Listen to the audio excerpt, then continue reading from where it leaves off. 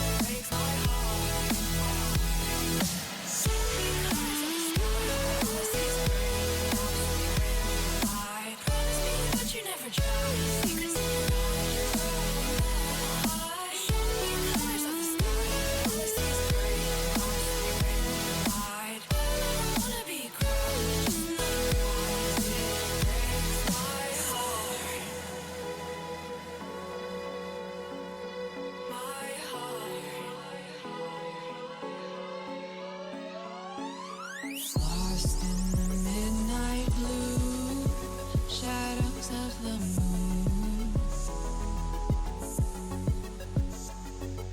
Here with open arms for you, feeling something so new.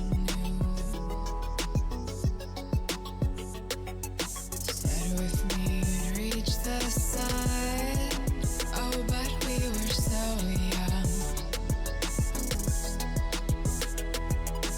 Love me till the summer's done, but keep me in your heart, so I hold on. So walk on by, I've got no reason to love you, but I do, I do, I do. So walk on by, I've got no reason to love you, but I do, I do, I do.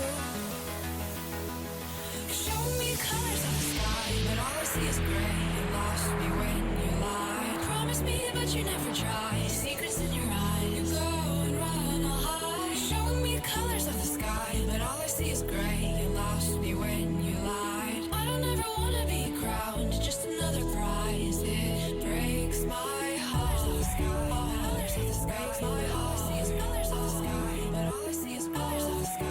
Colors of the sky, but all I see is colors of the sky. But all I see is colors of the sky.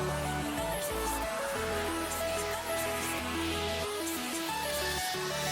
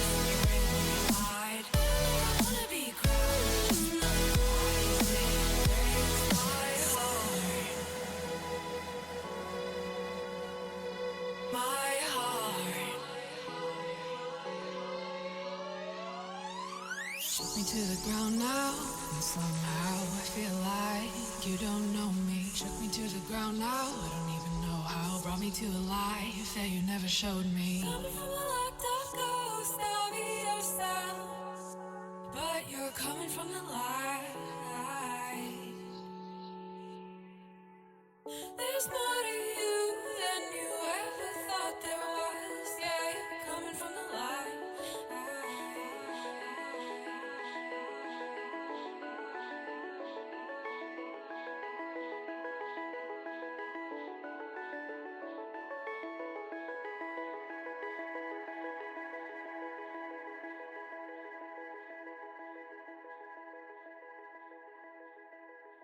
Well, a student bit a police officer.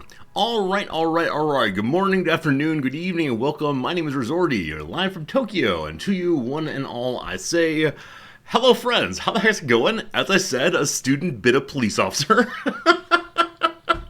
Yeah, every day when Noms comes home, we have this nice little moment where I say, hi, sweetie, welcome home. What's the most important thing that happened today? And she laughs, and she tells me some little thing that happened in a meeting, some little thing that happened, with a visitor to her office. But yesterday it was a student bit a police officer. So we're kind of sketchy on the details, because it didn't happen on campus, it didn't happen on the dorms or anything. It happened out while drunkenly partying in Tokyo, as one does. And the student is definitely being deported. So, I don't know. I can't imagine. No place have I lived previously where this kind of thing happens regularly. But the number of run-ins with the police that our students seem to have is quite high. And so apparently this young woman was having a good time and got a little rowdy maybe, and here in Japan, the police are usually incredibly standoff until they decide that you've just gone a little too far, and then they will come in pretty hard and grab you and pull you away. And apparently she responded to that by biting the police officer, and then after she was, instead of a holding cell, not wearing gloves, or not wearing a handcuff, sorry, started biting herself also. And as we understand it, she is a person without substantial mental health troubles, just had too much to drink and made some very bad decisions. So that's that. Good to see y'all today. How the heck's it going? Pepper, welcome. Jim, it's good to see you. Hello to you, Axix. How we doing today? Everybody, Brasi, and Sakutera, and Silent, and Marks, and Italian, welcome. Velik, hello, friend. How you doing, Dogberry Keepers? Hello. Surt! Hello, Surt. It's good to seeing you. Noms refereeing bite mark bandits. Yeah. I'm very glad that she's not actually responsible for deciding what to do with a student like this. But in this case, it is 100%. You bite a police officer, you get to go away. That is that. But good to see you, sir. Sincerely. How's it going, Klaus? Welcome, Gary. Welcome, everybody. If I missed your name, I apologize, but I am glad you're here with us today. It is so humid. It is so humid right now. I've got the AC running, I've dried my hair 2 or 3 times now, and it just keeps being wet. Didn't have time to use the blow dryer thing. I'm not a heat blow dryer guy usually. Wish I'd done that though, because I'm looking a little bit moist. That'll go away soon, don't worry. Klaus, you got yourself a joke here, I believe. We'll see. You went and saw a double feature of a couple big movies over the weekend. The theaters were so packed, it's been so hot recently, it felt like one of the lines to get in was a barbecue. Look here, Klaus. That joke is hot and fresh, delivered from Klaus's kitchen to our chat. Klaus, thank you for the excellent humor. I appreciate that a whole bunch. That's good. No tie because of the humidity? No, just no tie because I tend to put the tie on while I'm talking, so I'll get to that in just a moment. But for now, just no tie quite yet, but soon, as the room cools down a little bit. What else do I have for you? Well, big thing as the semester's over. Yesterday was the last day of classes. The students in general were positive about the term in general. A lot of people were saying it went fast, and that's the thing I said to you over and over throughout the entire term. Over and over I said, it's just a rough one. Things go by so quickly. We only have 8 weeks instead of 14 weeks. But on the whole, the student feedback was positive and said, hey, maybe I should keep doing this teaching thing. That's how it goes. Class ends on a Monday. Yeah, I have no idea why. Absolutely no idea why. Class ends on a Monday here. Actually, at lots of schools, there's 1 or 2 extra days in the next week as the final day of the term. I don't know why we do that, but we do that. So. Yeah, it was just sort of feedback days, and I asked the students what kind of ideas would they like to talk about in future terms. The class I teach is about social, political situations, and so what kind of social and political issues matter to you all? And they didn't really have anything. They didn't have anything they wanted to talk about. And so I said, okay, we'll come back to that again at the end of class. End of class, we'll discuss this, so please be thinking, what would you like to talk about we didn't talk about? And so we got to the end of the class, and the students still had almost nothing. Until one said, oh, I'd like to talk about racism. I said, okay, cool, why? And she said, because racism is bad. I'm like, absolutely. Do you think racism happens? She's like, oh, in the United States it does. I'm like, cool, but not everyone here is American. We could talk about racism in Japan, how... historically and stereotypically, Japanese people think they're the best of the Asians, and then below that is other kinds of Asians. And the student said, no, don't teach that. So they want to talk about America's problems, not about Japan's problems at all. So, oh well, I'll probably keep an open mind for what to teach about. After class, one student did come up and say that he was interested in doing more stuff with like AI technology and what influence that has on society, and that's really cool. That's a topic I don't know much about, but I think it'd be interesting to talk about that. Our students mostly Japanese. It's 40% Americans, 40% Japanese, 60% the rest of the world, and so. Or maybe it's 60 American, 40. It's something like that. That's way too many numbers. Wait, that adds to 120. That's not right.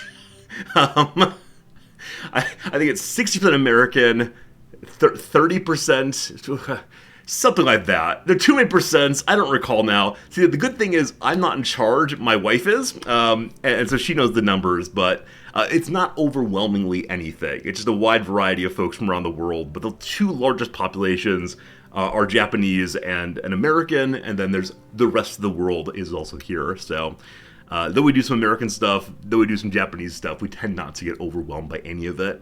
Now, I'd like to give you the exciting conclusion to a story about a student that I've been mentioning throughout the term.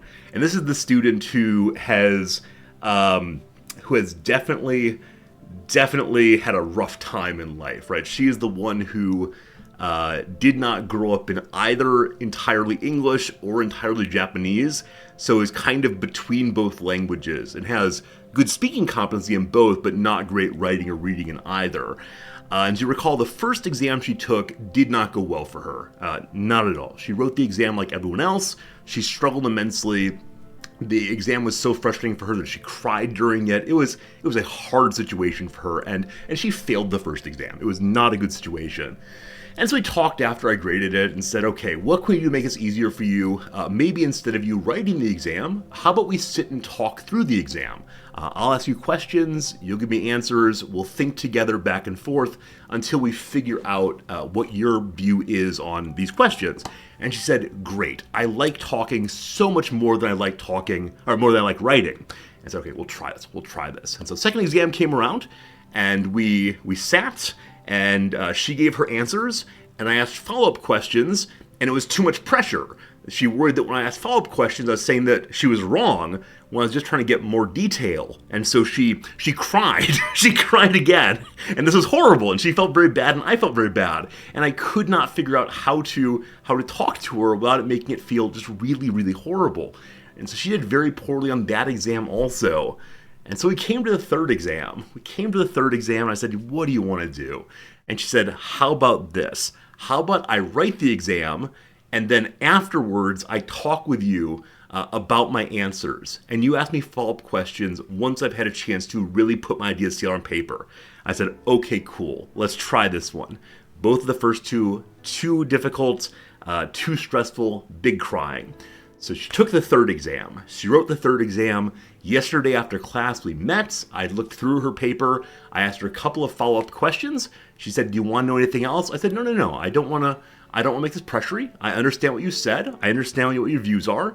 Don't want to make you feel bad, make you cry or anything. No worries." And she said, "How do you think I did this time?" And I said, "I think you've passed. I think this earns a C." And she began to cry. This time, though, happy tears. Happy tears, happy tears. But my friends, I make students cry. It's just what happens. I don't know. I've had students get emotional before when things go really bad, right? When we get to the end of the term and they have, they've failed the class and there's just no way coming back, it'll be very hard for them. Or, if I have a student who has plagiarized and been caught out by it, they're often very embarrassed and will cry for that. This one, though, I've never had happy tears before, so, yeah, I'm delighted that there were those kind of tears instead of the other, but she was still so embarrassed, and it was sweet. Good job being flexible. Yeah, I'm happy to have done so. Like I said, she's a kind of student I've never had before and expect I will never, ever have again. And I feel for her, and I hope she gets through, and I hope other professors will help her with trying to find a way to get her to express what she believes, because I know there's good stuff in there. When she has time to take home exams or take home papers and write, they're often quite thoughtful, but she just has trouble getting it out quickly. So that's how that goes. That's how it goes. Other than that, what I got, I think that's about it. As I mentioned before, here in Japan, something that's different than the US is at the end of class, on the last day, pretty much every student comes up and says goodbye and gives little gifts. And this feels like bribery, but apparently it's just the norm here. So I've got a bunch of Japanese candies now, and some people brought me some little toys. I should have brought them to show you, but like little puff balls and small plush figures and so on. And I don't know what to do with them. They're the kind of thing that I would never buy for myself, but I will treasure forever and always, I suppose. I'll probably throw them out after a couple weeks. We'll see. But yeah, it's a nice thing, and I can never decide if I should say it's actually nice because it's kind of pro forma as opposed to being, a sit down and an actual expression of someone's deeper beliefs. But whatever, all fine. But now we have a few weeks. Got a few weeks. Grades are due in sometime next week, but I'll have lots of time to hang out with y'all. I'll be able to do longer streams if I want to. Be able to, read more. Very excited for the reading. And then we get to start it all over again. This is always the strange thing, and yesterday I talked to the students about this. On the first day of the term, they were so afraid of each other, right? They were so disconnected and worried to say anything lest they look foolish. But yesterday, boom, boom, boom, they're making jokes, they're making observations, they're talking freely. And now it's gone. Now it's gone. And in a month or so, I get a whole new room of people who are afraid of each other again. And I'm trying to think of any way that I can convince the students in the next class that they're like the old class and so just shouldn't worry about it. Probably needs more trust falls. Gotta make them stand on the tables and catch each other to prove they're really this thing together. No, they'll get there. Like everybody else, you just gotta grow your way into it, but the first couple weeks are always so awkward as they feel each other out and try to decide if it really is a safe place for discussion. So that's how it goes. You're gonna veto the trust fall? What do you mean? I think trust falls are great. No, I've never been a fan of icebreakers of any sort. I understand that there's value in just getting people to open up a little bit, and there's value in getting people to interact in low stakes way before going to the higher stakes discussion in classroom. But no, I'm not a big fan of that stuff, and I wouldn't actually do trust falls. Though it could be funny to see how the students respond if I say, okay, one of you is going to stand on the table, and the rest of you all is going to fall back. And they'll catch you, don't worry. And they don't, and I lose my job. Ta-da! No, what I tend to do is actually have them answer a kind of silly question. Like, wouldn't it be fun to throw it all away and go live on a boat on the ocean? Or, suppose you will disappear in 24 hours. How would you fill that time? This kind of thing. And by responding to those, students tend to feel like, oh, okay, this is something that's relatively low stakes that I can share, that no one's going to judge me on because it's just a random answer. And then I tell them eventually that those kinds of questions, the ones I use, are the ones that the dating site OkCupid says are the ones that best predict romantic matches. And I said, look around the room and see who answered like you. And they laugh, and that's fine then. So that tends to work pretty well. Except for Sweet Potatoes, that's right. Sweet Potato Guy who said he would spend the last 24 hours eating sweet potatoes. That became his nickname for the entire course. That said he was a good sport, and I would never give a nickname to a student who was not on board with it also, because that's not a nice thing to do. So, it was good though. All right, other than that, what I got? Nothing. Just kind of came home. Poor Noms. Poor Noms came home after work last night, and we sat and had dinner, and that was nice. And we did the crossword, and that was nice. And then she got back to work. She didn't stop working last night until 1:30. Now, I'd definitely gone to bed before then, and I got up at about 1:30 and said, sweetie, you get up in 4 hours. Are you sure you still want to be awake? She's like, just gotta finish one more thing. And I'm impressed by her ability to do this stuff. I'm impressed by how passionate she is about her work, but I'm also passionate about sleeping, so she had go to bed then, thank goodness. But it's the part of the year where she has to determine who gets scholarships. There's a pile of money to be given for people who are in financial need, and a pile of money for people who have high merit. And the line for high merit always changes based on how meritorious the students are in general. If we said you have to have a 395 or higher, then maybe one student would get literally all the money. So they lower that a little bit. That's the easy part, because it's just mathematical, numerical, no problems. The financial need one is hard, though, because in the United States, there's this thing called FAFSA, the Federal Application for Student Assistance. That's not right. Something like that, though. And most schools have financial data on the families their students come from. And so they can more easily identify who has the greatest need. Here, though, there's nothing of the sort. And so she has to rely on narrative essays to determine who needs the cash money to be able to stay in school. Unfortunately, when you tell students, do you need money? Please show me why. They're so ready to say, of course I need money. Here are the worst things that have ever happened in my life. And so she finds these exhausting to read because it really is students talking about all their problems and occasionally in a way that she refers to as being trauma porn, where it's not just stating the facts, but instead really, really going into it. And, she's made the application say, in this essay, we'd like you to explain the financial reasons as opposed to the emotional ones per se, but they don't do that. They just keep going. The A is aid. Thank you, Agelius, for fixing my FAFSA acronym. Hello, Slivers. How's it going? Yeah, we got to find some better way, because if Noms is really struggling this much on those applications, it's just not good for her. So, we can't ask all the students to give their financial documents in. Historically, the school has not struggled with figuring out who to give the money to, because generally speaking, Japanese people are socialized to not request aid until things are really, really, really, really dire. But now that we have more students who are non-Japanese here, many of those students have been raised to say, hey, if there's money available, you should get that money. And so there are a lot of applicants who, if they don't get this money, they can still pay for it. It's an issue of finding the ones who, if they do not get this money, they will have to drop out. But if you ask that question, if you don't get this money, will you have to drop out? Of course, everyone says, oh, for sure, of course. No scholarships raises for the teachers. We joked about that last night. What can we use this money for instead? And we said a really big, fancy banquet with a big, worldwide famous band. But yeah, this is the behind-the-scenes administration stuff that I don't understand.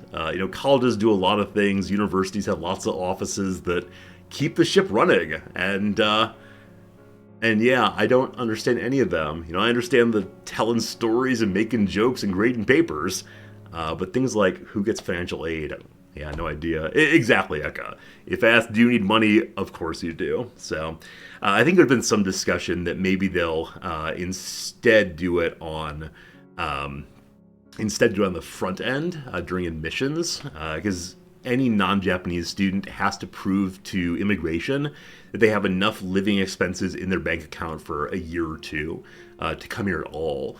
And it's supposed to be that you have your own money.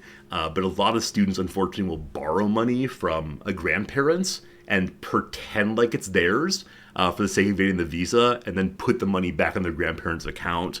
And I mean, I get that. It's a big amount to have to be able to say, I could not have a job, lose my position as a student, and still survive for a year.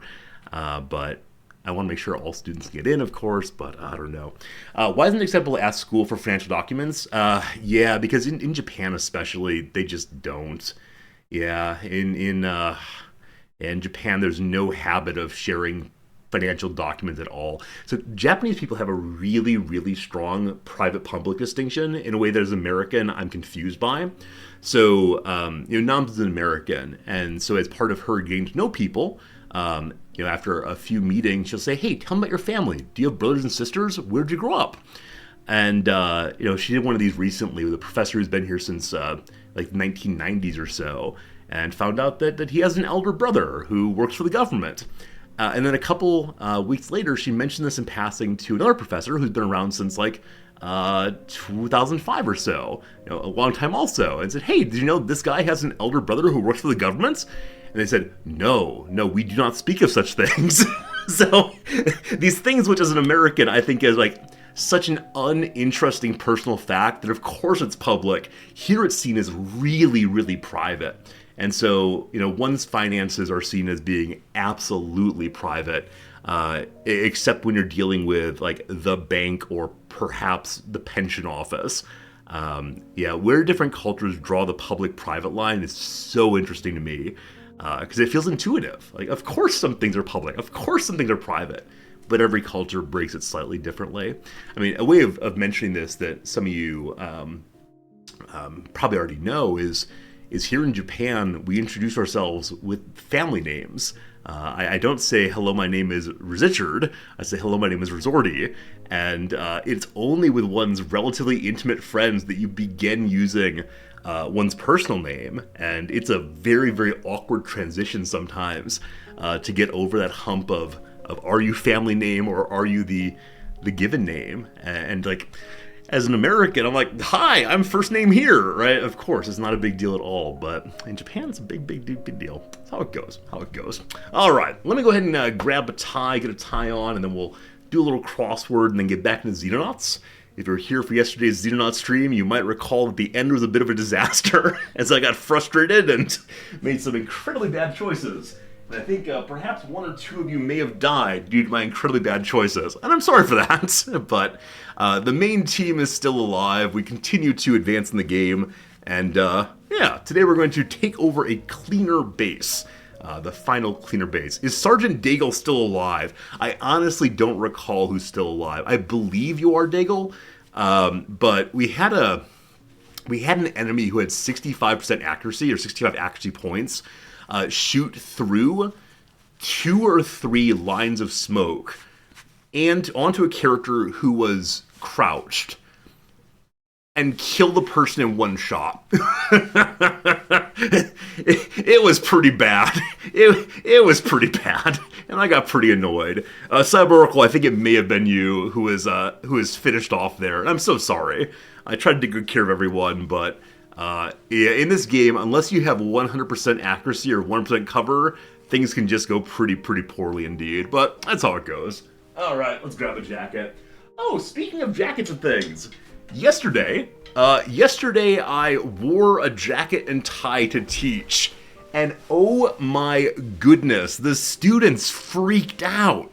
Like, I thought they'd get a little like, ha ha, this is delightful, but it was, oh, what is happening here? Why are you dressed so fancy? Do you have an interview? Are you working somewhere else? And I said, no, it's the last day of class. I'm trying to do something special for you all, and that's okay, ultimately. All right, friends, ad break coming. Let's do some crossword now and back in 3 minutes with some XCOM for sure, for sure, for sure. I said XCOM. I mean Xenonauts, I promise. I just forget what word I want to say. Puzzle? Puzzle hello? That's weird. 1 second while I recapture the puzzle. Do any of you know about how much time I have left in Xenonauts? I've been told there's not that much more content, but I've also been told that for a few days now. So, does anyone know for sure, is there game content after the cleaner base, or will that be the end of it until later in early access? So this is a Monday puzzle. This might be a disaster. We'll try our best though. Word on a Red Lobster menu. They have biscuits, they have bibs, they have main probably. Does biscuit fit here? It does not. I have no idea. Boozy dessert. The local Japanese restaurant has a special set, and their dessert is always this little ice cream dish with cinnamon and some kind of alcohol. And the first time I got it, I thought it was just straight ice cream. And so I took a big old bite of ice cream, and then, oh boy, what was that? Yeah, nothing comes to mind. It may be empty or existential, a threat for sure. One good start. Summons. So this could be both a verb or a noun. Calls over, possibly, not sure. Well-informed, there are a bunch of words that could be not sure. A Flemish cartographer who coined the term atlas for a book of maps. Of course, I'm stuck on that question of the word Flemish. Like, I understand what that word means, but in English, phlegm is, the stuff in there. That's a horrible sound, I apologize, but yeah, I don't know. I'm sure I've heard the name most likely, but I'm not sure what. Type of dress or knot. There's a top knot, there's a sailor's knot, there's a, I don't know. A spring in Hebrew. Okay. It starts with either an A or an E. As I mentioned before, I dated a woman from Israel some years back, and I think it starts with an A. I'm not certain on that, though. Blank trip. With 3 letters, probably ego trip seems likely. Goofs is almost certainly airs. Break blank. Break a leg, probably, said to the theater folks. Kill in a combat video game. And so, anytime there's a clue that's this is in a video game, I feel number one, like, is a little bit, hello, fellow kids. And number 2, a little bit like, how do I not immediately know this? So there's like, pwn, there's own. I mean, the word frag is sometimes used. I know that fragging in the Vietnam era referred to explicitly killing one's officers. I think frag might be right. Subtle pushes. The word nudges comes to mind, but that's way too short. Blank lumper, city that's home to the Petronas Towers. So there's a city called like Kuala Lumpur. I don't think that's just lumper. I have no idea. Dinosaur, an oldie possibly, an old person generally we talk about that way. Betray in a way. Not sure. 1957 Martin Luther King Jr. speech that called for voting rights for African Americans. Is this just I Have a Dream? I don't know what year that was given, but it is not. It's most certainly not. What other King speeches do I know by name? Allegedly I teach King each semester, but I teach Birmingham Jail, which is not a speech. I'm not sure. Alright, so let's down to see what it's got. Some debate platforms. So platform can be both like an issue that's being discussed as well as a place where people would stand to make the debate. Stage of some sort. I don't know. It can be just stages. I don't know if I like this. We'll put it in for now though. Cousin of a beignet. I believe beignet is a pastry, but I'm not sure on that at all. Husky vocalization. Oh, this one's dumb. I apologize, this one's real dumb. So, husky vocalization, I was thinking like Batman. Okay, kids, here we go. No, it's arf arf. So, it's a dog, a husky. Nasty habits. So, habits are the kinds of clothing a nun wears. Nasty habits. Dirty nunware, no idea. Hassle. Annoy, bother, this kind of thing. Nags, possibly. Microscopic. Itty, possibly. A Tom Nick would do it, but I'm gonna put itty in and we'll see if that might be right. Alright, with that, a fine start. Let's go ahead and turn off piano music, get on the Xenonauts train. Xenonauts? There we go, very good. Alright, very excited for today's stream. I ended the stream yesterday not exactly wanting to be done, but being done nonetheless, and so hopefully today we can achieve all of our goals with no problems at all. Piano music goes away. Goes away. Goes away. So I don't know enough about computers to really explain this, but the program I use for stream background music is in a little window all by itself. And when I minimize the window and then maximize it again, it's non-responsive for about 15 or 30 seconds. I don't know why that is. Something RAM maybe. I wish it would work instantaneously, but does not. All right, here we go. Got this button here, over here, this. Cool. We continue now. Day 111. Wow. We're getting fairly close to our payday then. Also, at the end of stream yesterday, we knocked down a fairly large ship. It may have been a medium observer, I'm not sure. And I talked about wanting to go to that ship, but a viewer said right as I was ending that it might be a good idea to sell this ship to the local government because I'm really struggling for money, and I think I will do that. Most unfocused tabs go to sleep. Is there a way to wake it up? Is there a way to tell the tab to continue being responsive? Because it is still playing music, so it's doing something. But how do I make it continue to attend to me? Another UFO out there. Interceptors are a little bit wounded, so I'll wait till it heals up a little bit before it goes too far. This one here, though, I'm just going to go ahead and sell it to the local government. Good. Secretary, you never have more than one tab open? Are you a time traveler? How do you do this? So I'm someone who usually has open, on the left window right now I have probably 20 or so tabs open. How does anyone not have any tabs open? That's amazing. We got big money now. Not enough big money to do the upgrade I really want to do, which is the Elenium grenades. It's $250,000 dues. We also can learn about jetpacks and upgraded tactical modules. Yesterday we did big research on electronics that unlocked so many different things for us. If a tab's in the background, it's not important, you can close it. So I tend to leave open tabs for, I want to deal with this later. So articles that I don't have time to read right now, I set to the side and say, okay, I'll read that later. My email is always open because that way if I'm doing something else and an email comes in, I see it pops up.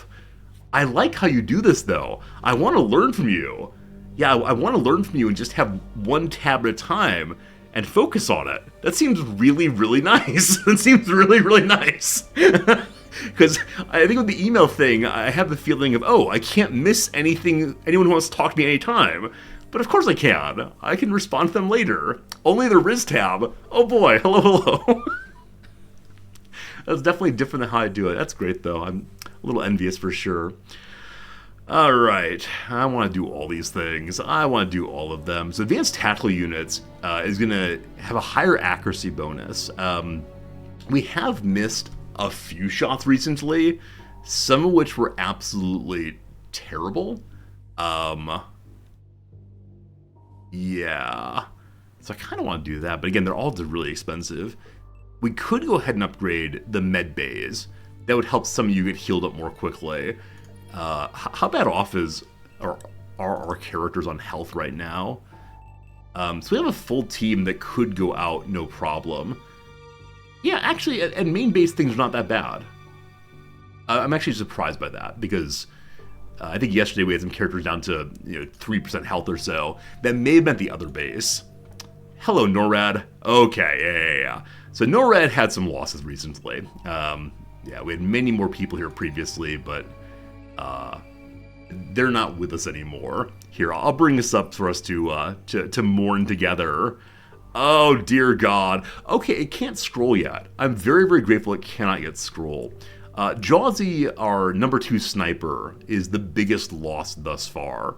Yeah, we lost both Jawsy and Fresher on that one mission yesterday, and then 2 other characters were downed but did not die. We also lost an Assaulter a while back. Yeah, Nathire there. The loss of Nathire, pretty bad. That was pretty bad too. Yeah, but losing these 2 at once was just tough. Oh my goodness. It does count all the bots. Yeah, so all these Bobs are the same bot over and over again. Bob has died 4 times. That said, he lives right now, and that's what counts. Okay, I believe at this base, we're trying to make more weapons also. Because I'm fairly sure we can't actually outfit a full team here. I'm going to throw one together, just to see what we have. So, Jewel... Yeah, Jewel's been doing a bunch of different roles. She's marked as an assaulter, though she's set up as a rifle person right now. Whichever way, on you go, my friend. And then Jack. So Jack is the best character I have. Jack is amazing in every respect. He's been a sniper, he's been a rifleman. We changed him to whatever he needs to be. If I can get his strength up, I kind of want to carry 2 rifles and switch back and forth based on the purpose. Yeah, Jack, so good, so good, so good. And then we have Agonarch and Reaper, our lowly folks. And then the last few here we cannot use. Okay, just on these folks, do we have weapons for everybody at least? And armors also. So Agonarch, you are a totally new character, pretty good accuracy, not that many time units, kind of average in most respects, so Rifleman does seem right for you. And no, as right now we don't have a laser rifle, so we can just give you one of these instead. And your accuracy is still pretty good. We do have armor for you, good stuff, but you are so far overweight. Yeah, this character has not that much in the way of carry weight, so we'll get rid of Demo Charge. Does not matter. Get rid of Doctoring. Okay, that will do it. In that case, we're going to give you a sidearm instead, or give you the Demo Charge back. Let's go ahead and give you a sidearm for now. How heavy is the pistol versus the laser pistol? 8 weight versus 8 weight also. So we need to make more laser pistols here, definitely. That's fine. And then Porthia, you are a sniper. Do I have a sniper rifle for you? I think Jack is currently on sniper also. Okay, let's get rid of that. Move you over to being a rifle person instead. Unfortunately, we do not have a laser rifle for you either. All right, so we do need to make additional laser rifles, definitely. That is clearly the case. And then Polizia, I'll give you the upgraded rifle for right now. And you have a Warden suit also. And then Oda-Toda, you got a Warden suit. All right, things are definitely better than before. But we need at least one laser rifle. And that might be all we really need here. Okay, so engineering here, bring me a laser rifle. Cool. We don't have any Guardian armor here either. Yesterday we unlocked the heaviest armor we've seen thus far, so I'll make one of those too. And then at main base, I believe it's the case we have enough things for everyone, just barely. If we ever get our base invaded, we probably want to have extra weapons, extra armor for the folks who are not being sent on the mission all at once. But as we go through, we can see we have no extra weapons at all, but we need some extra weapons, so we need to make some things here as well. Cajun Killa, you have a rifle at least. Potato Peddler does not. So more standard rifles needed. I'd love to upgrade the shield. I don't know how to do that quite yet. Okay. Engineering, let's get you to create a laser rifle. And then we're going to save some more money over the next little bit. All right. Hey, Hey! So this UFO, we didn't shoot down because my interceptors needed some work. But here we go. Base under attack. UFO 18 and destroyers detected approaching the Swiss redoubt. Attacking UFO has 20 armor and 175 health. Missile Battery 1 fires, causing 101 damage. Missile Battery 2 fires, causing 102 damage. UFO has no HP remaining. Attack UFO destroyed by defensive battery fire. Well done. Apparently we get nothing for that. But at least we didn't get attacked in the process. Whew. Whew. I was looking forward to actually fighting, but that's how it goes. We finished interrogating the Wraith. He's silent, because he's a Wraith. Very good, thank you. Very good, thank you. Alright, so what comes next then? Looking for what's fastest to do. So heavy lasers, alien plasma weapons are both very, very quick to do. And I don't want to advance the plot quite yet. So let's learn about the heavy lasers to increase our base defense batteries. Good. Good. Do I have much to sell, or is it time to go to the cleaner mission? I mean, I could sell some stuff, but I think we're okay. I'm gonna say when my engineers finish this rifle, we'll probably go ahead and head out then and see what the cleaner base is like. All right, that's done. And I'm just gonna leave them working for the moment. At some point I may try to get more engineers or more scientists. Yesterday I talked about doing both and have done neither so far, so we'll see. Yeah, just give me money, thank you. All right, time to launch the ship. Now I know we can upgrade our ship to carry more folks. Let's not. Let's just send a standard 9 and see what happens. So this facility is the headquarters of the Cleaner organization. Destroying it would permanently end their operations, preventing them from raising further panic. Each Cleaner cell supplying the headquarters a bonus, which can be removed by destroying that cell. So done. The Cleaner base, if we finish it, we get 500,000 monies immediately, and then almost a 500,000 more every single month that passes. So that seems really fun. I don't know what we should do for this, so I'll bring my top level characters and hope for the best. And one of these captains surely is becoming. Rog is an okay all-around character. Glass Joke, allegedly a sniper. Crazy accuracy. Health is still a little bit questionable, but better than before. Hey, Sub-Oracle, you're still alive! I thought you were dead! And then Carbide here. Shielder you are. I don't have a shielder with us. Jewel has been the shielder previously. The Jewel has moved to their base, so Carbide is indeed the shielder, if we want one. Alright, Cyber-Oracle, you gotta come along, because you're somehow still alive. Like Lazarus, you've risen from the grave. Who died yesterday? Honestly, don't know. Actually, we just looked up a bit ago. I don't remember who it was, but we can look real quick again and be reminded of the losses. Jawsy and Fresher. Jawsy and Fresher are the two who died most recently. Very sad, very sad, very sad. When I say very sad, I worry that sounds sarcastic. It might be sarcastic. I just can't think about the losses too directly, or then I'll get sad for sure.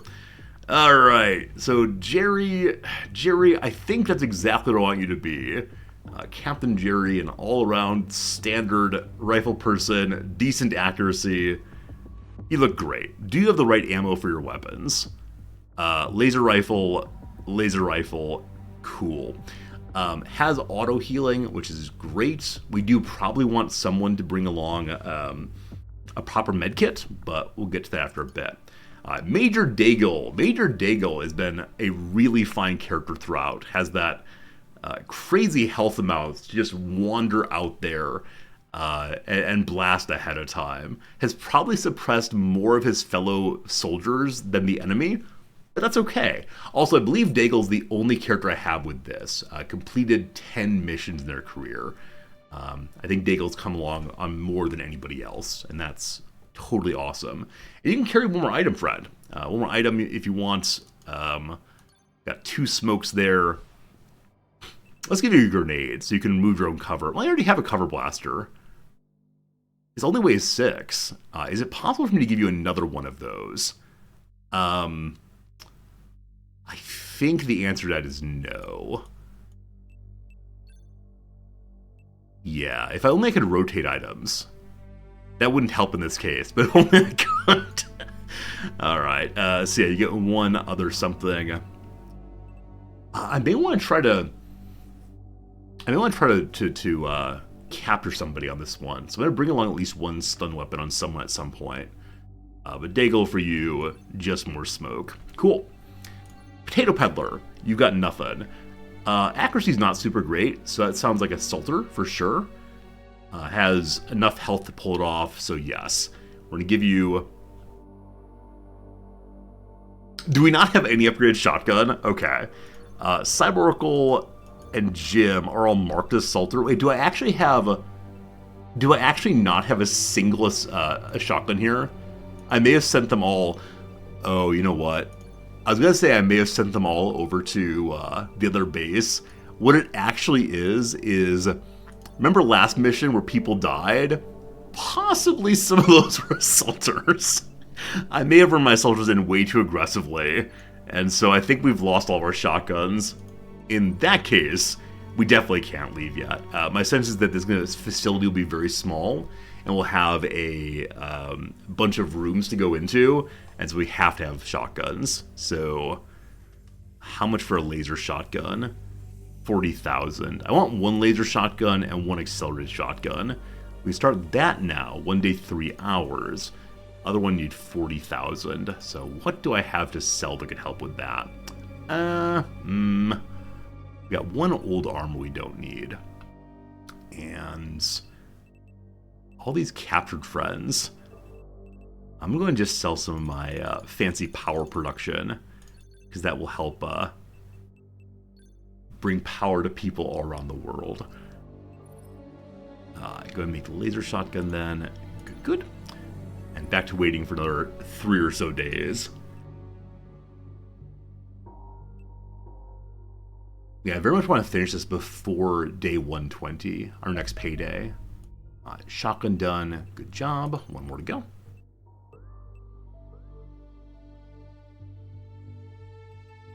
I'd also love to get there at daytime, though it may be inside, I'm not quite sure. All right, Nora's getting weapons also. Not that we care about. All right, there we go. There we go. Now we can actually launch again. All right, Potato Peddler, you need a shotgun. And your accuracy is 67 currently. The penalties are just your armor, which is how it's going to be. Part of me thinks that Guardian armor could be good on the assault characters, though they move less quickly then. And I only have one Guardian armor, so I don't want to waste it on them. The other assaulter I intend to use is either Cyber Oracle or Jim. Jim, you have 47 health still. How are you a captain with 47 health, my friend? Oh, that's not good. That's not good at all. Alright, so Cyber Oracle, I choose you, my friend. You have the better accuracy. So you're going to get the standard pump shotgun there. And let's get you... I need some armor. Gotta find some armor on somebody here. That's the Guardian. Good. Warden. I have no sniper either. I have no sniper here. If I wanted a sniper... Okay, Glass Joke is the sniper. Who do we leave behind then? Rossi has big health. I'd like to take them for sure. I mean, unfortunately, Jim, with that very, very low health, does not seem like the right character to bring this time. So, Jim, you're on base defense for this one. And we'll bring along Glass Joke instead. So then, Cyber Oracle can take the armor from Jim. Cool. Actually down. That's alright. You can carry 3 more weights. Because you're an assaulter, I'd like you to have the auto heal if possible. And then we can carry 1 more something else. Namely, another flashbang seems good for you. Cool. Glass Joke is currently wearing armor. I may take that off. Your weapons here are precision laser, so that is the big old sniper rifle. Do we have no sniper rifle? Where are all my weapons? Oh gosh. It is possible I sent a bunch of weapons over to NORAD and didn't recognize I'd done so, but yeah. I know I want you to have the laser shotgun, and these are not what we need you to have. Alright, shotgun battery, 5 more weight if we want to. How much does this module weigh? 12. We can get rid of the accuracy or the breach charge. Fine. Okay, you're good. Brasi has actual medicine. We like that a lot. Cyber Oracle can't carry it. The sniper has actual medicine also, but does not have a sniper rifle. I don't want to wait for another one, so we're going to say, who needs snipers? Not this guy. And he'll just be a laser rifle guy instead. Yeah, I'm unwilling to send someone out with the basic sniper rifle at this point in the game. And then shield guy can finally carry something else. Let's get you also out there with a tiny little... How expensive? This is 12, unfortunately. I need someone to have a stunning weapon, like I said previously. I'll give you smoke just in case. Jim, you're okay guarding the base? That's probably for the best, but if I'm just trying to nickel and dime our way through this thing. Alright, so if someone's going to carry a stunning weapon, I mean, ideally it would be the shield person. So I can have you have no actual weapon here and just shield it up, but your strength is so bad. I am considering making Jim come back because Jim has crazy strength, but that would not be very nice. There was someone on the front line with crazy strength. It might just be Daigle. Yeah, it's just Daigle. Alright, Daigle. We're gonna get rid of that breach for you. And at least one of those. And I'll have you bring the stun gun in place of your pistol, I guess. Okay. And bring a stun baton also. Captain Stun online. Oh, I think we're ready to go. I think I'm gonna say we're ready to go. Let's get the dropship all put together. We'll launch now and then get it put together on the road. Hello, ship. Alright, so Bob is ready to go. Next to Bob, we have Daigle, the heavy gunner, and Major Jerry. Jerry is definitely the red shirt, but I don't want to send him out first. Someone with higher health, hopefully. So over here we have the shield person. I'd like to have that, I guess. Then here we have Cyber Oracle's shotgun, good. Brasi, you're high health, but you're not a shotgun. Other shotgun is you? Looking for laser shotgun. Not recognizing it. Okay, I think that is laser shotgun on Potato Peddler there. Then we want to have Glass Joke off the side to come out.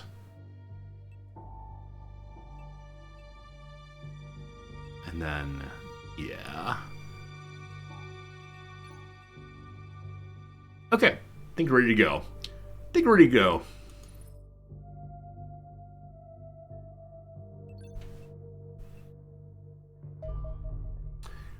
Bob Bearer has reached the cleaner headquarters. What should we do? Probably run away like cowards, but wouldn't it be great if we win?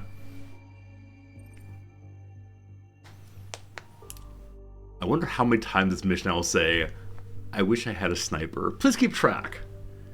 Do you have a laser machine gun? We do. Yeah, Daigle has laser machine gun. It can be used for clearing and suppressing and destroying cover, etc., etc. I've got some hope.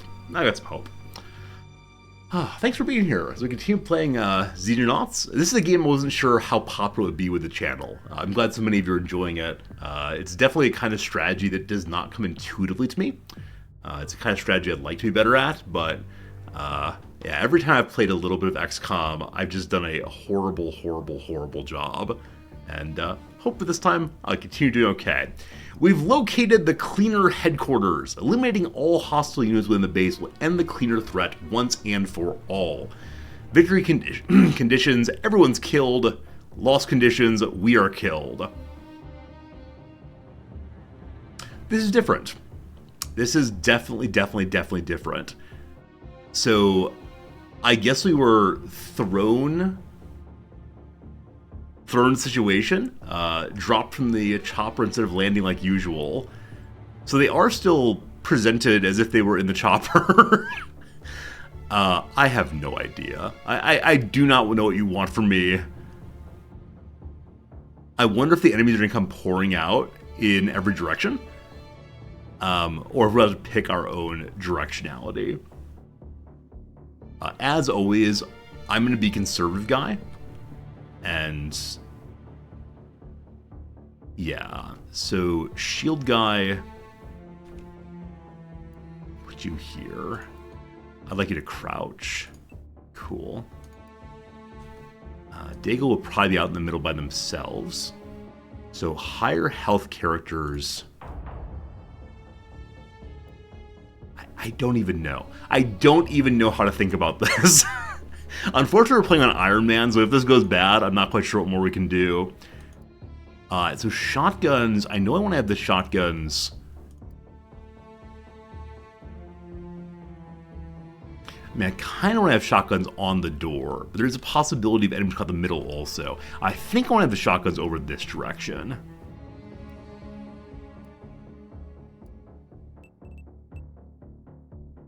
If someone comes out, bang bang, etc. Same thing with shotgun number 2. Cyber Oracle, you're not going to die, don't worry.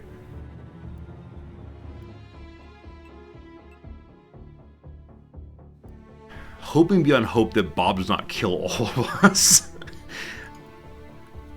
Daigle, not sure what to do with you yet. Cajun Killa. Oh, wish we had cover. Really wish we had any cover other than the shield. So I think my first sense is bringing more than one shield might have been a good idea. Okay. I'm going to put M. Connor right there. I don't think we have line of sight in the side doors. But perhaps it's okay. Perhaps our shotguns are good to go on that. Yeah, you're right. The Bob the Mars is a kind of shield. We can have one right behind them also.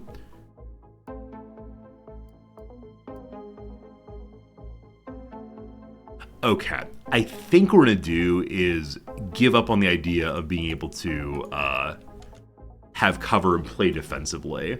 So Bob, this door is you. Anybody comes through, you destroy it, thank you.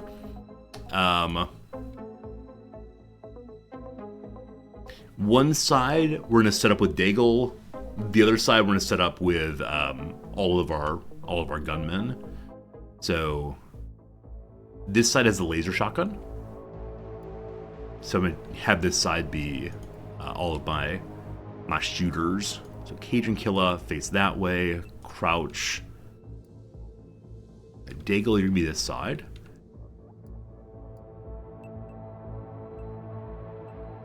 This is fine. Shield. Oh, only possible issue is... Can Bob shoot the people here? No, Bob is not going to hit anybody. Good. Shooter number 2, go there. Bring M. Connor back one step.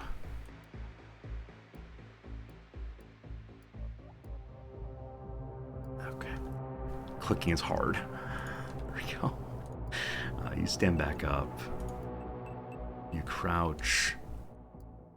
Jerry, or sweet Jerry, good luck. We got one extra person, namely Glass Joke, the quote-unquote sniper. Glass Joke, I don't know, man. I don't know what to do with you here. You just go stand behind Bob. This is fine. All right. Let's see what happens. Mission online. I'm going to pass the turn. I'm not going to move at all. I want to hear if we hear anything, see if it comes through. I want to do literally nothing.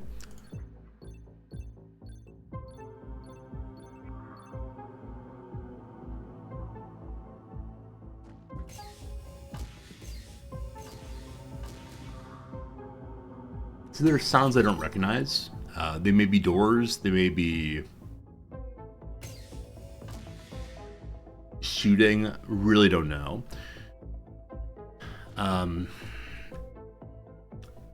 So on other missions, going through the middle door has been really bad for us. It's caused enemies to come from both sides at once.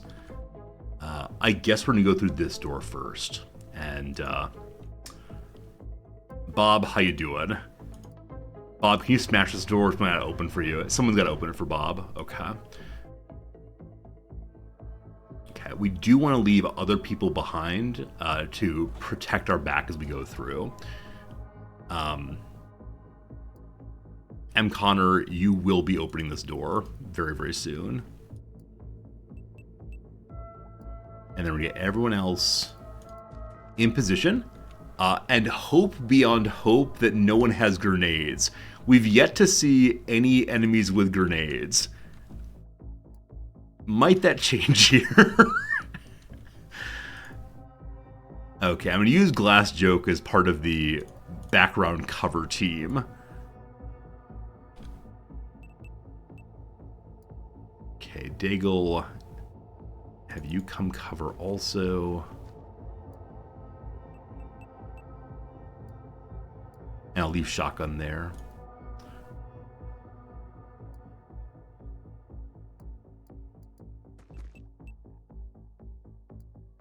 Okay.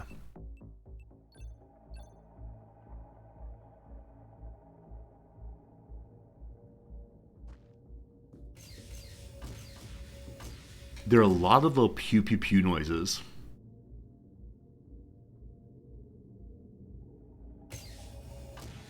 All right, here we go again.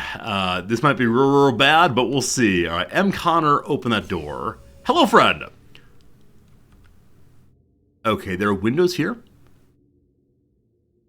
Oh, were all those sounds cleaners jumping through windows? I love the idea of cleaners jumping through windows, not knowing we're here, but not using the doors. Okay, you know what an assault rifle looks like. So we could go in loud and proud.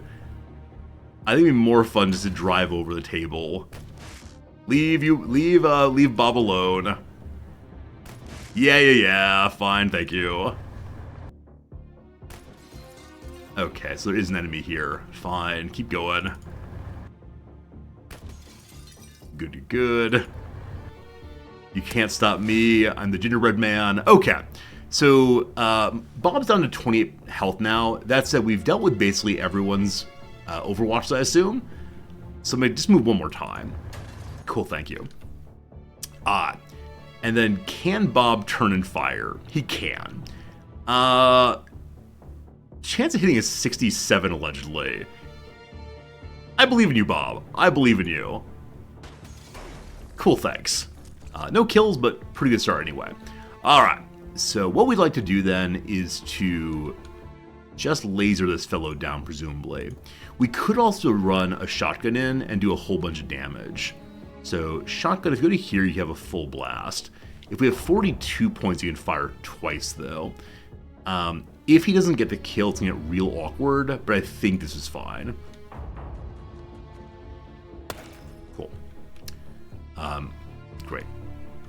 Great. Also, I used the wrong attack there. I meant to do the 2-1, but we didn't, so he only has 13 turn units left.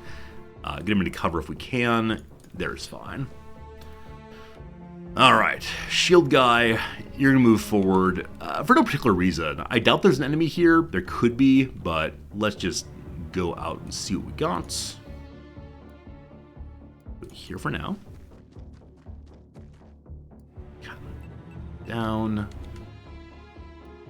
It's not a matter of getting 2 troops in here to get the kills. We should be fine, as we have 2 riflemen both in position. So, whoever has less health, 68 or 69, Cajun Killa, we choose you. 74 or 91. Take 91, of course. I need to shoot once more. This is the part where I may not actually have enough to attack and want to smoke instead. The grenade may kill both of them, actually. It does 35. Yeah. So, Jerry, if you go to here, we'll be able to shoot the lowest level once. 48%. Cool. And then we can shoot the lowest level again, 31%. No good. With 21 points left, that's not enough for a grenade. So, grenade it is. If you're here, you throw a grenade. I believe in you. Absolutely. Hey, Neander, thanks for the first follow today. I really appreciate it a bunch. Hope you're having a very good day, my friend. Do it. You did it! Good job, Jerry. We're moving McConnor forward into the gap here. There's no door here, actually. So I'm moving McConnor out just a little bit more. And the entire reason is to take shots. Oh, tricky. The part where I said there probably is not an enemy there, that was definitely false.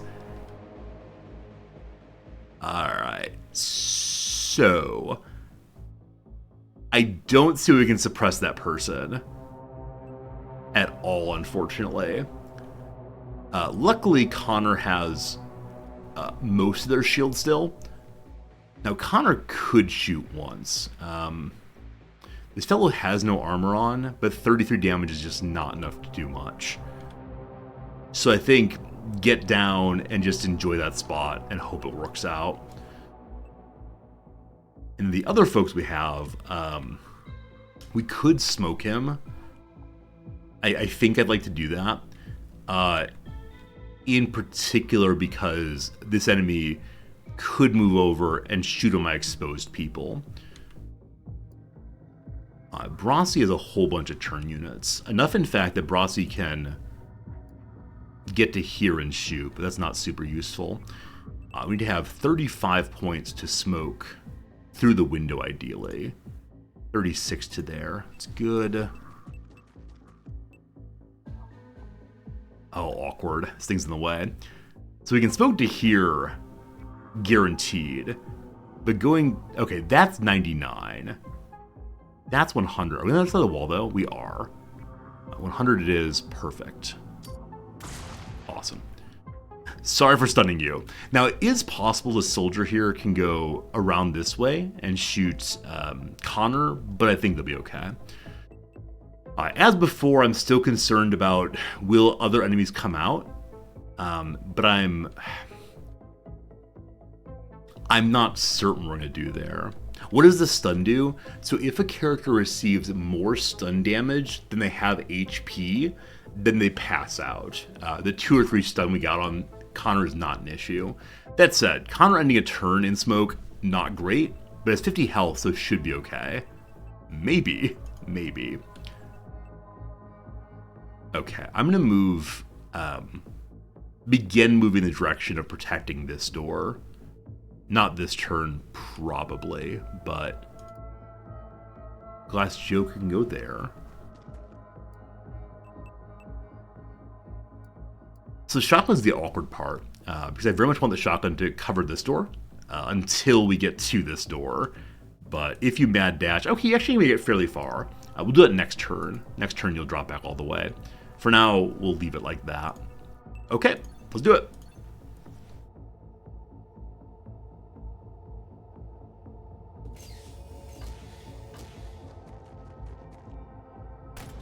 Awesome. Hey, return fire, nice. Aptly perfect. Exactly how we wanted that to work, it worked. Complete miss, so shield still has 58 health remaining. Nice. Wouldn't mind M. Connor getting the kill here, as only a Sergeant Major. 35 health, though, is a tiny bit too much of a pistol. Now, you could just shoot. You can actually shoot 3 times, can't you? I believe because he moved and shot, he doesn't have turn units left. So let's say you just walk out. Okay, there it's 48. If you go to here, you can shoot twice. This is stupid instead. Never mind. So I was gonna say the reason it's stupid is after shooting again, M. Connor wouldn't be able to move and address the door. But since he missed point blank shot through genuinely no smoke, you're not allowed to get kills anymore, my friend. Absolutely not. Cajun kill is pretty low also, so low level. So Cajun kill is going to kill on you. And it's 100, and I like that a lot. Let's do it. Hey, good. What? Cajun killer! Cajun killer! You have a laser rifle! Do it again. Fine, thank you. Not perfect so far, team. Not perfect at all. This is not a door that I worried it was. Also, look, it's science. I see waves, I see graphs, I see the structure of a sugar cube. Great. So just turn and address here. Good. Let's get some troops behind this blood-stained autopsy desk, perhaps. Now, if Jerry were to go to here...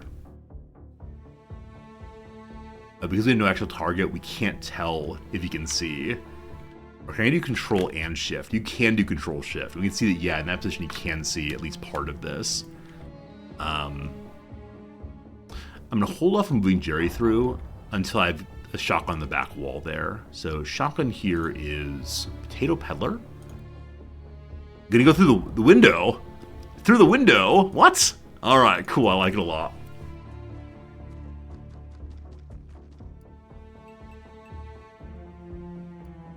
Bob, I don't want Bob to die yet again, but can't leave Bob behind.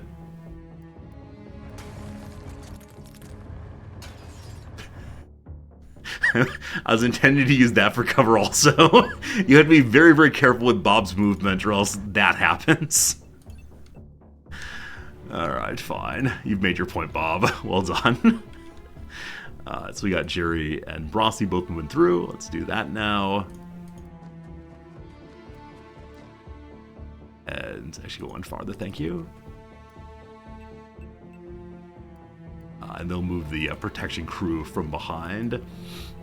Now, if I'm actually not going to use M. Connor as cover for a soldier, it's better to have him out of the way, frankly. So, hey, you can't move at all. Well, shoot.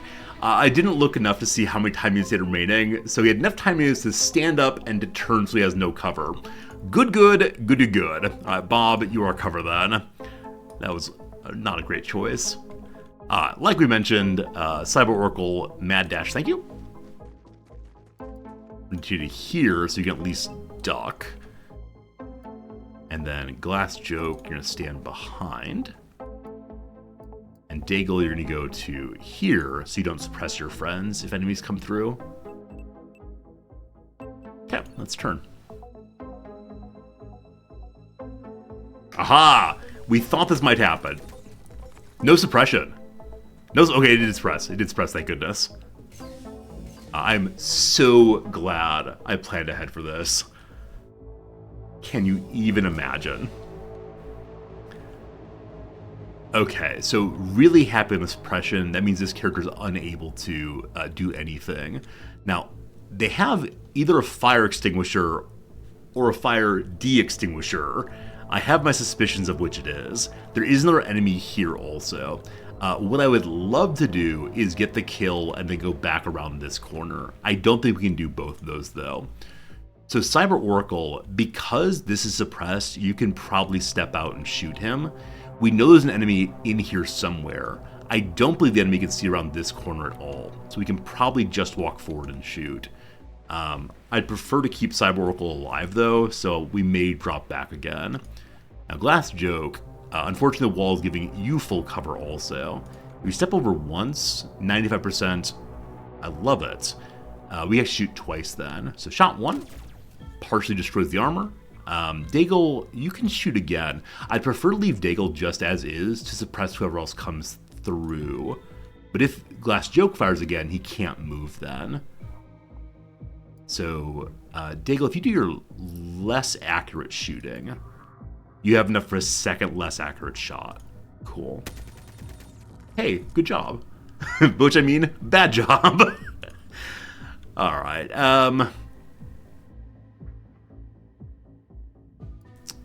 it all comes down to, is this actually a flamethrower? If it's actually a flamethrower, I don't want to move Cyber Oracle in, because they would then get, flamed, be terrible. So just take the shot. Unfortunate. Unfortunate. So if Daigle shoots again, then no suppression on next person through. From here, Cyber Oracle is a 39% chance. I just need to hit one of those 3 shots. Each is 33. I believe in you. Good job. Good job. Okay, so Glass Joke has no more shots. Daigle has 3. I don't want to move Cyber Oracle forward, and yet to ensure that they have a chance of hitting on the enemy coming through, I think we have to. But if you move forward, then Daigle may suppress you. So it's time for long-range shotgun, I'm afraid. It all comes down to I wish I could move Glass Joke. Like, just pick him up and drag him over. Okay. Because enemies are coming this way, we can reinforce with the people who are back here. Caden Killa, you need to have 31 to shoot it all. 33 is perfect. Okay. And next nearest character is Jerry, with 68 turns. Can you get to here? 21, not a good shot. If you get you to here, 10. So we could have whoever this is crouch and put this person behind, but I'm unsure we need that.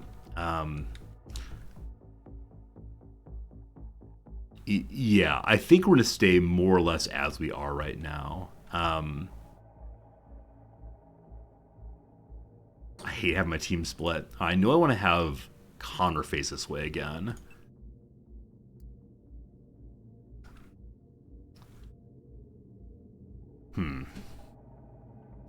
Hey, Femini!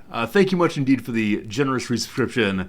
Ursula was misunderstood. At no point the contract specified the arrows get human legs. Understood, Femini. Thank you for vindicating the villains of my youth. Next, you gotta tell me how Frollo in Hunchback was right about things, and how Jafar was just misunderstood too. Thank you much. Okay, I am gonna move one of these down.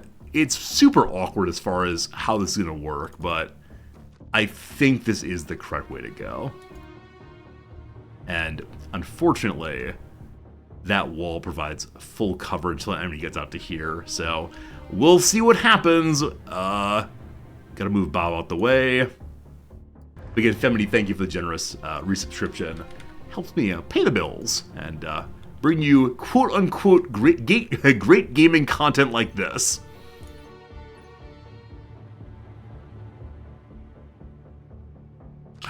Okay.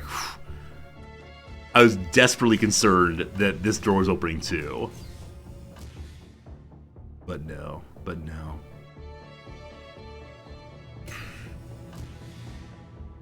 Okay, kinda grateful for that.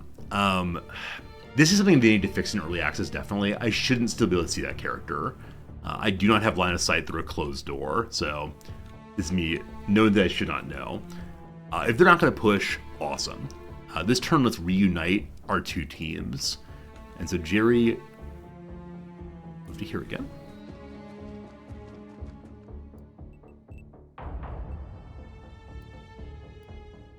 Glass joke. Move you to here. You got the cover. Good. I'm going to leave Daigle and Cyber Oracle behind. We are allowed to close doors here. So on the alien ships, I don't think you can close doors, but on this one you can, and that's just fantastic. Cyber Oracle, you're going to protect this door for now. And then Cage and Killa, you'll be closing them, that running out of the way. Major Daigle is the final boss of this playthrough. If they come to the door, they get nothing but hot lead. And then Cage and Killa, if you go here, you can get some cover and still shoot. Oh, close the door. Oh, you fool. The part where I said we should close the door. Definitely forgot about that. Hey, Jim, have a good night. Thanks for hanging with us. All right, Cyber Oracle, close that door, thank you. Not close enough? Close the door, thank you. Is the door unclosable? Is that what we're seeing now? Oh, I thought it was showing not closable because we were too far away. Well, that's unfortunate. Go hide in the corner, please, my friend. Fine.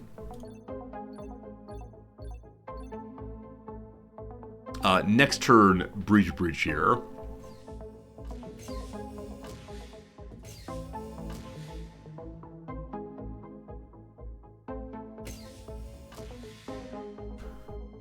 Alright, if that stays closed, we're cool. So, I want to move this whole team forward to here, and then have all of you go through. Cyber Oracle, you're going to go to this wall.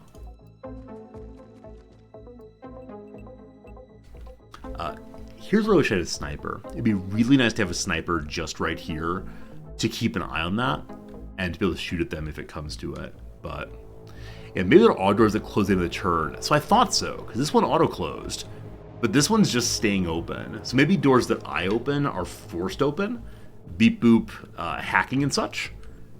But yeah, I'm really not sure how that's working in this case. Glass Joke has no health at all, so you're going to be back here in a moment. Bob, I'd prefer that you don't die, so I'm going to leave you there for now.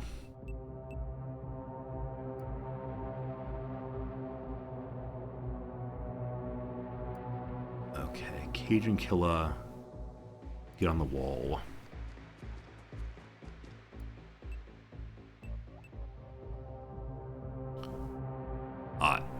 Open the door. Okay, so it seems like no one. Seems like absolutely no one. A whole lot of setup for nothing. Could be enemy, of course. So we'll get to that in just 1 second. Possibly enemy in the bathroom also. Very rude to interrupt that, but step forward 1 step. I can't see on the corner. Step forward 2 steps. Awesome. Awesome. Do the beds provide cover? They do. They absolutely do. Only half cover, but it's fine. So, Potato Peddler, you're a shotgun. I'd like you to cover here.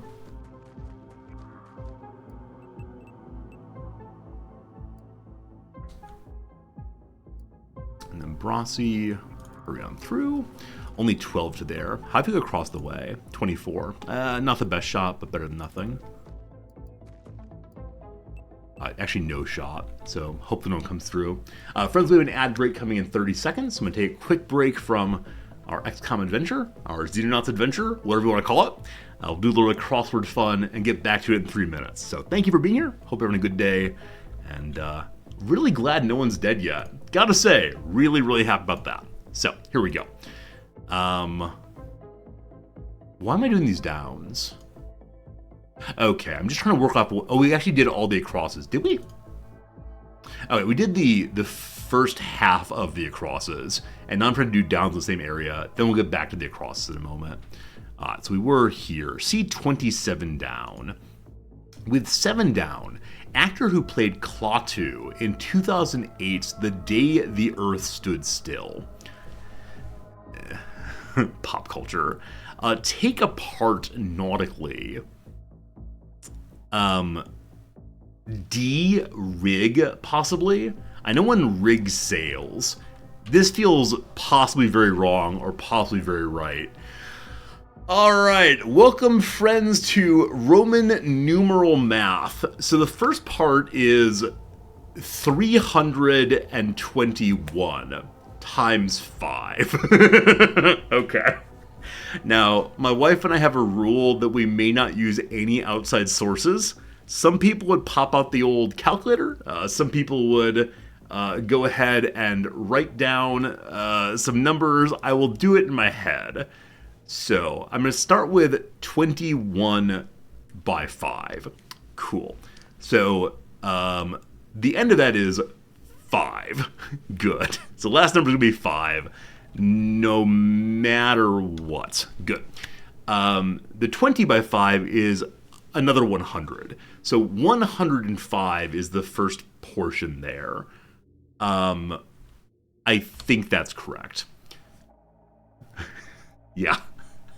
And then 300 by 5 is 1,500. Okay. Now the issue is, can't remember what those are. 1,000 is M, I believe. 500. I think L is 50. Yeah, I don't remember, unfortunately. I don't remember what that is, but that seems possibly somewhat right. Organization with a lot of badges. Probably the Scouts. I don't know if they're still saying BSA for Boy Scouts of America.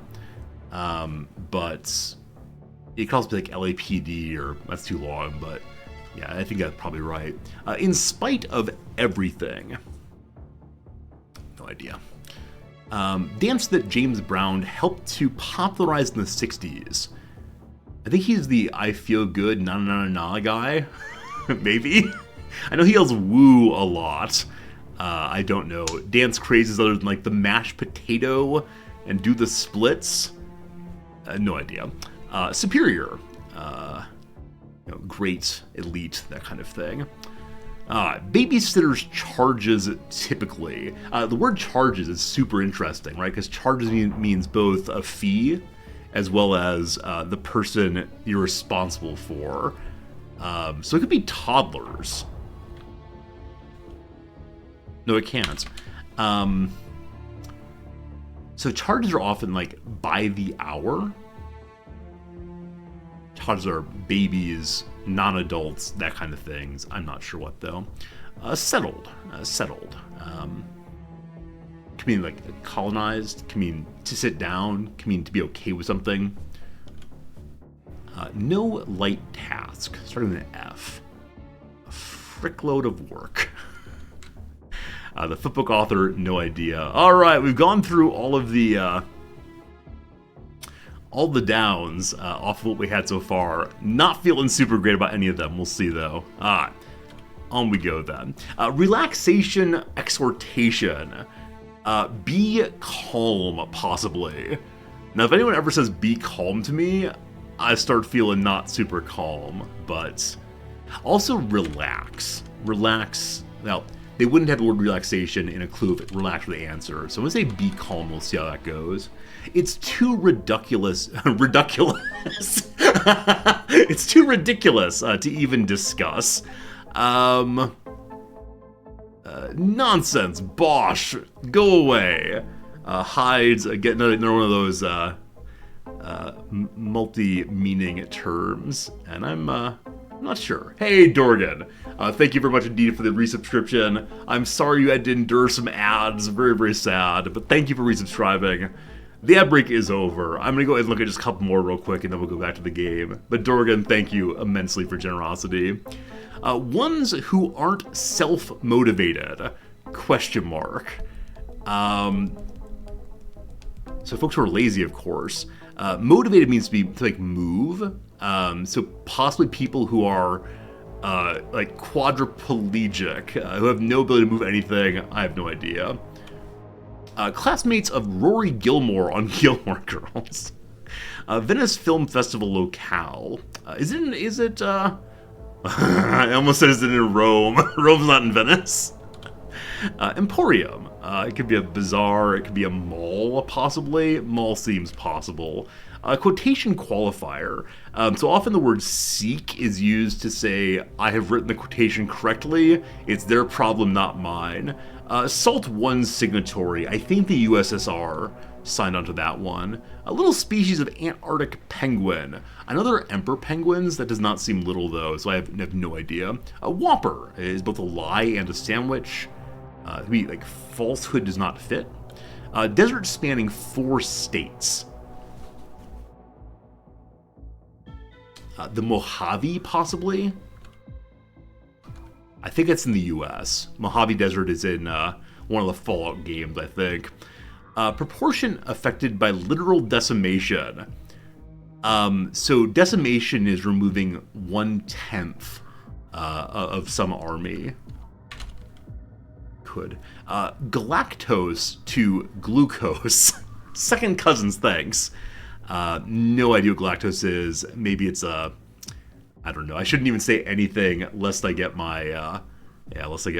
science nerd friends all over me. Take over, possibly usurp, possibly invade, who knows? And lastly, charges on some statements. So charges here, again, could refer to children, could refer to a cost. It could also be like an indictment. So, a statement of you're being brought forward on murder charges. Who knows? Anyway, okay, progress. I like it. I love it. I want some more of it. We'll get back to it in about an hour's time. For now, let's continue digging our way through this base. And I'm actually going to grab some water real quick. So back in 30 seconds, guys gotta step to the next room, fill it up, back real quick.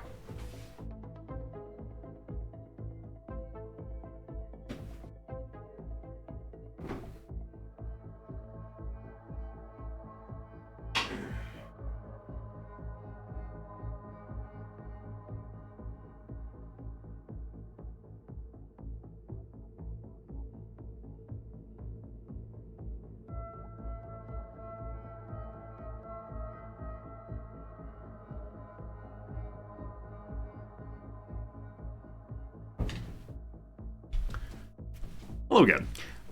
So, while I was gone, check my email as always.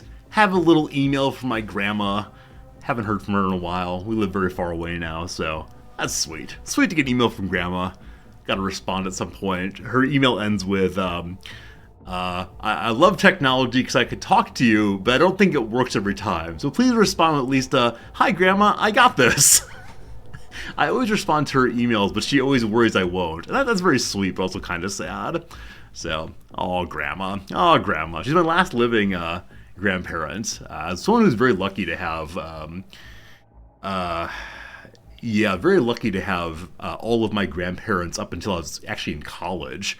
Actually grad school. Middle of grad school, I was my first grandparent, and they went kind of fast, but she's the last one still around. I think she's 97, 98, something like that. So she's very sweet, though. All right. So I want to continue moving forward. Like I said, with this door open, I am a little concerned that someone may pop out of there. We can use M. Connor as cover. We could also have Bob go forward and missile this wall to see if anybody's in there. Knock, knock. Is it occupied? I may actually do that next turn just for the hilarity of it all. Okay, because of the door here, possibly full of bad, I'm going to have you step here and turn. Rossi's unable to shoot, so no line of fire issues there. Can I get someone behind you? All right, Jerry, the race car driver. If you're there, you can shoot. Good. Now, if there's an enemy comes out of here, not so good. So I'd like to get some cover on that side also. We'll use Bob for that purpose.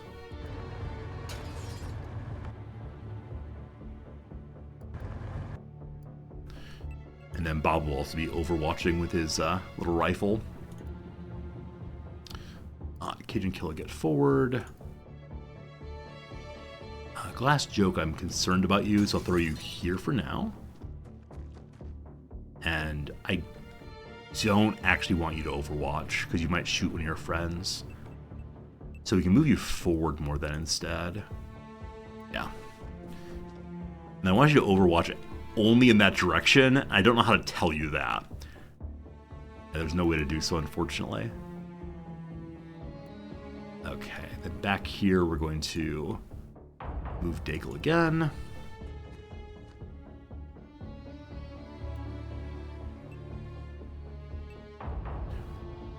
Okay, I think that is that. Yeah. Yeah, let's see what happens.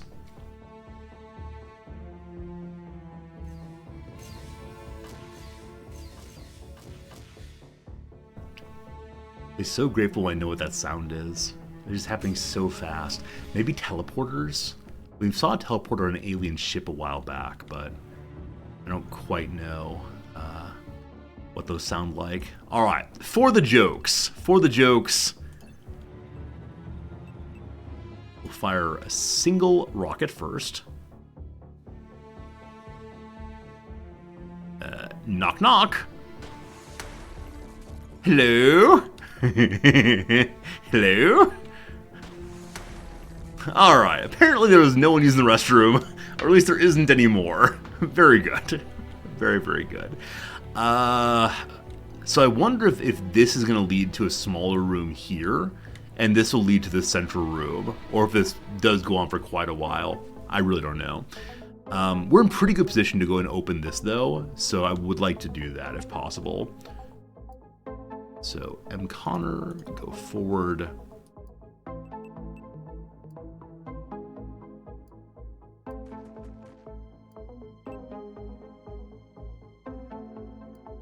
We're worried about someone coming from here, so I'll need to have some people facing that direction.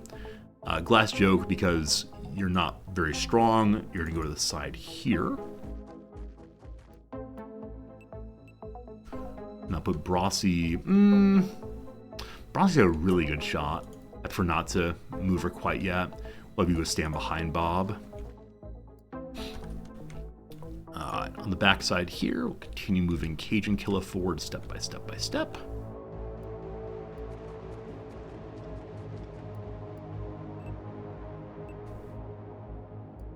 And then you two go back again. Do I want to? I'm actually going to leave these two here for right now. The only reason I actually want to move them, now I think about it, is if we need help here, having them on this wall is probably better. So, the heck of a run, though. Never mind, I will leave them here just to cover the back. All right, so what's behind the door? Oh my goodness!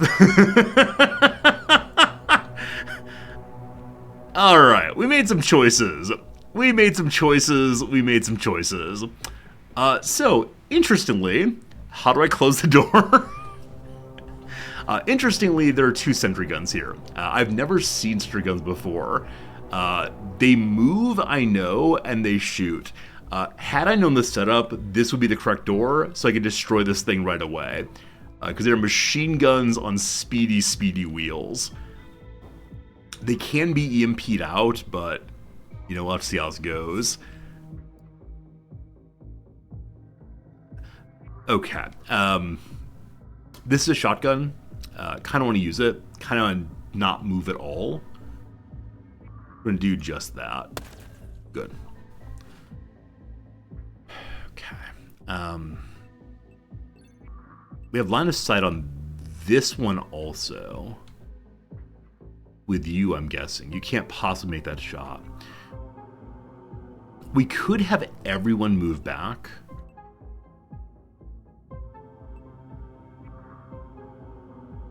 The only issue is that Bob's exposed right now. I should move Bob forward to attack. I don't know why I didn't do that. There's no particular reason to attack at that distance.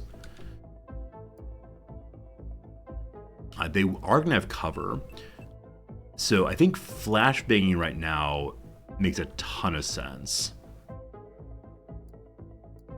Unfortunately, you don't have much on the flashbang. I don't think you can close the door, unfortunately. Yeah. There's that no closing, unfortunately. Just stays open. And I don't know if it will ever close on its own. This one hasn't, unfortunately. I believe any door that I open stays open forever. So flashbanging is the preferred move here. Get Bob cover. Throw all of our troops in front of Bob. So I intend to have this character walk back in a moment. I just need to flash these first. Jerry, if you go here, I think you can see well enough to throw it. You just can't. Unfortunate. Unfortunate. So smoke is going to be the answer instead. Yeah, we can flashbang into here. That's not useful. Okay, so smoke it is.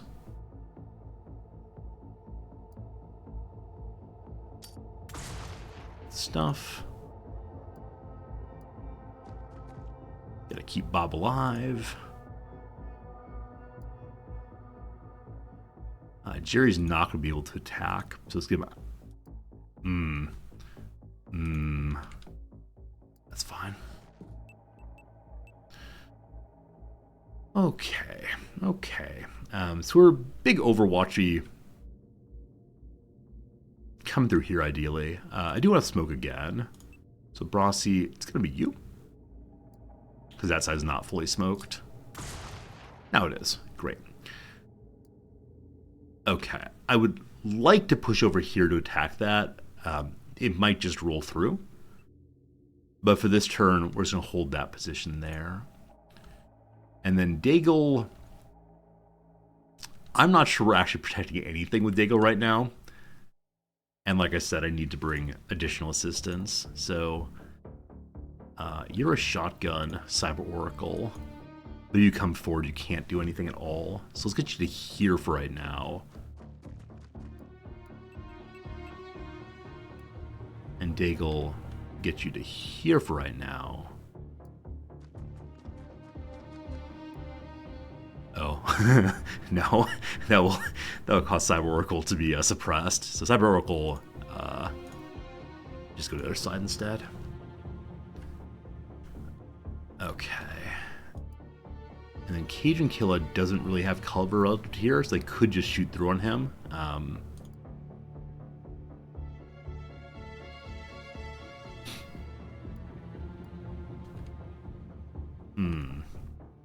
I'm very much of multiple minds on how to handle this, because we have had enemies shoot through smoke before and cause big problems, but I think unfortunately that is that. We'll see.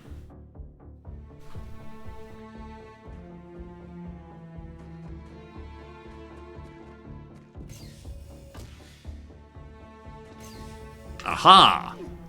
Aha! So they are deciding to come out this direction also. Makes sense. Makes sense they would do so.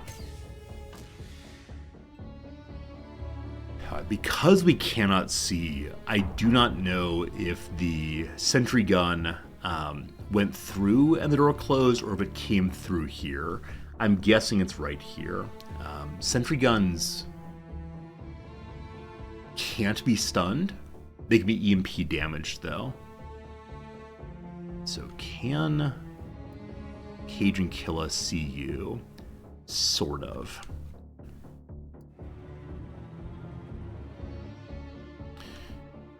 If we're going this way, we could flashbang first and go in, or we can then send M. Connor here to shield. I believe flashbang is the correct call. And I don't know how many more grenades we have. You really can't hit over there? Wait, is the low ceiling causing big problems? Yeah, we're having such small throws, unfortunately, because of low ceilings.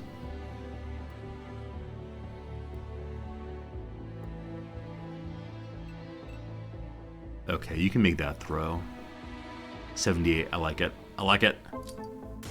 Good. So we can move on him now, and then probably smoke afterwards. We'll see. The person named Glass Joke I do not want to use for this because he is made out of glass. Brossi is pretty darn strong. So Brossi, you step to the middle there, only 51. You go all the way out there, 86. I like it a lot. Hey, Mr. Mabaki, thanks for the follow. I appreciate it. just get in quote-unquote cover. Can't face the way I want you to. Possibly big enemy here, possibly not. I'd love to get everyone in there to deal with it, but not sure. Cyber Oracle can now get into position to help protect on this door. So you're gonna go right here, turn this way, go down. I'm expecting to get an enemy coming out of here. So Glass Joke. Oh, it's awkward they can't go over the beds. Yeah, they can't hop the beds, unfortunately. Okay, that's a shotgun also. Work takes quite a bit of shooting to do this, so don't necessarily want to move any of you, but I don't want a shotgun over your head. So you're going to turn this way, and we'll see if anyone comes through. Okay. I'm going to move Bob to right here as cover.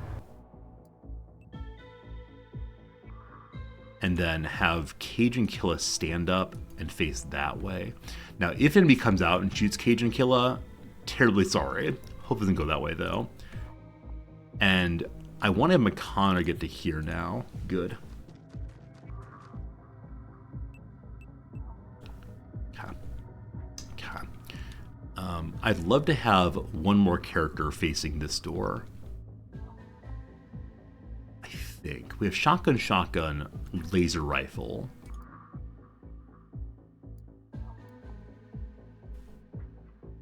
I also kind of want smoke here. I don't want to waste all my grenades in this room, though, so we're going to definitely save them up. Okay. Because no one has showed up this way yet, I'm going to say that past evidence is the best evidence of future evidence.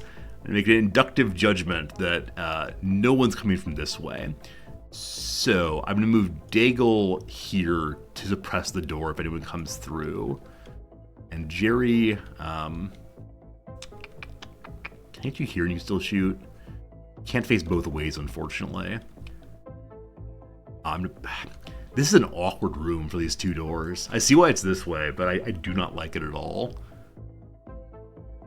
Because all the cover we have, like, if only we could push the beds in a different direction. I realize that time is short, and if we redecorate the room, the enemies will come pouring in, but I wish I had more shields.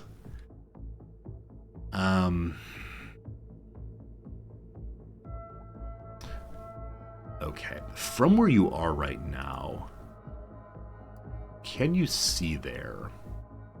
You can. You don't really have cover, but that's okay, Jerry. You'll be fine. And then Daigle has so much health. You go there. If anybody comes through, destroy them. Okay, I think that is that. We'll see how this goes. Fingers crossed. Best of luck.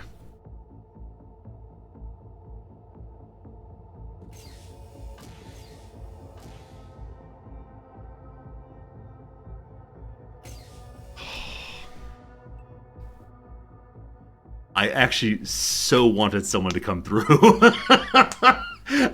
Oh, I feel actually a little bit worse than before. Now, I think it's the case that sort of like squeak sound is the doors opening and closing as enemies move through. So they may have decided to go this way now. Because there's smoke here, I think I want to go through this door first. Hey, Wishy, thank you for counting on me. Okay. I'm going to move shield to here. Because this room is cut off, there's a possibility we can go in here and fight something. I think. Now, having additional doors across the way, not the best of feelings. I'm kind of guessing this is a big center room. This is where they've left Metal Gear, no doubt. Brasi, you are an absolute hero. You're going to prove that in a moment here. You don't have a flashbang or smoke. Glass Joke has 3 smokes. That is your main role here. Put you behind this. It gives no cover. It's behind this instead.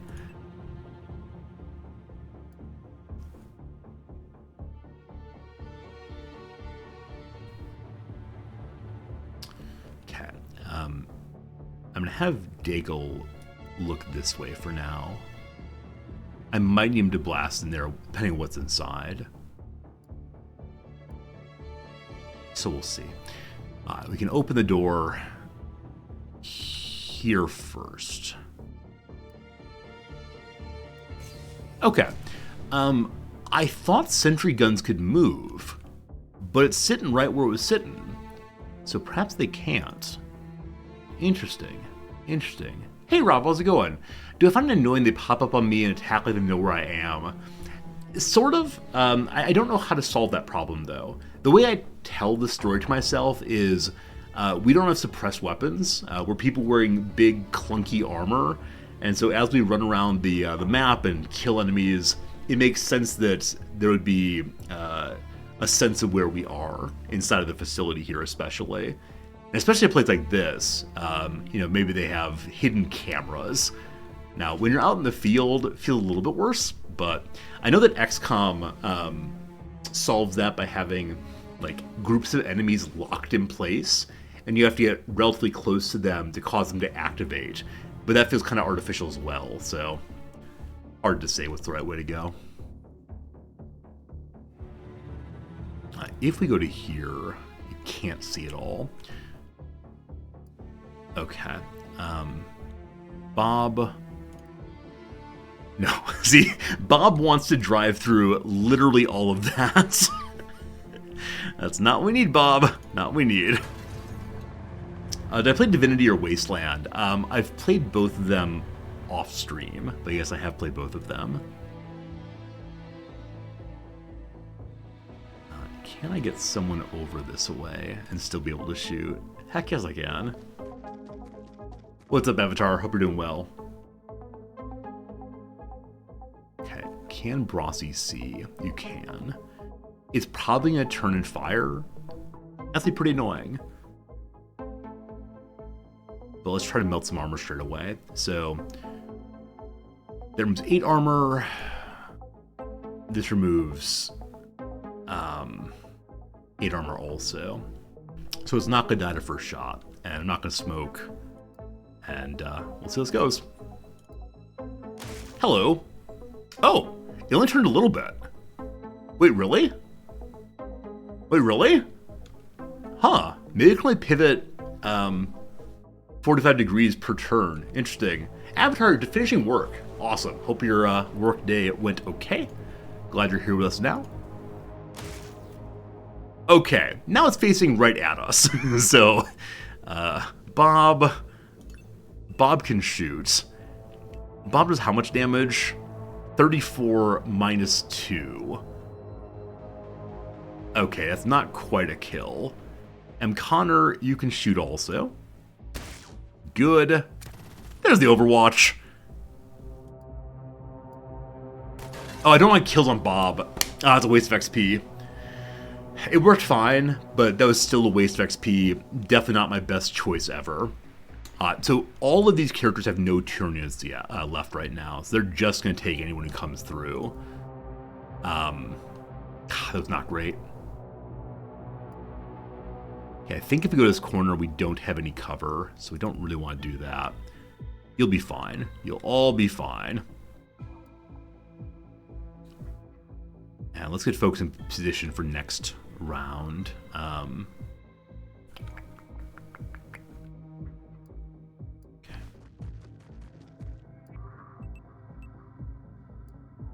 Daigle, if you get small, you can still shoot, right? Okay. Because I'm worried about enemies coming through, I'm gonna go to there, I'm gonna crouch. Best of luck. Okay, that's turn.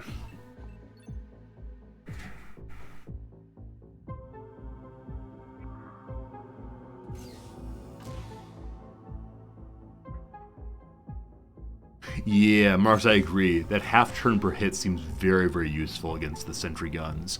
Now, if the sentry guns really can't move, there is one here also. And it was facing, I don't remember. I think it was facing this way. And so, oh gosh, probably the right thing to do is take the entire team all the way around here to attack it from behind. But I can imagine there being more than one sentry gun there.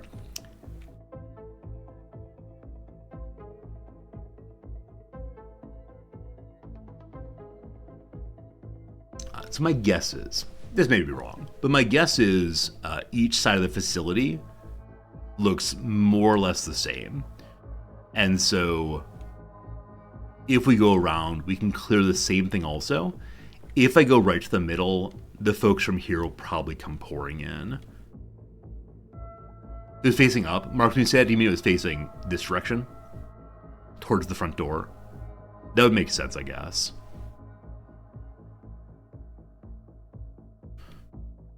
Okay, I'm going to get my long-range shooters into this room.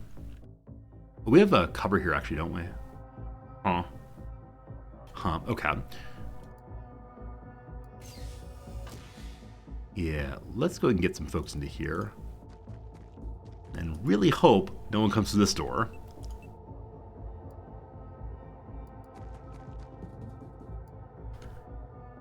Yeah, something I'm never quite sure about is preemptive smoking. Like, does it make sense to smoke this team in case someone comes through the door? Insofar as we do have Overwatchy shooting this time, kind of. Insofar as some people can Overwatch this time, I feel a little better about someone opening the door. But if the door opens, then there's a sentry gun firing. It could be just genuinely terrible. So I'm going to have this team open the door next turn, and then this team pour in if there are no enemies who immediately start shooting from here. If things get desperate, Bob still has 3 missiles. Move the shotguns in and reload. You're gonna come that way. I'll do the same thing with you.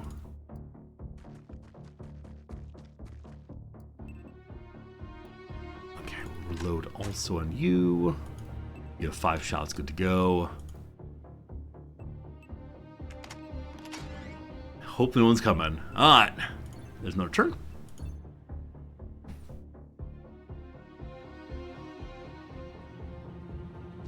Hello there, General Kenobi. Nice! Sentry gun is facing towards us.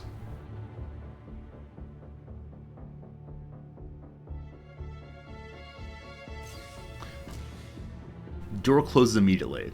Kind of delightful, that. Potato Peddler and Assault got shot. Has the Automod Healer.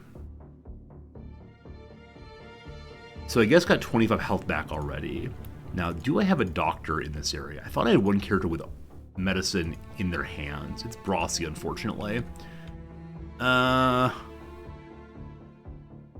Okay, because it's facing this way, I kind of sort of want to go all the way around. We know the fellow in front here does not have Turnias left. Moved shot, that's probably it. We know this is facing at us, and we'll probably minigun immediately. But I'm feeling confident. This might be stupid, but let's do it. We have 32 health left on the shield. That is not near as much as I wish we had. Okay, who's got flashbangs right now? We have 1 flashbang on Cajun Killa, 2 on Cyber Oracle, 1 on Jerry. That's it. So we have 4 more. We still have 4 or 5 smokes also. Okay, Bob. I don't want you to die, Bob, so go to here for now. Considering missiling, definitely. Rossi, go forward.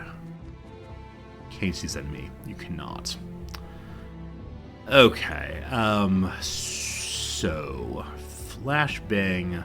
I don't know how flashbangs work against robots. Let's read about flashbangs real quick. Non-lethal grenades that inflict heavy suppression for any nearby unit. Sounds like it works on robots also. In which case, Brossi, it's going to be you. 0% chance. Why can't you just roll it? Why can't you roll it, my friend? How far forward do we have to go before you can flashbang?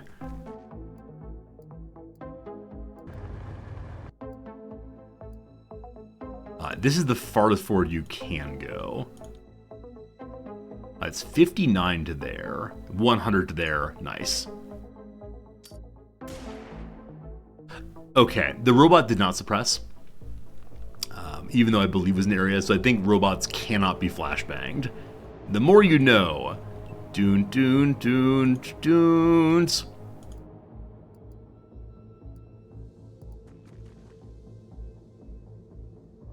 Interestingly, if the robot actually can't move, despite its feet, it may not be able to shoot us at all.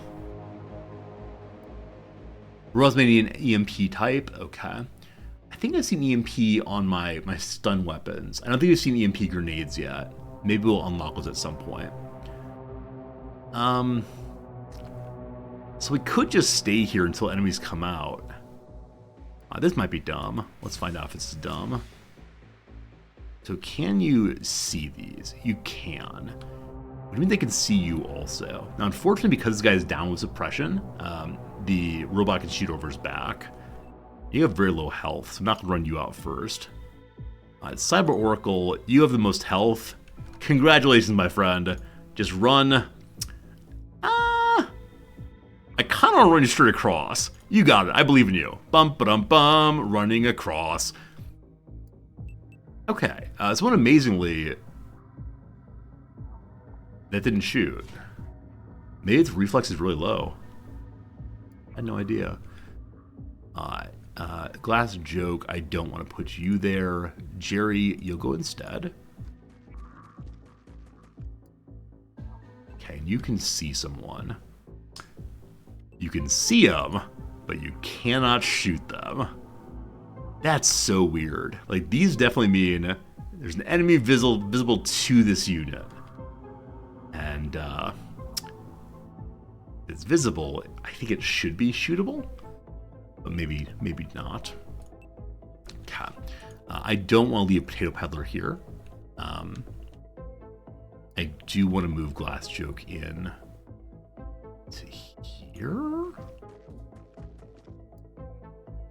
Okay. Again, can see, can't shoot. Oh, friendly fire. I mean, how do you not overwatch this turn? The Potato Peddler, just get over to the side. Okay, we'll see how this goes.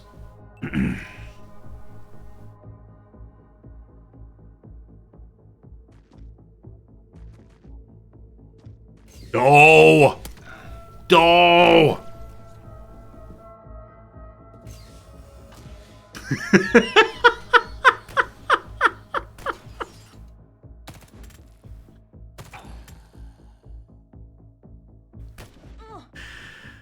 Oh boy. Oh boy, oh boy, oh boy. And I thought I was so clever, didn't I? Alright, so I had certain beliefs about how the AI was going to function on this map. I really thought that the central room would stay under lockdown, and that was not correct. That was not correct at all.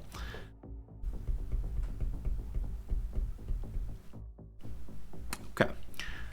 So I'm guessing the correct way to clear this thing is to go to here, and then go all the way down to here, do the same thing, and then probably work our way right up the middle. Well, we know that for the future. Alright, this is not shots at all, meaning that I believe it cannot. Cage and kill is down, not great. Bob, you have missiles for a reason. I need you to clear as much cover as possible. And this is one shot, we can do it again. Cool. Fine. Great. So much damage, just do it one more time. Awesome. Okay. Not nearly as bad as it could have been. Brassi's lower health doesn't have an auto heal mod in, so we'll need to heal thyself in a moment. I would like to have this enemy dealt with by the people who are forward. Cyber Oracle. I can't remember if these enemies already shot. So, put you to here. Okay, they didn't yet at least. Enemy behind us also. Actually missed that initially. We'll probably smoke that way. We'll see in a second. Glass Joke, you can see that one. You can fire twice, and that's probably a kill. I intend to use Glass Joke against that one. I'm intending to use Cyber Oracle here, and then the combination of Jerry and Brossi to finish that one off. If everyone hits, this will be fine. This may not be a kill. We'll see. We can shoot twice. Those misses are the worst thing in the world. Okay, it worked out, though. It worked out, though. Oh, Brossi has 0 movement. Is that true? Oh, good eye, good eye, good eye. Thank you for noticing that. Brossi can't do a darn thing. Luckily, this is just man with assault rifle, so probably fine. Also, our croucher, never mind, is 1 point off of shooting. Okay. We do still need to kill this if possible, so firing twice. 30 points, not ideal. Try again. Oh, that 75 plus chance of hitting it. Feels bad, man. Alright, Glass Joke, you're undercover. I wish you the best of luck. So now's the part we think really seriously about smoking somewhere. Because we have a shield here, I feel okay about not doing anything here. If this enemy suddenly realizes it can move, I'll be so bummed. Shotgun, not useful. We still have Jerry, and I believe that's it. If I get Jerry's kill here, 84%, perfect. If we go down to only 24, it's 58. I'll go for the 84. Awesome. Also, did all the damage for a single kill, so that might be a difference in accuracy, because Jerry's accuracy is 80 versus Glass Jokes is 87. Wow! Despite the fact he has better accuracy, he hit for half the damage. So with Jerry in position here, he does have an Overwatch shot. He could also throw a smoke grenade. Against a single enemy, I'm not going to do that, which I might end up regretting, but we'll definitely see what happens. Okay. More enemies may come pouring out of this room, which again, I think is the final room. So I wish they wouldn't. Potato Peddler, I'm gonna have you go to this corner. If you go forward anymore, you can't shoot. So turn that way, get down. And then Daigle, I don't know, man. I don't know what I'm doing with you. If you go to here, you can potentially shoot somebody. Probably not, though. Oh, do you have a sidearm? You don't, unfortunately. Shoot the walls. Oh, breach some walls. It's not the worst thing. Not the worst of ideas, but I've already deployed, unfortunately. All right, we'll see what happens.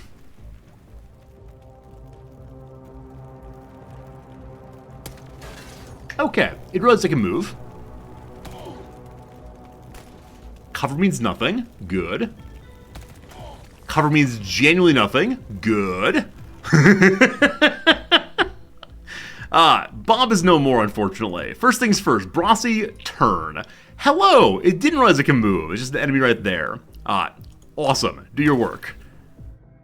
That was not ideal. You need to heal yourself, unfortunately. The enemy here is downed. So Glass Joke, you can see that 100% perfect. Alright. Cyber Oracle, I'd like you to stand up. Shoot over the shield man. Great. Shieldman has no shield, called Shieldman by courtesy only. Okay, we have a 60% shot and a 37% shot. A single hit will not kill, unfortunately. Glass Joke still has a shot. The wall's in the way. So if you move to here, you only have a lower level shot, unfortunately, for 45. If we go to here instead, 73 it is. Do it.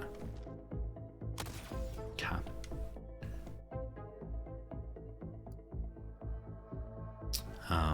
Jerry, I think I may have just exposed you to get this kill. So we need a 32. 100% chance. Awesome. Good. Okay. Possibility of more enemies coming from this side. That Shieldman has no shield. Definitely not great. There may be enemies in the corner here.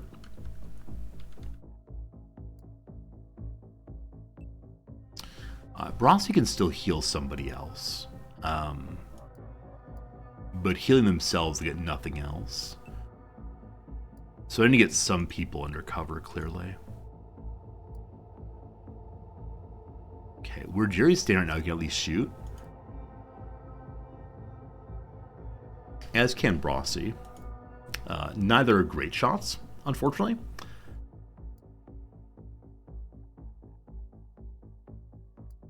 Okay. As Brossi's lower health, not that low though.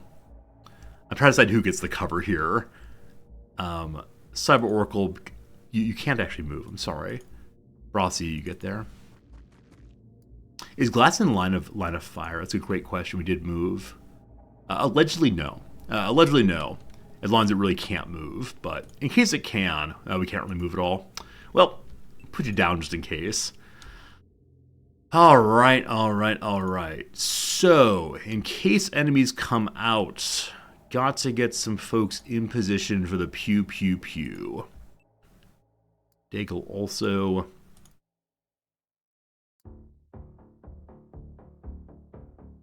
Can you shoot from that position?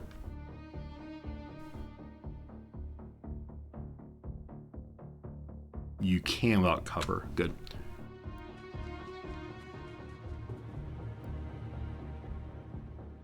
Okay. See what happens. That auto heal. Love that auto heal. Hello, friend! Okay, so we've learned that the plasma looking weapon, the person who has a plasma weapon does not actually have a flamethrower on. If I was a flamethrower, it's not. We got fairly lucky there, in that we hit him once, he missed us twice. I suspect that all of the enemies we fought earlier on this side are now being mirrored on this side and are coming as fast as they possibly can.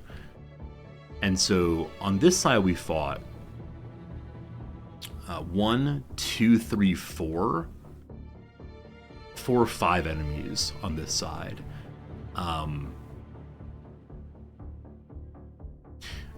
I think one of the enemies. Oh no! You know what? We're actually only in this area here, so we're in this area here. So there's still this whole section as well.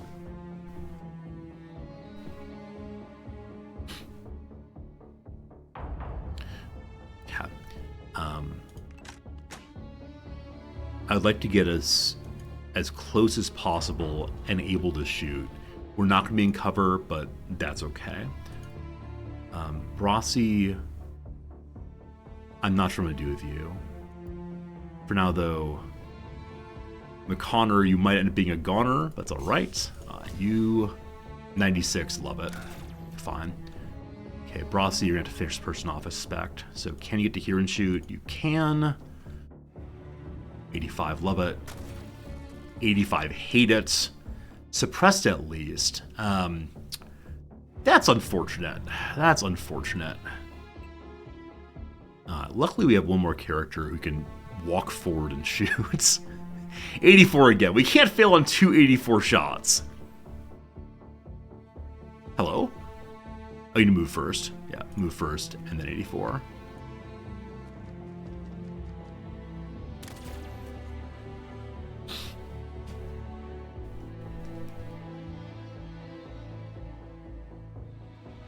I know we have some mathematicians on the channel, so I'll make no comments whatsoever about how math works.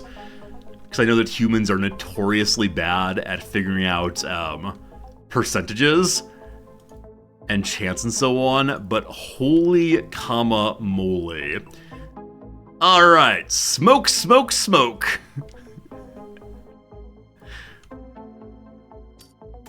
Fine. Fine. Be that way. Attempted RNG. Yeah, it's like you gotta go for 100% or don't even bother, it seems. Alright, shotgun person, you're gonna turn this way in case anyone comes around, and we'll see. We'll see.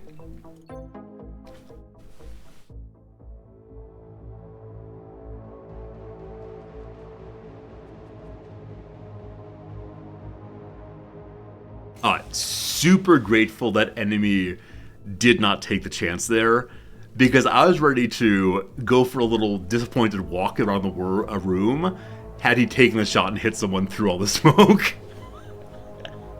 Hey, how's it going? How's it going today? Hey, and welcome back. Why don't we wear a suit every stream?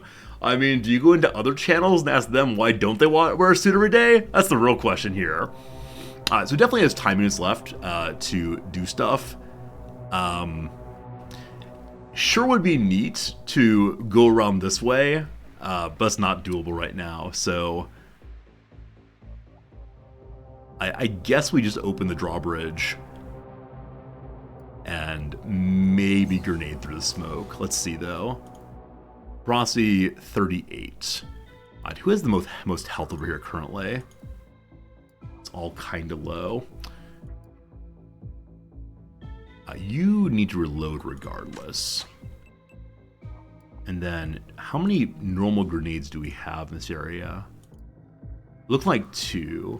I'm totally fine using one this way.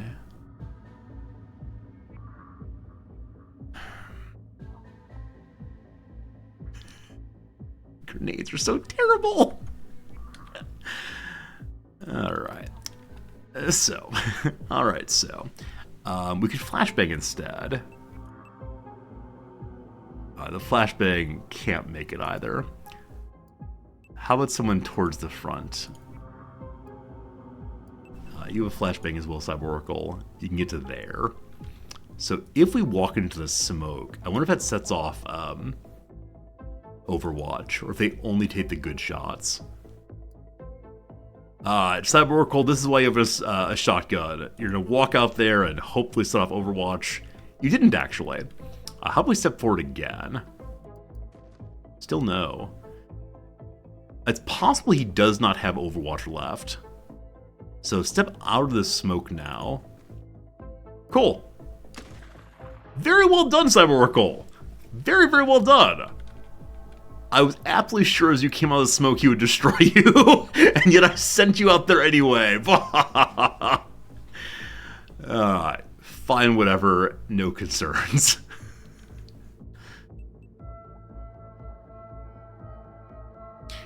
So we know there's a gun facing this way right now.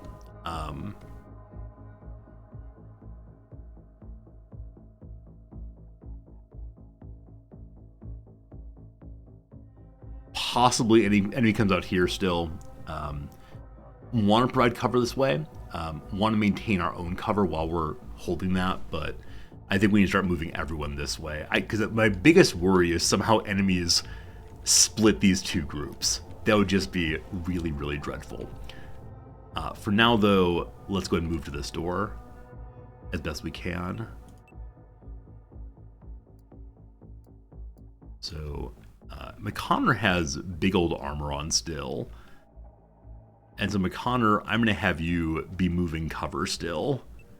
I just wish you had more HP, man. Seriously, seriously. Brossi, we'll get you behind here.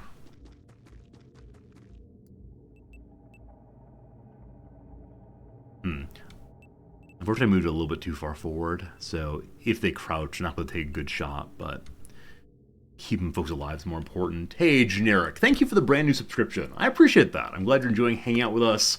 Thank you for being here for sure, as we continue to stumble our way through this one. New subscriptions always very much appreciated. Hope you're having a good day, and thank you for hanging out as I continue to push the buttons and hope for the best.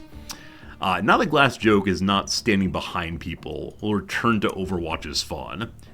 And you do have cover here.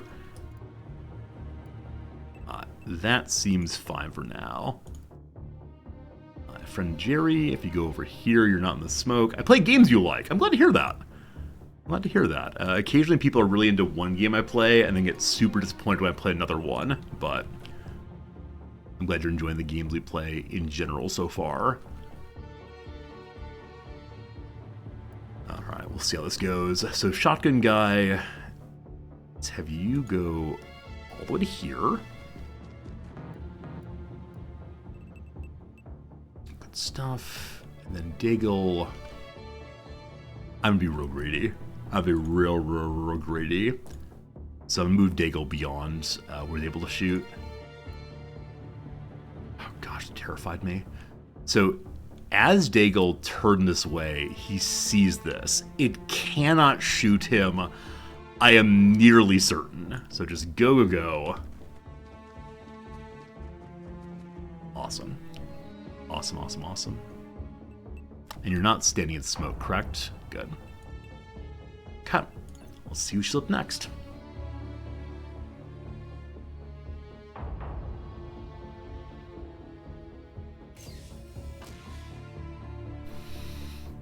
Okay. We can't see this door anymore. We heard a door open. It might be that door.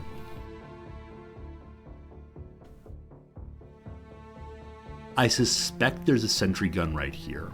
I suspect that it's facing this direction. So, I think I want to push out this door first and defeat this sentry gun, because otherwise we might get crossfire. Remember that game? That was a game back in the 1990s, I believe. You shot little ball bearings at one another on a board. All very exciting. This will work our way across this room this turn. Next turn we'll figure something else out.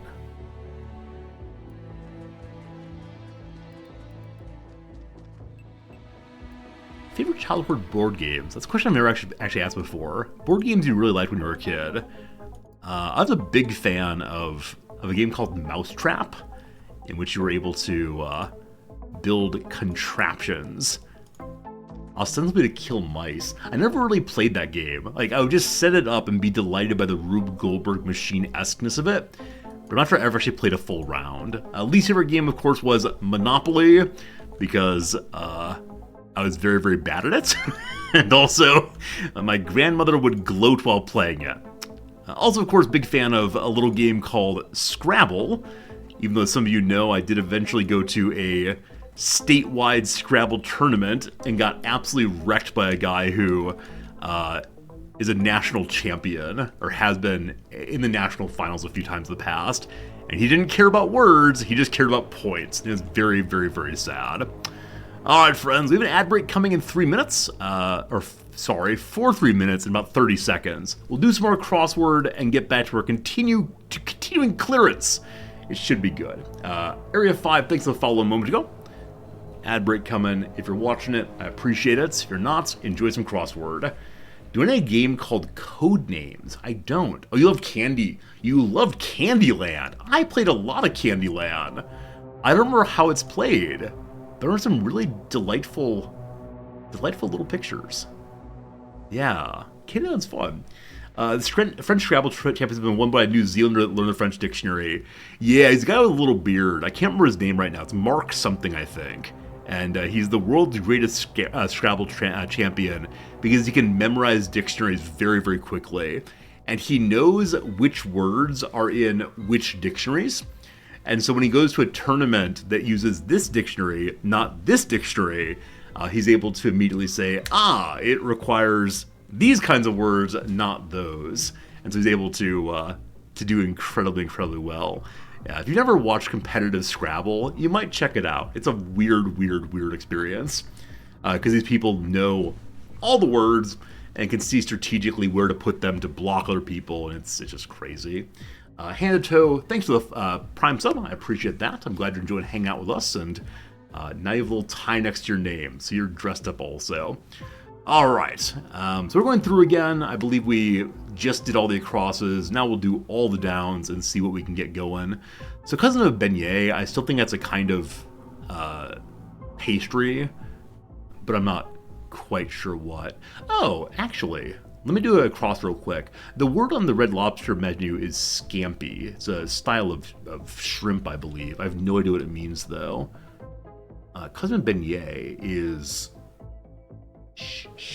I have no idea. Well-informed. Aware of?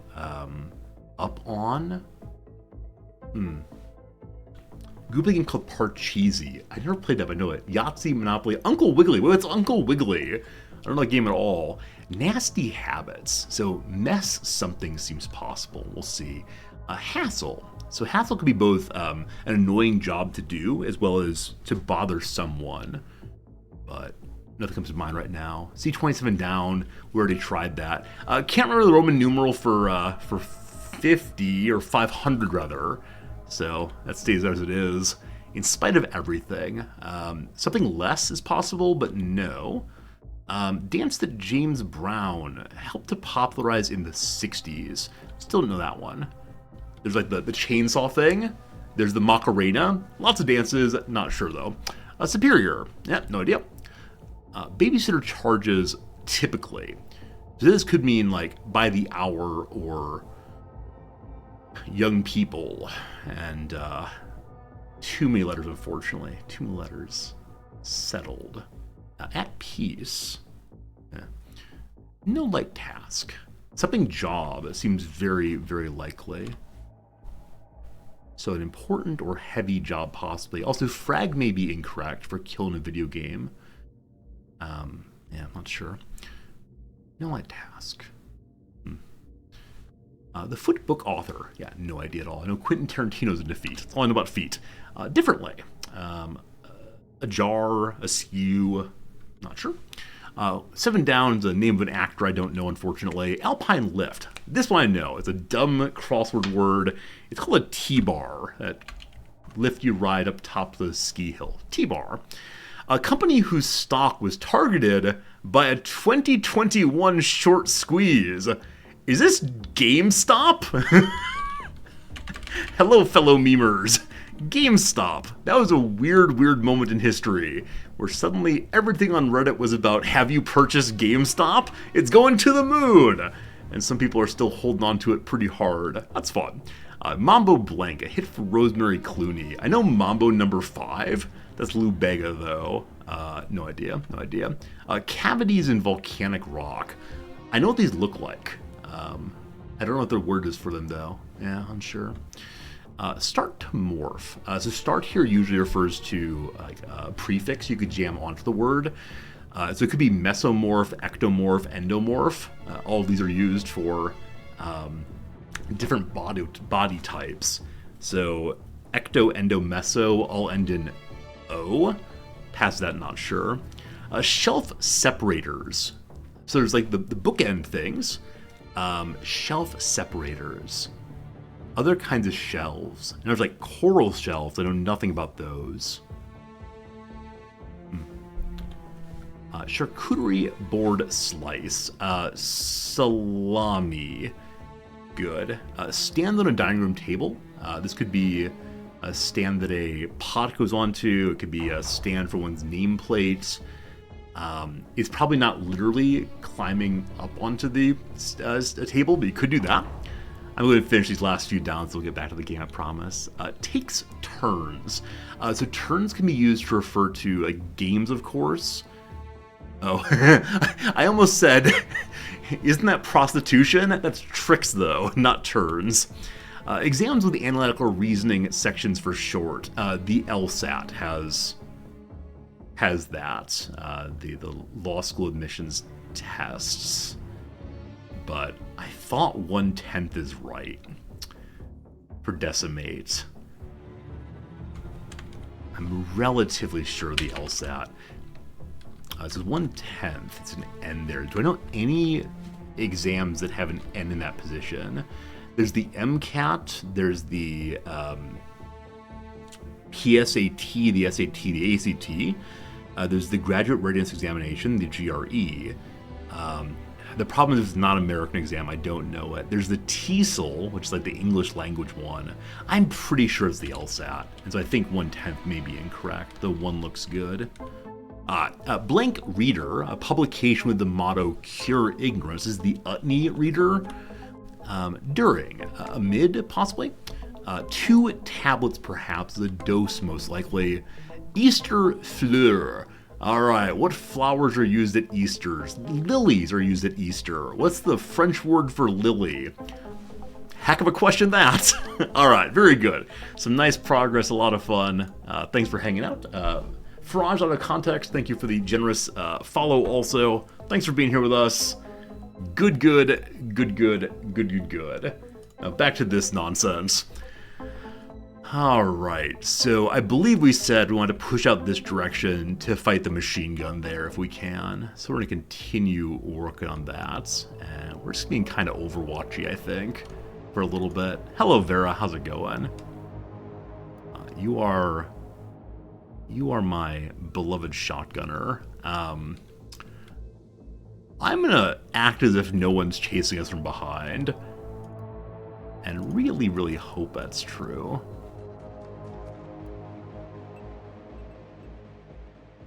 Okay. Everybody in position. Let's see what happens.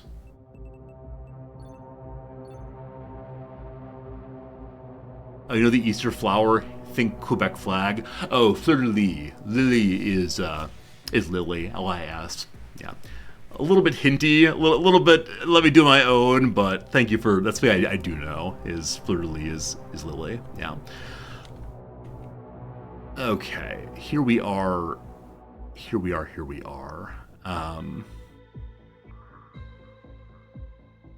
Okay, big boy.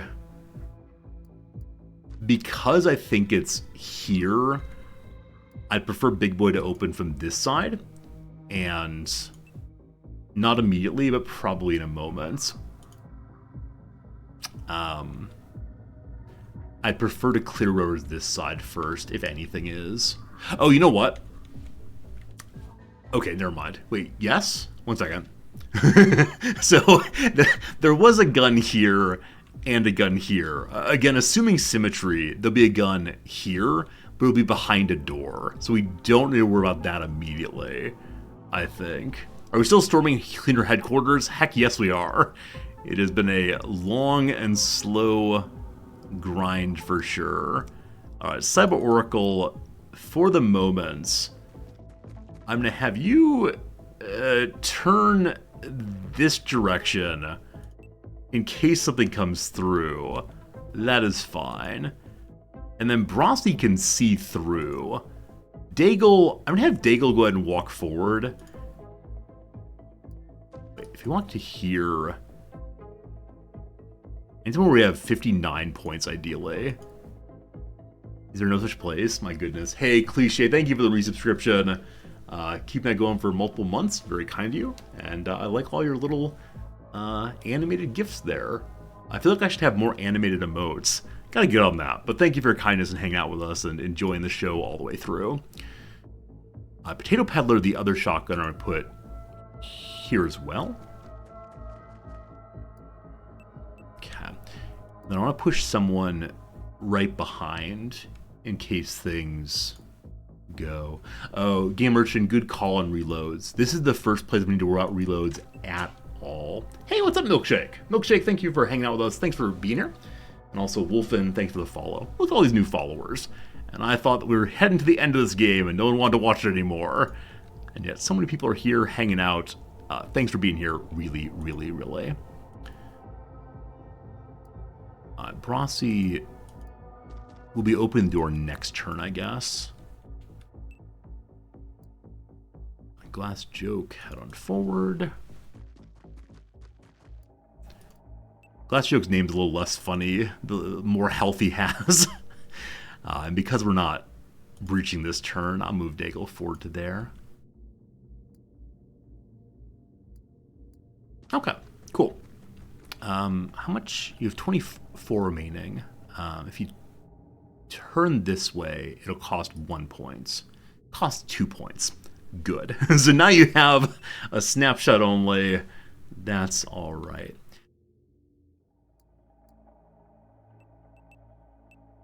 Okay, I think we're all more or less reloaded. Shield guy. Oh, shield guy has no reloading. Oh boy. Oh boy. At some point pretty soon, I may have to have someone give up their sidearm for shield guy. Oh! There are dead friends. Oh. There are weapons on the ground back here. Huh. John number 5, thank you for the resubscription also. Appreciate that. A little bit of sub-train love. Very kind of you. Definitely, I should have hype train set up. Still don't, though. A glass joke. You don't have room to equip anything. Okay, what's the gun on the ground there? Let me think. So we had 2 shotguns. We still have 2 shotguns. Almost certainly a laser assault rifle. What's your actual aim, McConnor? 52. Nice. So it needs a laser weapon for sure. I hesitate to move you. Can you take weapons off the dead enemies? You can. Oh, you know what? That's an interesting question. So I think the soldier here just has an assault rifle. But what's this guy have? Alien plasma rifle. Weapons that are called alien, I'm fairly sure I cannot use. What are these, though? Alien plasma cell.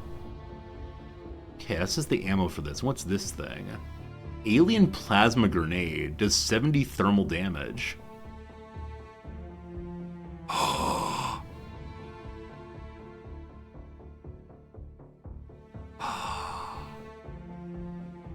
Well. Oh, you can use weapons with mouse to damage. Okay, cool. I thought that we were told initially that the alien weapons were DNA encoded, so you couldn't use them at all. But, okay. Cool. So Glass Joke now has a plasma grenade. Does 70 damage. I now wish I had looted every single character. I didn't even think about it. Didn't even think about it at all. He has just the ballistic rifle, so nothing we need there. I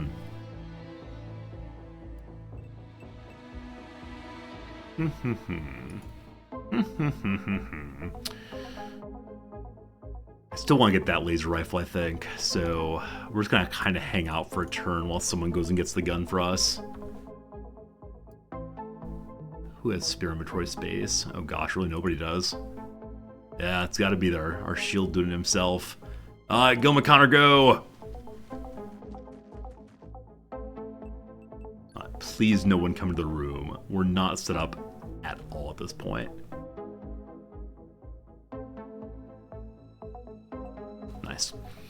Hope beyond hope there's no one here. Don't mind me.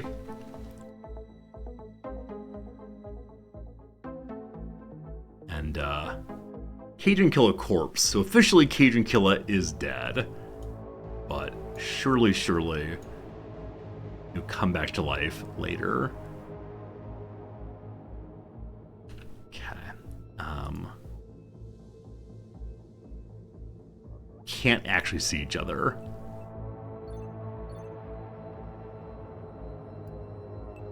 Okay, I don't think anybody's coming through, but we may as well behave as if they might. Get people back into position here. On the way back in, we'll have the shield man pick up a weapon here as well, or at least a grenade there, rather.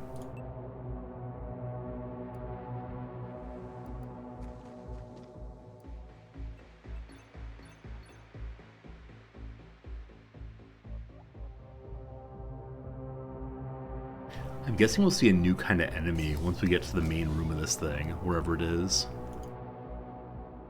Okay. Got the C4. Not C4, sorry, the demolition charge. So they have another one of these plasma grenades. And the plasma weapons I'm going to leave behind for right now. Alright, mad dash. Yeah, there are more people we could go back and get grenades off of, but I don't want to waste time with that right now. Alright, so you, gun guy, I'll be using the breach in a moment. You, shotgun guy, I'm putting here. Though that enemies haven't come through here yet, makes me think that perhaps no one will at any point. Which means I can move the shotguns forward.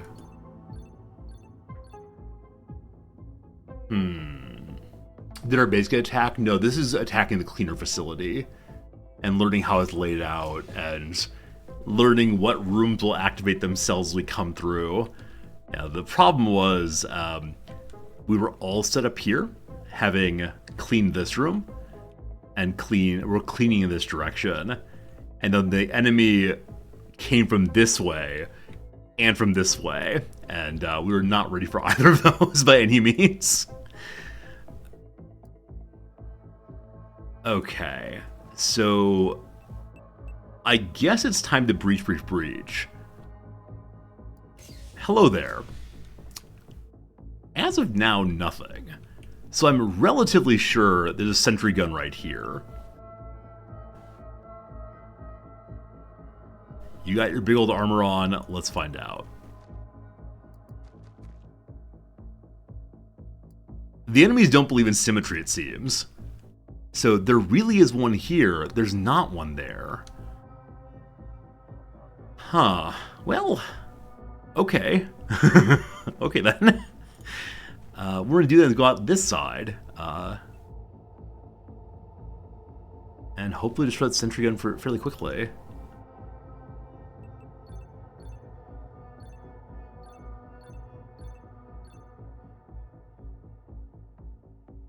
Maybe there are no enemies left living.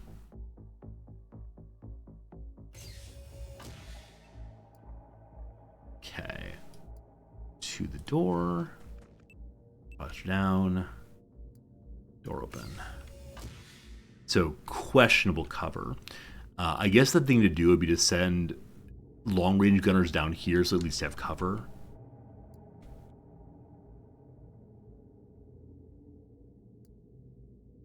Now, this is facing this direction, unless it's able to face in both directions. Like, let's able to turn on its own, so that's what I should have said there. Prefer to go this way. Okay, you can see that. It is facing that way. I don't believe it can turn on its own. Now, as we're here, I need to have someone covering this door, and maybe that door also. So, Daigle, you're going to cover that door. Daigle does not have any more ammo saved up. Well, that's not true. We have 24. Can you not reload less than full batteries? Oh, that's going to be some pure shenanigans if so. We'll figure it out eventually, but it's not showing up here to reload. Possibly they're already fully loaded. We'll see in a little bit. We'll see. Also, you're not actually set up to fight there because you moved too far. Like Jerry, have you looked this way?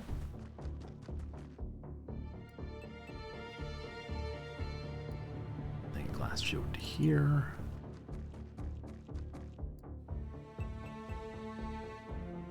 Alright, we have remaining our 2 shotguns and McConnor. And McConnor does have a rifle now, so I put you right here.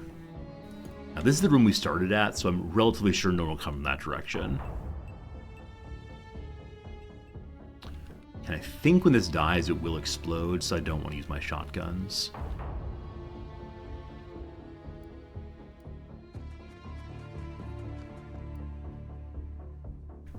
Hey, how's it going? You see I have 2 Xenonauts on the floor, I got this. So the one is just my robot. Yeah, the robot was destroyed yet again. I'm really not sure he's worth the money we spend on him, honestly. I'm pretty sure he's not. Alright, let's see if it can turn on its own in response to people running around. Hopefully no.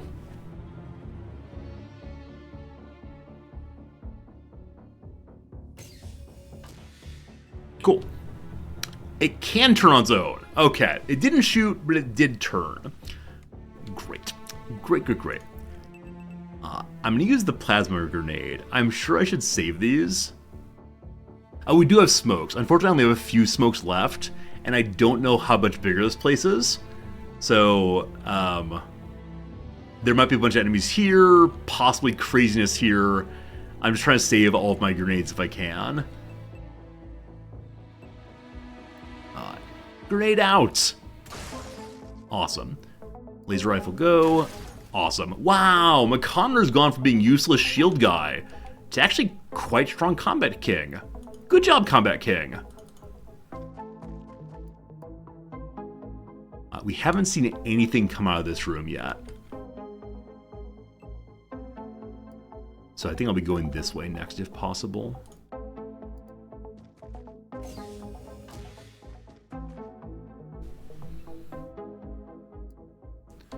Near a shotgun, so get to the corner here. You're not going to shoot. You're just going to have to cower there, unfortunately, Cyber-Oracle. Alright, and then you're going to start moving this way.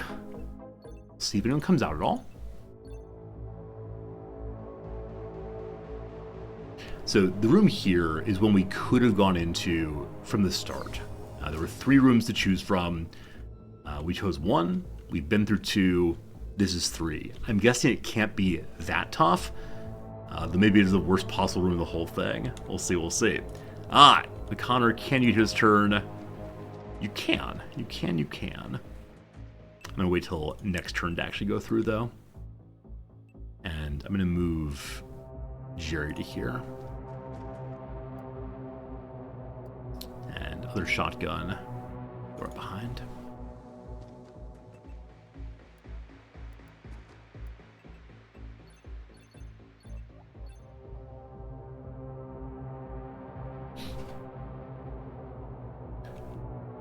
Okay. Time for excitement.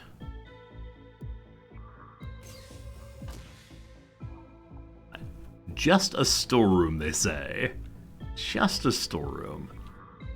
Let's see what's actually true. I don't know if we're actually seeing back here. Just mad dash, that's fine. I believe in your ability to fight well. Alright, so just a storeroom may have been the best place to go initially. Can we open these? No, these lockers are not openable. Should be able to steal things? Yeah, it'd be great if we could, but like on a little box of ho-hos would be nice, but no, this room's nothing. I don't think I can interact with these. They're not showing any kind of grab or interact, so nope. Alright. The next door then. So if this next door is like the door on the other side, there will be a oh, interesting. There will be a sentry gun there that we actually do not have any easy way to flank, because there's another room here previously. This may be the final room. Might be a very, very long final room. We'll see. All right, everyone shift positions again.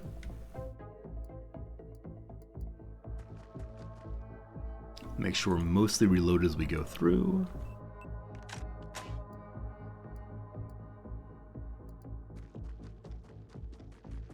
We do still have additional shotgun batteries if necessary.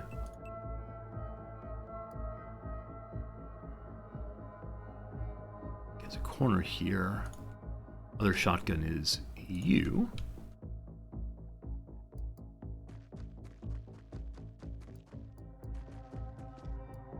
Should probably reload.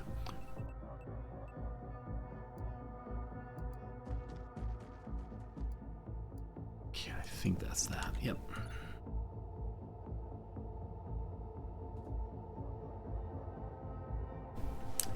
my excitement and terror is building up in a big, big way. Now, one more person has a plasma grenade. I would like to save the last plasma grenade for wherever the boss fight is. Last time we came into a facility for the cleaners, there was a boss alien. This place we've only found what looks like humans, so I'm guessing there will be some boss alien, maybe a kind we've never seen previously. So who does have that? It's Glass Joke has the plasma grenade. So we'll see how that goes. Okay, you go. Want to go to where you can crouch just in case.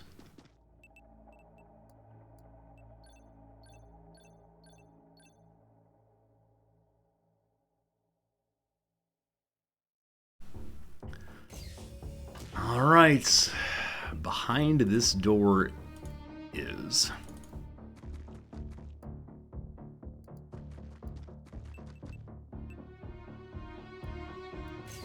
Okay, so sentry gun as kind of expected. So we could go ahead and flashbang it. Not flashbang it, sorry. Smoke it, grenade it, etc. I think we just want to shoot it. Get a shoot back. Baby damage. Little baby damage, everyone's fine. Jerry the same. Okay, big boy damage that time. You're fine though, Jerry. We're gonna doctor on you real quick. Jerry, do you have the self-heal? You do. So Jerry will get some healing up. This does cure bleeding wounds. So the end of the turn, this will get some health back. Murasaki, you're waiting on this game until modding community catches up. So this is in early access still, as you may know, which is to say that it will have a bunch of changes and fixes over the course of the next few months and years, I suspect. But the game is in active development still. Cool. So both sides, here and here, are the same room. So I believe this is the finish, unless it pushes on that way substantially. So this turn will get into position for covering and such, and then next turn we'll push in again, probably. Daigle took almost no damage at all. Daigle, you hero. Hopefully action numbers get better. No, I don't want to say that the accuracy numbers are inaccurate. I think it's a common comment about XCOM-like games is that it seems like the numbers are against you in a big way, and I don't think that's true. Who's my doctor? Brossi is my doctor. Where is Brossi? There you are. Okay, so I'd like to have Brossi go ahead and heal this character. Even though he'll auto-heal, I think at the end of the turn he'll still take more health damage, so better if we can do this while we're able to do so. And Brossi can't heal herself anymore, unfortunately. Okay, who can still move?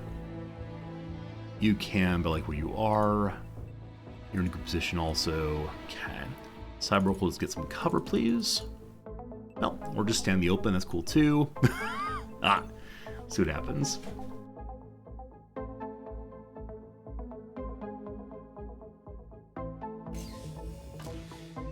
You don't remember going 3-3 in the last one? Yeah, exactly right. There are times I go forward and take a 20% shot. And when that happens, and it hits, I'm like, aha, I'm the king of the world.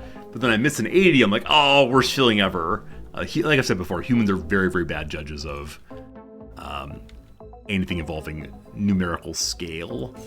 This is like the trouble with mathematical intuition and the combinatrix of a chessboard, right? That old I want 1 grain of rice on the first chessboard box, then 2 on the second, and keep doubling, and it gets ridiculously large on the last one.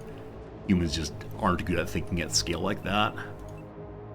Which is why when I talk to my students about millions and billions, the difference between them, they really struggle until I show them pictures of a million dots versus a billion dots, and just how crazily different the scale is.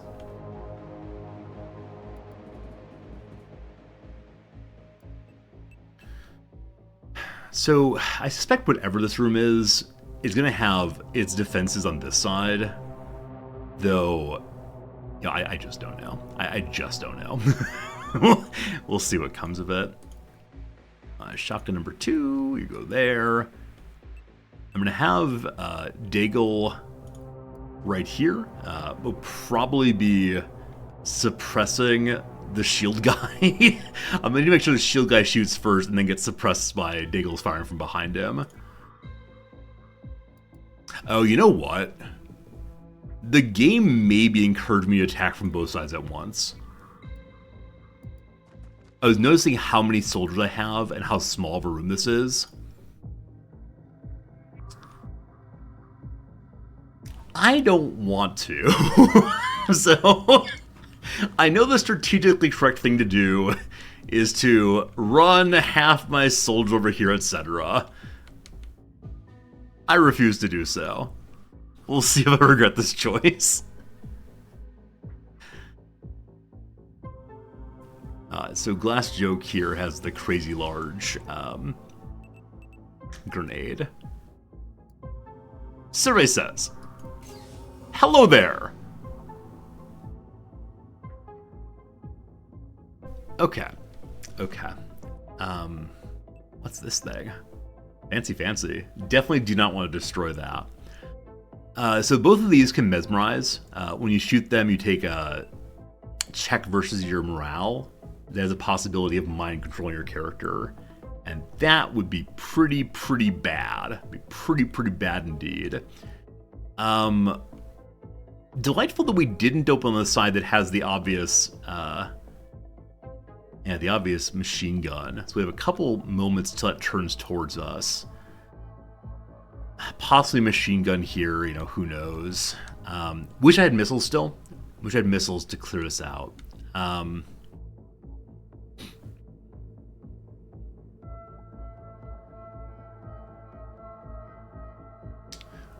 We could just take the shots we have right now and then drop back and let them come towards us. We could smoke right here also. I'm not sure I want to do. That said, every single one of these enemies has turn units, and so every single one of the enemies will be shooting us very soon. We could go for a satchel charge to destroy both of these. We could just start grenading everywhere. Unfortunately, M. Connor can only do one of these two. I believe that this is the correct move to get rid of the 2 desks for now. Well, one's not half bad. You still shoot though. 65. Gotta believe. Nice. Ah! Alright. M. Connor wearing the heavy armor is taking a shot. That is your job. I'm very proud of you for doing your job. This didn't rotate at all. I actually don't know how much the sentry gun can shoot if it's not just doing reaction fire. Reaction fire appears to be 2 rounds. Past that, I'm not sure. Alright, shotgun guy. If I run you to here, you almost certainly get a kill. The only problem is there's a possibility of a whole bunch of return fire. Also, there's a possibility of you being in the way of other people shooting. So you're gonna both wait your turn right now. Jerry, you can see this. You have a flashbang. You have a smoke. I would prefer not to smoke in this case. We'll see if we have to. I'm also curious about possibly flashbanging these two and then just tolerating this one. There's probably another one of these enemies right here, I would guess. Yeah, we'll see. I don't like these characters out in the open like this, but we'll see what comes of it. Okay. Hey, you just moved for no good reason. Good job, turning a little bit, Daigle. Good job seeing the rest of the world. Okay, so we do want to try to destroy this first. 30 down. Do it again. Only 8 that time. Wow! Your first shot was really good. Your second shot was not so good. At least you hit it, but... you're going to get down now. Glass Joke, if you were to go to there, can you see this? No, the wall's in the way. If you go to here, you can. 64, unfortunately. You can shoot twice, though. I believe in you, Glass Joke. I believe in you. Nice. Hey, awesome. And that unexpectedly suppressed this fellow. That raises new interesting questions. Namely, do I actually want to take him out right away? I think the answer is still yes. Do my shotgunners have flashbangs? Cyber Oracle does on 62 health. Potato Peddler does not on 58 health. So unfortunately, I want to flashbang with Cyber Oracle and rush in with Cyber Oracle. And that's not doable. Who else has flashbangs right now? Fortunately, no one has turns remaining. Okay, I'd like to have Daigle suppress through here. I guess.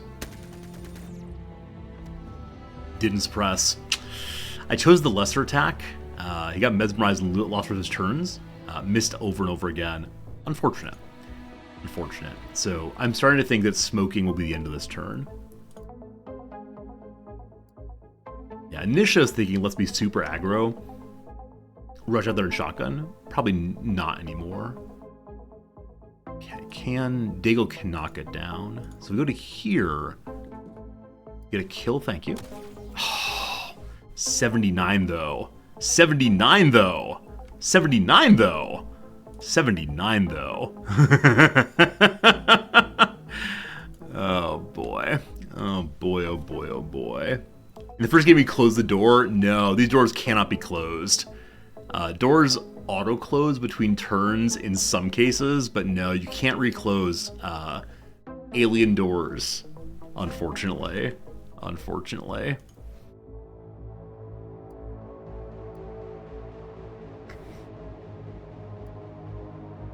Okay, so shotgun from here, definitely not what we want to do. So Potato Peddler will be smoking. I want to save Glass Joke's plasma grenade to see what happens in a little bit. Glass Joke, I'm going to move you to here. And that way, if you fire, it'll be through rather than on. And so, here comes smoke. Don't hit our buddies, thank you. That's unfortunately that. We'll see how this goes.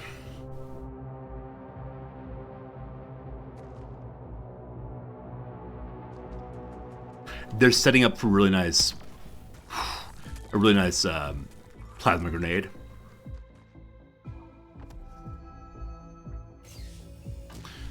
Okay. Unfortunately, when a character Overwatch returns fire, reaction shots, against an enemy like this, they do get the mesmerization. And so Brossie has a little bit lower morale. She's still okay though. Can capture any of them. So we've captured each of these before. I've never captured the humanoid, or the human rather, a parent human. I could probably do that, but I'd prefer to win this mission. So we're not going to do that right now. Open the drawbridge. Now, I could save the plasma grenade for whatever else might be in here. I'm fairly sure there's nothing else in there. So let's just use this. Cool. Maybe not. Yeah. Have Jerry got the way. That we have a more direct path for throwing here. 0% chance. Okay. So we're going to have M. Connor move forward a step to hopefully draw fire. Good job. I'm proud of you. Thank you for not dying. Stalwart Fury, thanks for the follow. Hello, hello, hello. So Glass Joke, you're going to move forward. You're going to roll this thing in at least. Good. Now, I've got to say, all of these enemies have grenades, and none of them have used them on me so far. And I want to know, they're just not coded to do so yet. Have they actually not had an opportunity to do so yet? Or have I just gotten incredibly lucky? Because we are so tightly packed. If a single grenade came in, ooh-wee. we have been grouped up so often. I think there's an enemy here. M. Connor's lower health right now. So, Cyber Oracle, I'm so sorry. Please don't die. Okay. No one immediately there. Surprising. In which case, Brasi... Don't want to step you out quite yet. I have a whole bunch of basic guns. We do have Daigle also, the heavy gunner. I intend to move Daigle out here to overwatch this direction in a moment. But...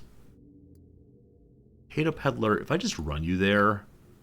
Let's do it! I believe you, Potato Peddler, I believe in you! Neat! Neat. And there you go. I love ending a mission with just pure assault rifle, or pure assaulter with shotgun. It always works out so nicely. I was pretty sure he's out of turn units. There's a possibility he wasn't, though, but that worked out very nicely. Alright, looking forward to get some text here, some more background about the cleaners. A little bit bummed there wasn't a special cleaner boss, but that's okay. That's okay.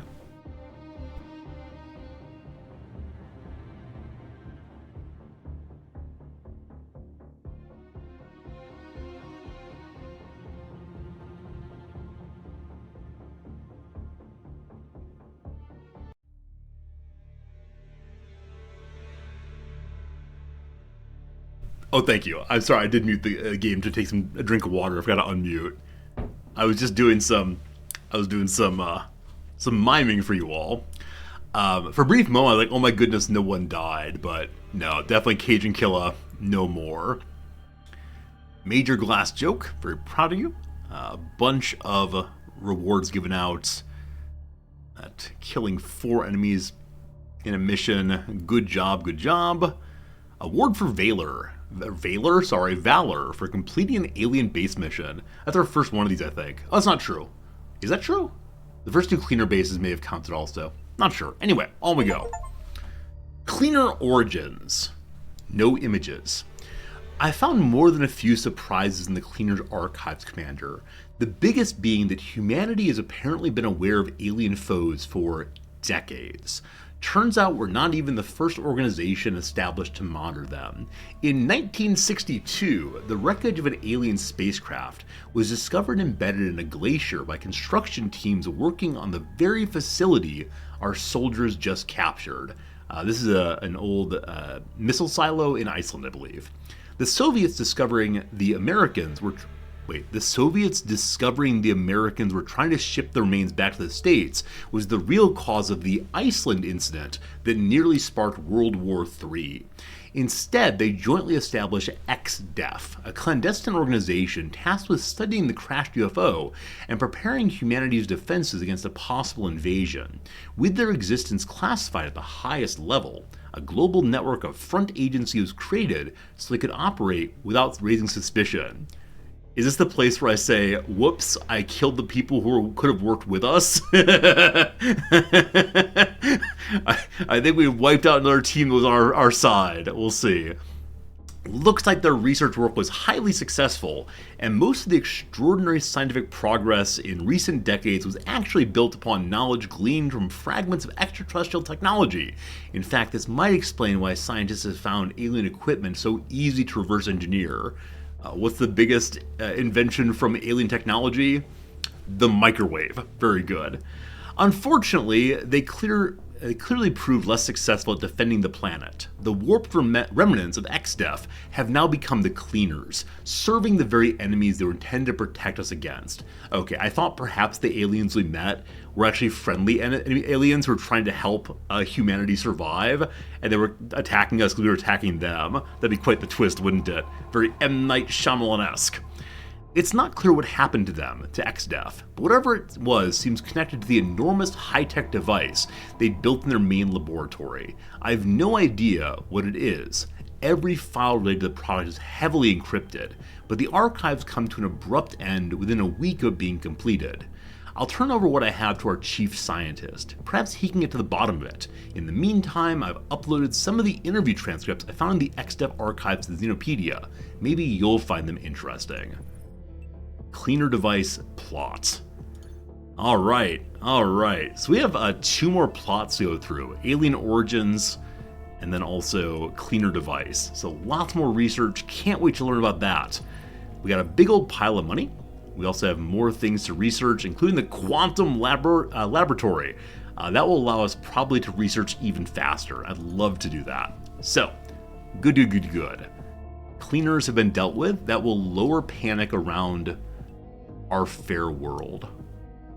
That was definitely the most challenging mission we've had so far, because it was very hard to tell what direction things were going to come from. Very challenging to figure out what our goals should be from moment to moment there. Autopsy the Cleaner. This looks like a standard human, doesn't it? What's that, though? Like, all kinds of bowels. And then something. It's myself. Thou art that. The brain has kind of electrode on it, maybe. I must commend you, Commander. With the recovery of these dead cleaner agents, we can finally begin the process of unmasking these mysterious figures. Inspection of the gas mask and hazmat suit suggests nothing unusual. While highly effective against environmental hazards, they offer little protection against firearms. One presumes they're primarily intended to conceal the identity of the wearer. The bodies beneath appear outwardly indistinguishable from normal humans, yet a glance at the roof of the mouth reveals heavy scarring, which implies significant surgical intervention, the full extent of which is only revealed by a bisection of the skull. Countless metal implants are embedded within the brain, collectively replacing over a third of the tissue with electronics. It seems safe to assume they represent some form of control device, but we need to capture a live cleaner to discern their exact nature. Oh, I now wish I had done that. Sadly, surgical removal does not appear feasible. The loss of so much brain matter means the implants themselves must be compensating for the missing function in some manner. Removing them would almost certainly leave the patient in a vegetative state. Cleaner operatives are thus doomed to serve their alien masters for the rest of their pitiful existence, leaving us no choice but to eliminate them. Thankfully, it should not be overly difficult. There is no evidence to suggest their implants enhance combat performance, nor that their equipment is appreciably superior to our own. Okie dokie. We can rebuild a broken sentry gun. Oh, we captured sentry guns from that base. That's great. More sentry guns, more good. 30% endgame progress, rather. And how's the engineering going? They're just making money. So can we now upgrade the quantum laboratory, improving the efficiency of scientists working there? It's all of our money, but that is grand anyway. Awesome.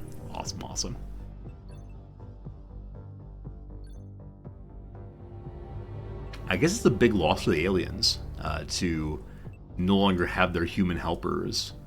We also learned that Iceland was the place where the first alien ship was found. So it was found by the Americans, and the USSR got very cranky about that. Tricksy Americans. Tricksy Americans.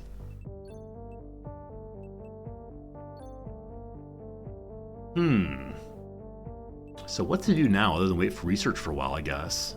We did lose one character, so we could try to recruit somebody new. We actually have a ton of living capacity open. Oh, we must have just finished building a new bedroom. Is that right? So much space. Are we full up on researchers? Yeah, we are full up there. Engineers also? We are. And know we didn't lose everybody, but maybe once we're at quantum research stations or quantum laboratory, we can get more folks. For now, though, I'm going to recruit one more person to make up for the recently lost rifle person. So, Layton Murphy, a little bit weak, but is pretty good all around. Not great bravery either, but mostly yellowish-green. And Canadian, that's great. Ingrid Bush, quite brave indeed. Not super accurate. Could be another assaulter. I wish they had more turn units, of course. Yeah, a lot of people are kind of yellow. Lyle Hansen. Your HP is garbage, unfortunately. Arlene Murphy, you're coming along. You'll be a new rifle person or someone. Hello, Fresher. Oh, we have no money. Have no money. Gotta fix that. But yes, the casualty list. Fresher, I'm sorry. We lost you yesterday. It was not a fun moment. It was not a fun moment at all. But yeah, we'll definitely get that Canadian hired in a little bit. Also, did someone get leveled up to higher than Colonel? Daigle, you're a Colonel. Congratulations. Which means the next iteration of Bob gets to be, what's above Colonel in this game? Some kind of General, possibly?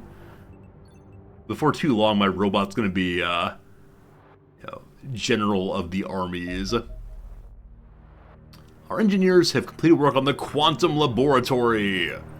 Ooh, heavy lasers online.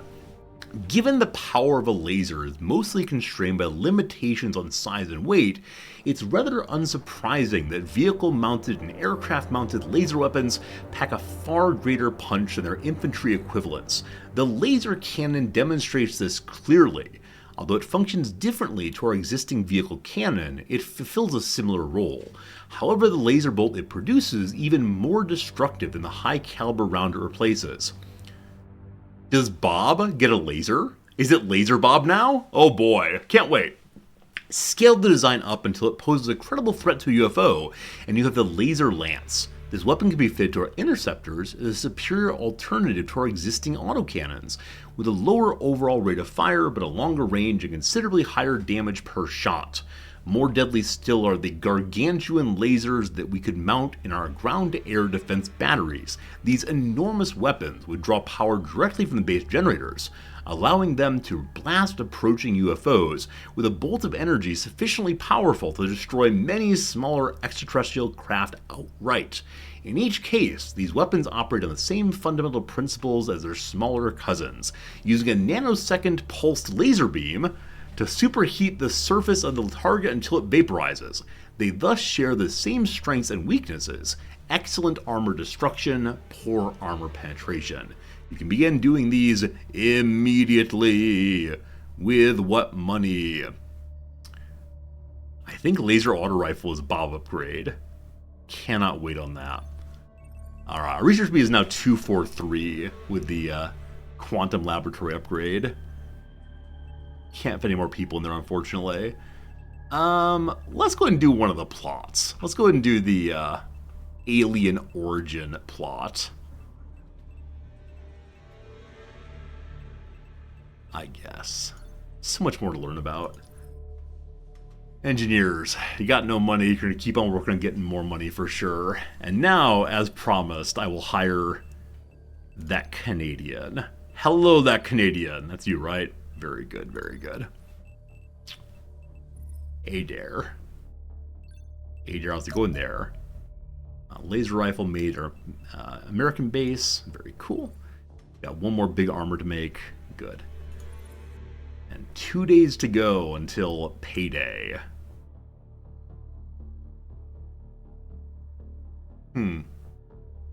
Yeah, for a while there was a big, like 10, 20 aliens showing up all at once.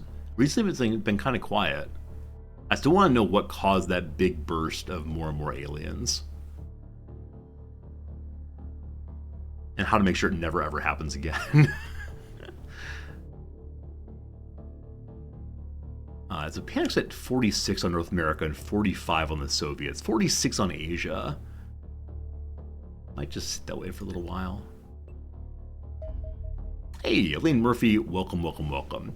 Elaine Murphy, you need a new name. Let me go ahead and say a thank you 2. First new subscriber today was Dorgan. Dorgan, thank you very much for your generosity. And there you go. There you go. Private Dorgan. Holy cow, you are so badly overweight. Oh, Dorgan. Oh, sweet Dorgan. Oh, my goodness. What are we going to do with you?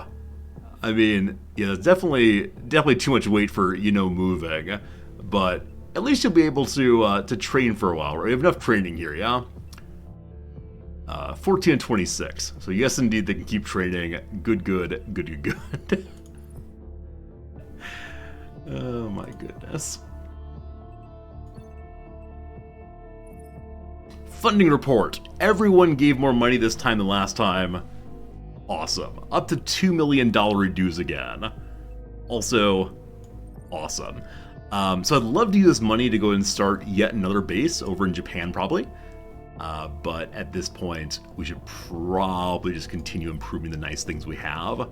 So another research room would probably be great. And I'll throw that here to maintain adjacency. And then engineering, I will first waste a bunch of money by rebuilding Bob yet again. And after that, laser cannon primary weapons to the vehicle, or laser auto rifle. Huh. I wonder if the laser cannon... I think laser cannon is only for... Well, never mind. The aircraft, actually. Not sure. No, I'm not sure. I thought... Oh, air weapons. Here we go. Air weapons are laser lances and so on. So I think laser cannon and laser auto rifle, we could potentially equip either one, possibly even both. Laser cannon's a primary weapon, so that replaces the missiles, I guess. And the laser auto rifle is a secondary weapon. We'll at least do the secondary to laser. I'm not sure if I want to keep the...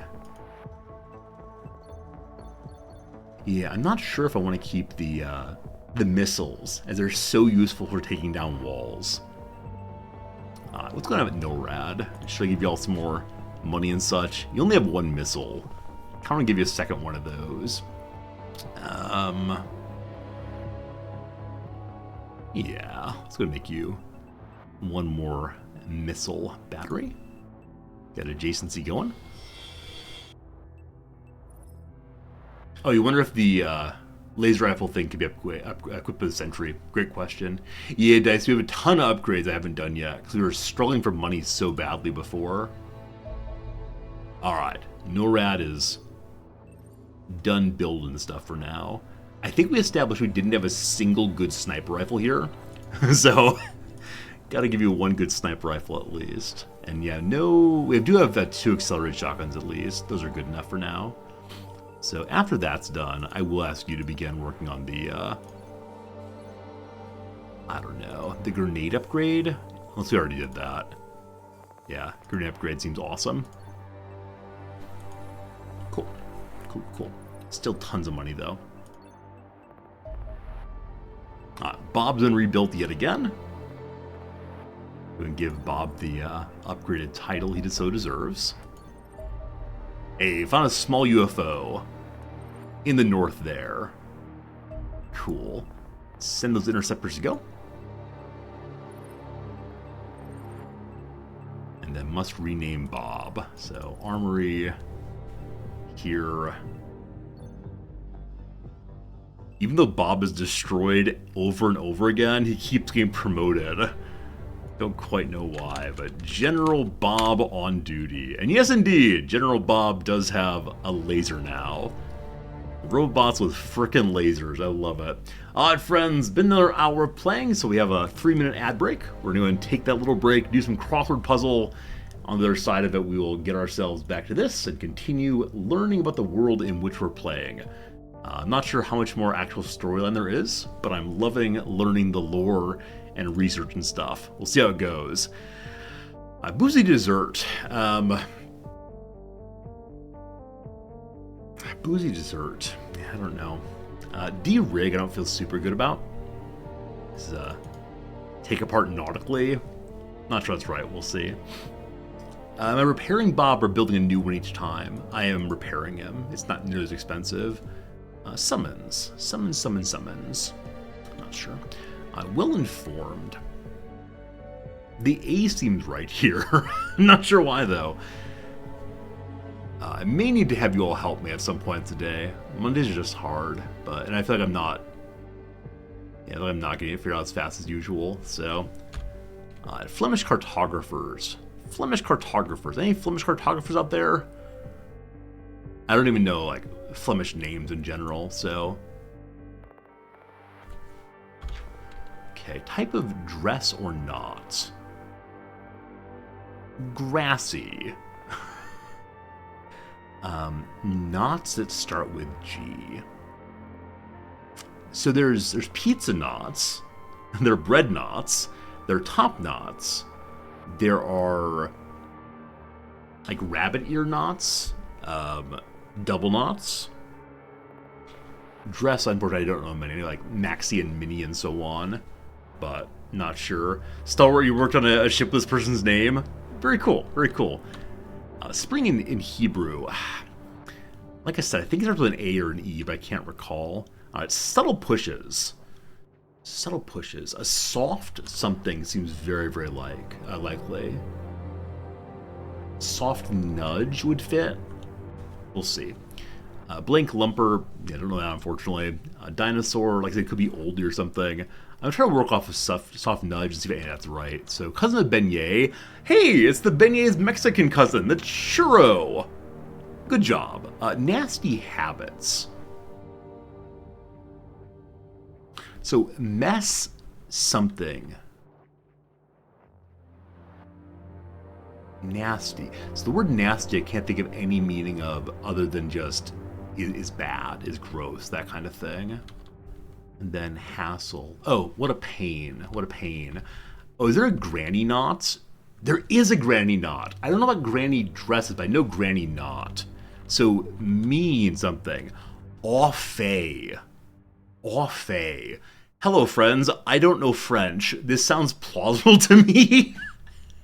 But, sure. Nasty habits. Mean streaks, possibly. Yeah, it's a habit of being nasty instead of a habit that is nasty. My goodness. Hello, Genetic. You subbed the other day, but you never became a soldier. I'm so sorry.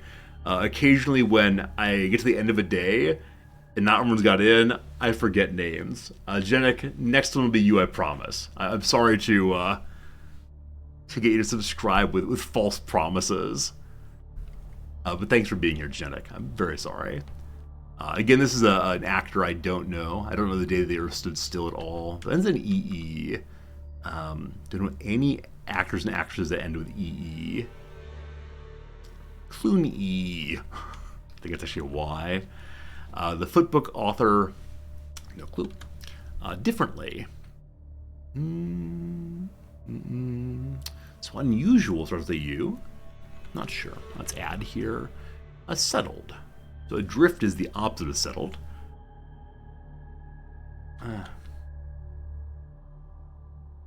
Okay. I said earlier that babysitter's charges could be children of some sort. Or child or something. Because children is definitely way too short. Instead of nudge. Not sure. Alright, no last task. No light task, rather. So the word light can play a lot of different directions. Like, it could be the opposite of dark, of course. So something that happens in the dark, possibly, but unsure.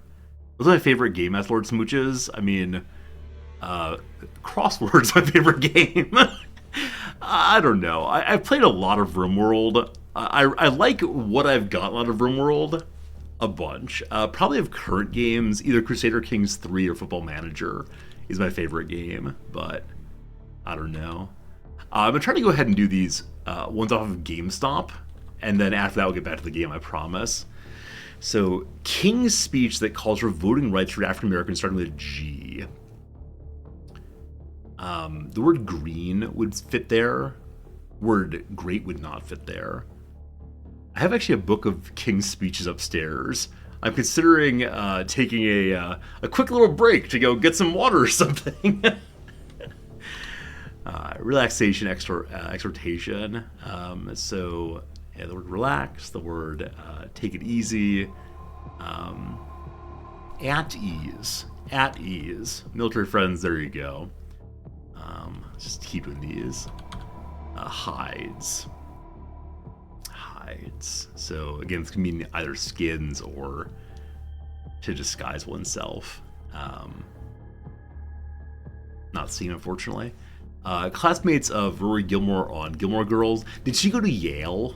So, I know that people who go to Yale are called Eli's, but I don't know Gilmore Girls at all, unfortunately. I'll put that in and we'll see what's right later.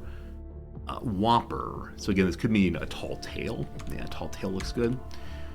Proportion affected by literal decimation. I said 1/10. Okay, if 10th be tenths then.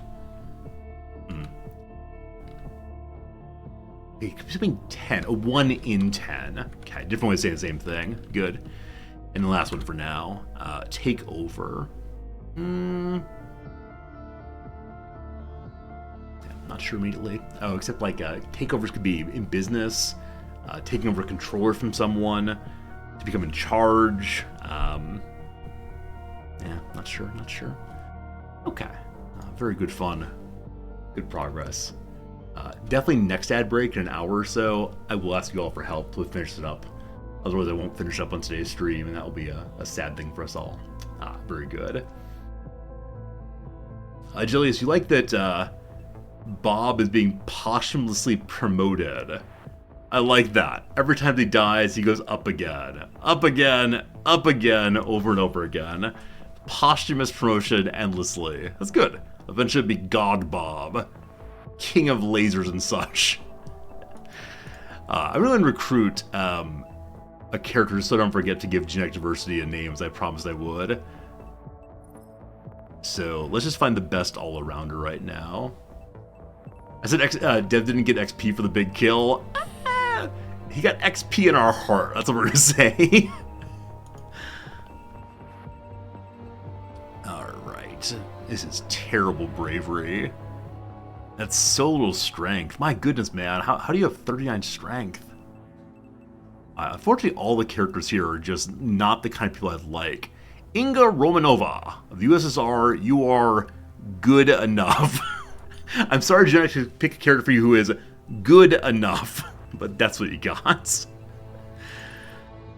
Alright, time ahead. A very small one. Alright, this is our first time ever seeing fighters that we're going to try to fight.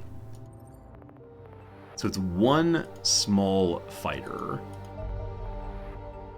We have 2 of our fighters. Let's see. Let's see how this goes. We may lose both of our fighters at once. Yeah, fighter and a fighter.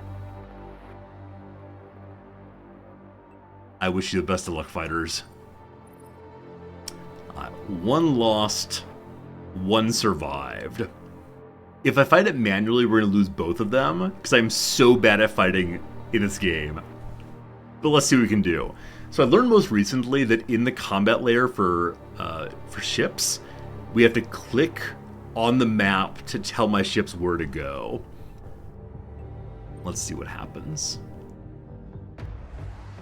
Okay. So we are here. They are there. I assume they move very quickly also. I assume we want to get in behind them. So Angel 1.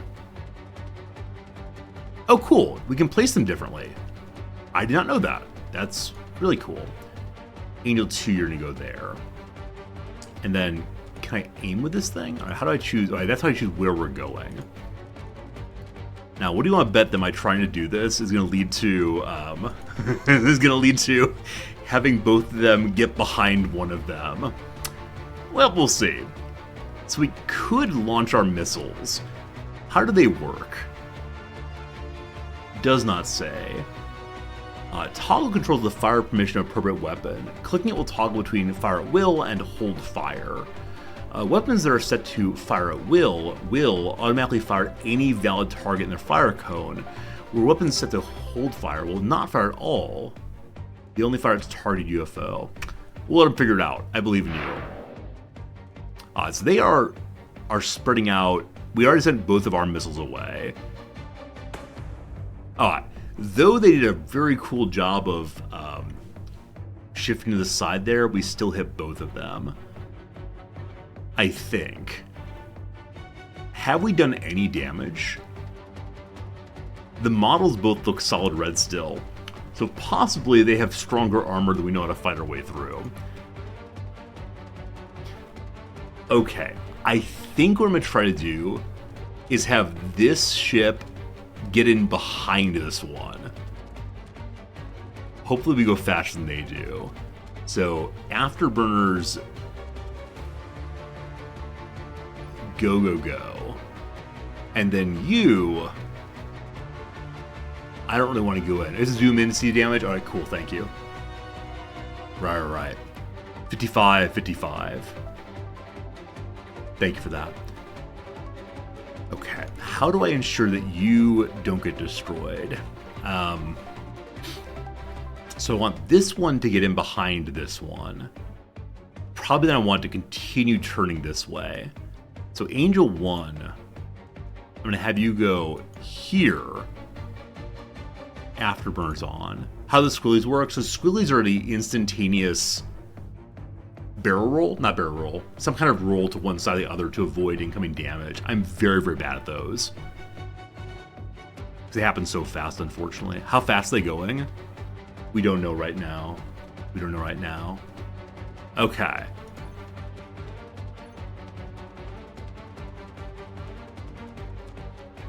This is working I want to. This is not working correctly. So you instead go there. Okay. So I sure was feeling clever for a little bit there. I'm sure we've learned some valuable lesson about something. What that is, I do not know. But anyone ready to write a letter on behalf of a grateful nation to these people's families? I'm going to have you go ahead and roll right to hopefully get a little bit of distance. So Angel 2, Afterburner off, roll right hard. Focus Fire's king. Yeah, I thought I was being clever with my strategery, but perhaps not.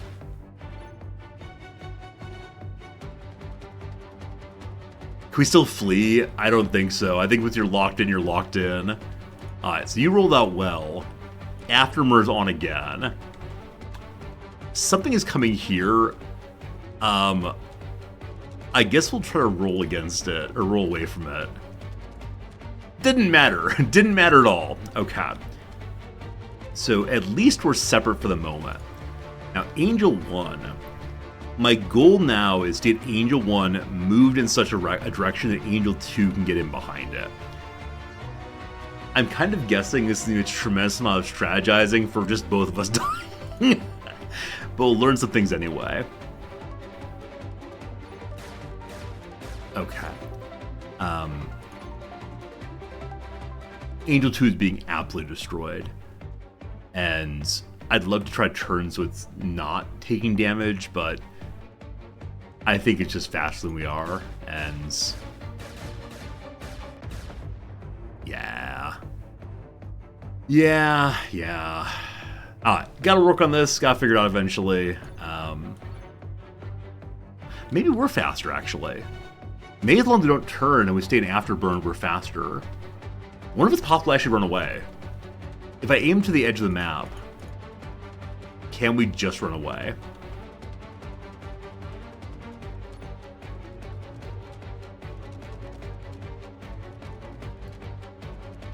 We still have 22% fuel. I think we're going down. Okay.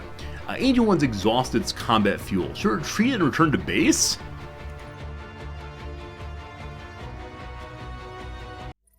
Okay. So at least one is still alive. Now you recall that when we had the game automatically do that for us, we took down both of them and only lost one. This time we took down neither of them and definitely lost one also. Well, that's how it goes. All right, go home, fighters. Go home.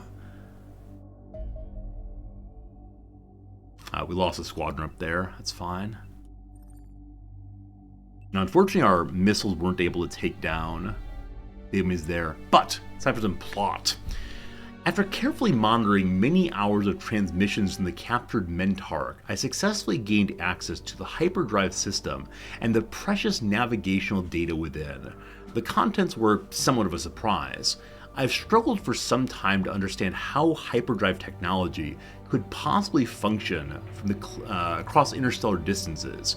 The energy required increases with range, and even a jump from the closest star systems, roughly 5 light years away, would require unfathomable amounts of energy. The truth is simple. Our primitive minds fundamentally misunderstood the purpose of the hyperdrive. Our alien foes are not using the device to traverse across the universe. Instead, they remain roughly the same physical location and jump across the multiverse. Oh boy, David Lewis is right. There's some place where there's hostile aliens, there's another place where elephants can speak English, all very confusing. Explaining the concept of multidimensional travel succinctly is difficult, but it appears a great many alternate dimensions are actually far closer to us in terms of energy expenditure required to reach them than Proxima Centauri. Our enemies thus also originate from Earth, but the Earth of a distant dimension that may differ greatly from our own. These Eternals seem to be interdimensional explorers, searching the multiverse for worlds where multicellular life has evolved. They're explorers and destroyers. It appears only a handful of such dimensions exist, out of the many thousands recorded with the hyperdrive.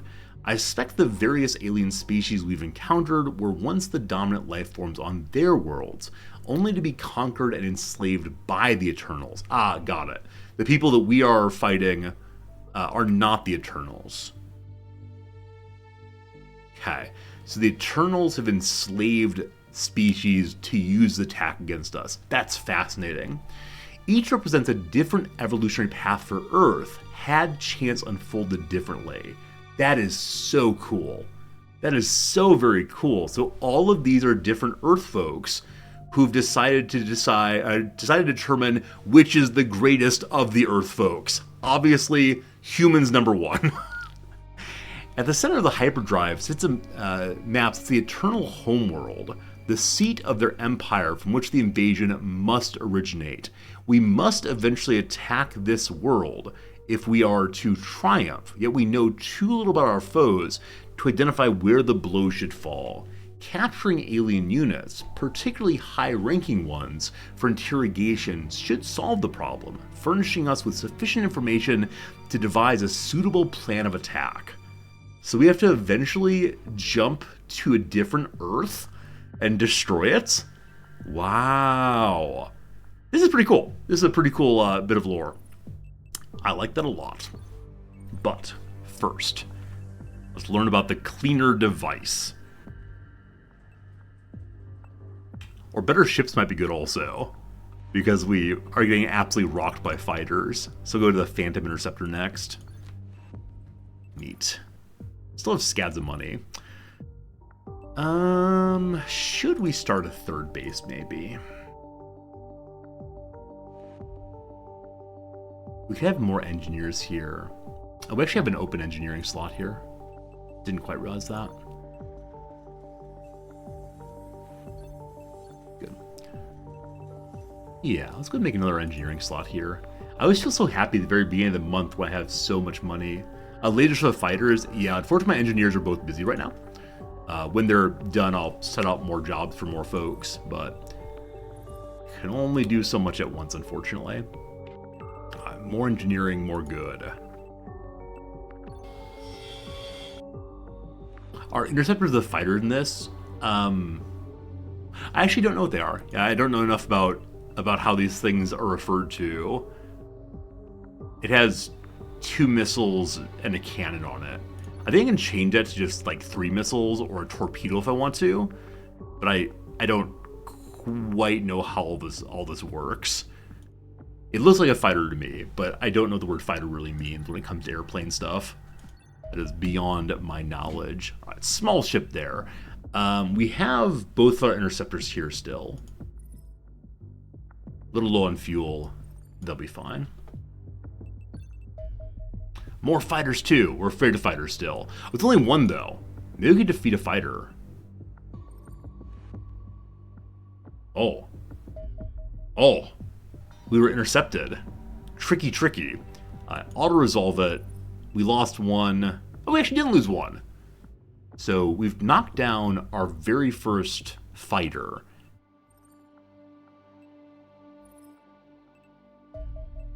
No aliens survived the crash. Salvage teams are extracting the following items for delivery to NORAD.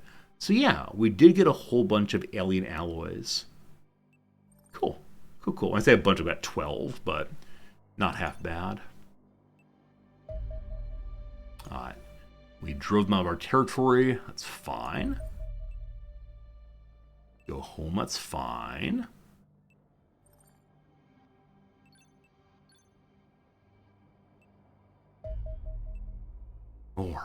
More. I'm going to wait till it's a little bit closer. It might be coming from my base. It's small. We have missiles there. I think we'll win. Yeah, let's ignore it and see if it attacks the base. It's that could be fun. Our first ever base invasion. Well, no. Alright. Considering just sending 1 of them if I can. Yeah, I'm sure you can do Angel 5. Angel 5, go, go.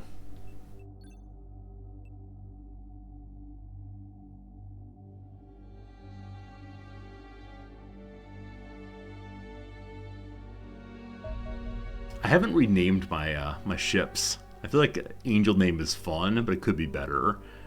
Tailed us over land again. Fortunately, we drove it out once more. At least we're going and making contact. Alright, look here, you. I think this thing is teasing me, unfortunately. Try it again. So, does it instantaneously refill its fuel? No. Wait just a moment longer.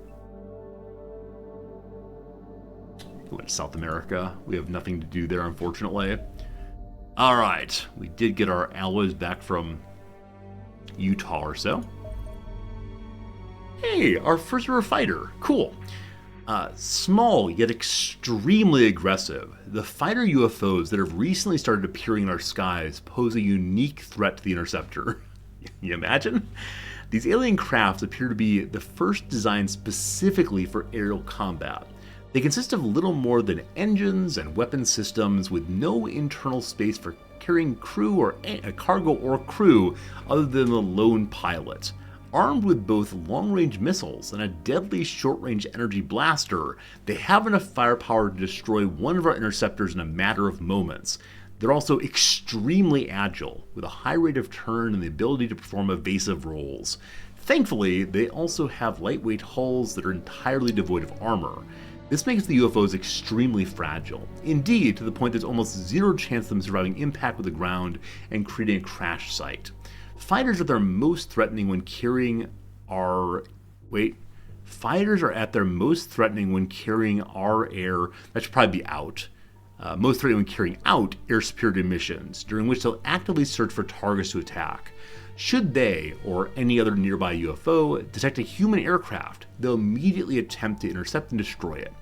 In such situations, it can be tempting to leave the crafts their own devices. However, it too can be problematic.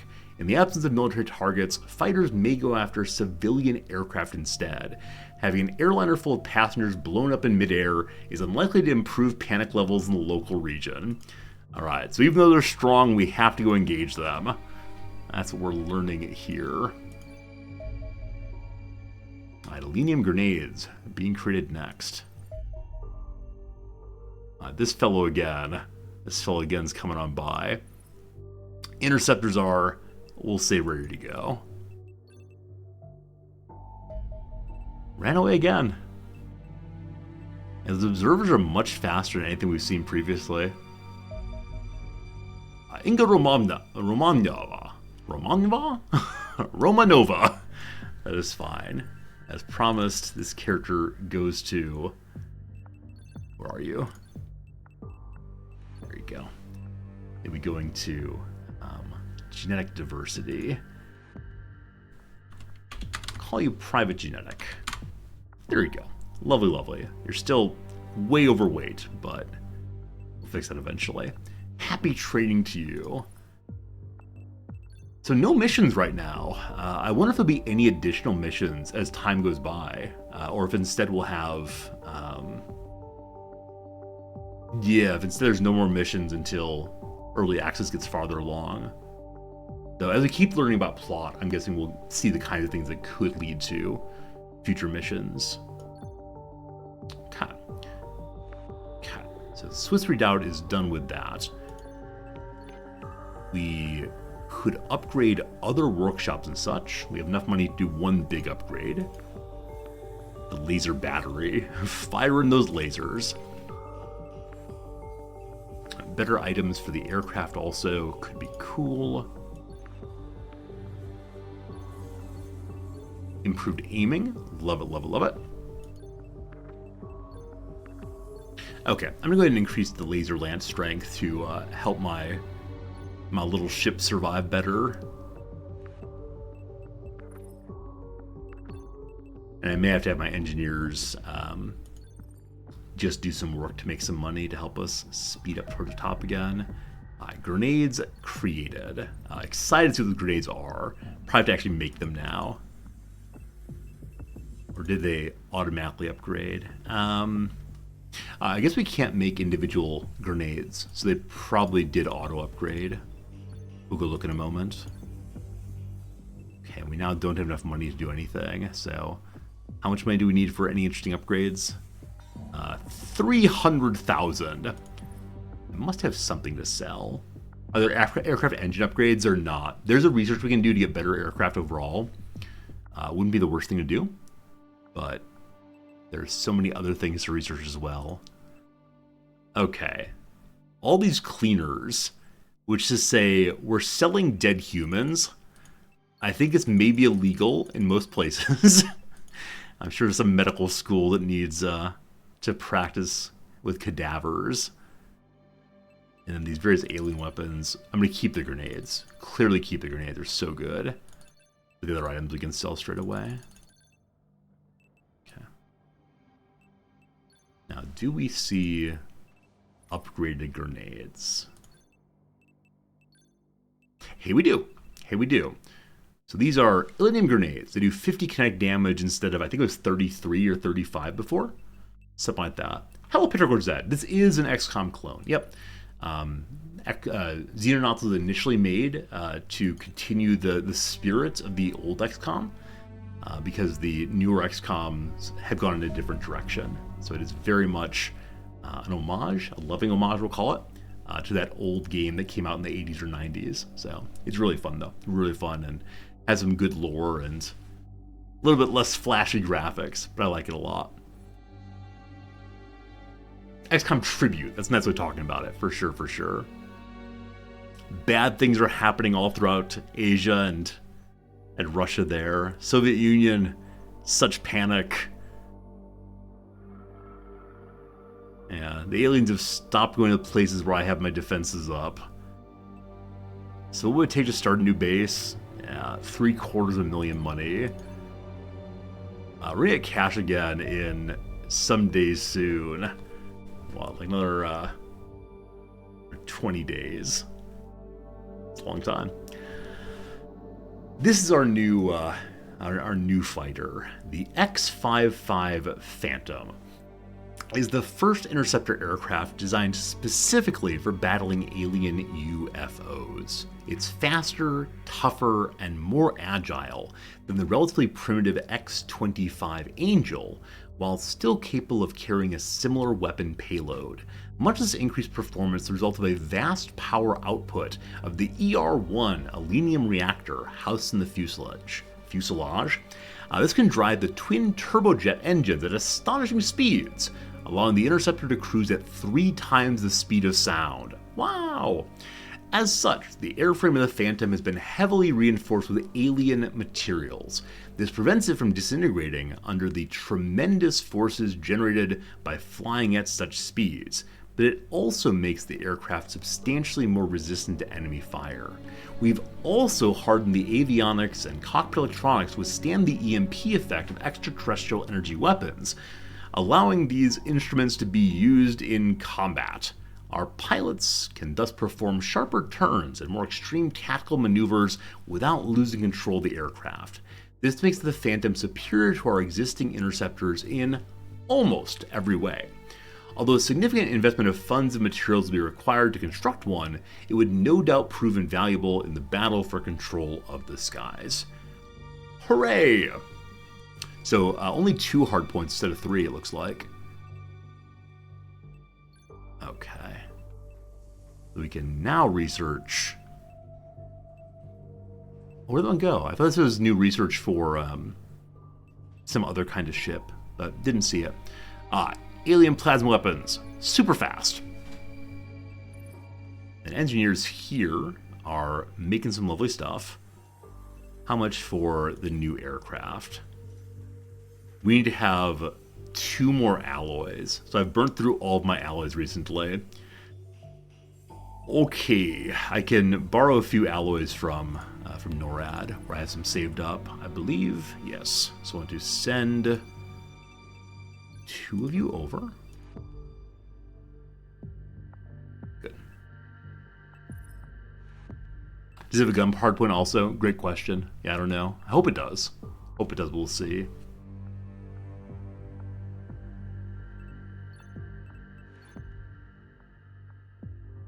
Asia's at 62 panic now. Tactical mission. Oh, this is new. The aliens have constructed an outpost on the planet.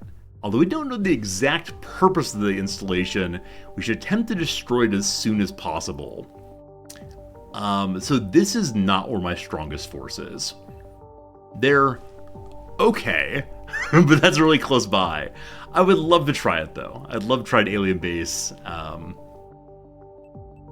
It's not going to go away immediately. Or no. There's new armor research, but also this, alien plasma weapons. They're significantly more powerful than magnetic predecessors, generating bolts of searing plasma that inflict terrible damage on anything they hit. Analysis of captured alien plasma weapons suggests they all share a common architecture. The barrel contains a plasma accelerator that draws power from an selenium battery, utilizing it to form a ball of superheated plasma, like Earthworm Jim, that's fired towards the target. A small graviton emitter fitted to the muzzle of the weapon injects a single charged particle into the projectile as it passes, generating enough of a gravitational field to prevent it from expanding into a useless cloud of hot gas. Although this effect does not stop air resistance deforming the sphere into an elongated bolt. So one tiny little particle holds the whole thing together. These plasma projectiles collapse explosively on impact, tearing a gaping hole at the point of impact and grievously burning the surrounding area. An unarmored human is unlikely to survive a hit from an alien plasma rifle unless they are fortunate enough to be struck on an extremity like an arm or a leg. Sadly, plasma weapons also possess rather greater arm penetration than their magnetic equivalents. Basic Kevlar armor provides very little protection and should ideally be replaced by something more advanced. Although our primitive attempts to replicate the weapon have proved unsuccessful, our best plasma emitter has a range of less than 3 inches, our work has at least revealed enough about their workings that the armor can be improved accordingly. Now we have... We didn't have an armor thing, like I expected we would. We have lasers ammo recharge, though. What's that? That's not in the game yet. So we are finding the end of the research tree. as we continue doing these, I'm guessing we have hit the end of the game, but let's learn about better stun weapons now. I think what we're going to do is finish up all the research, and then maybe attack this last little base there, and they'll probably be done with the early access here.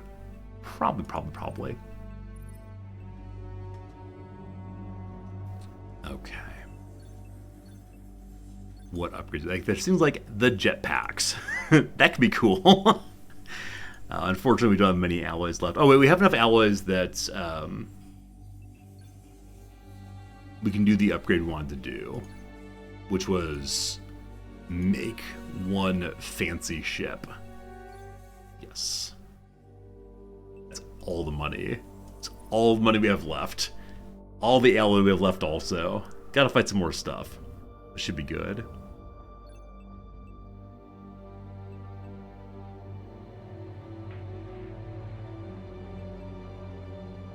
Brassi's recovered. I believe our characters are largely in good health. We had some really rocky times before.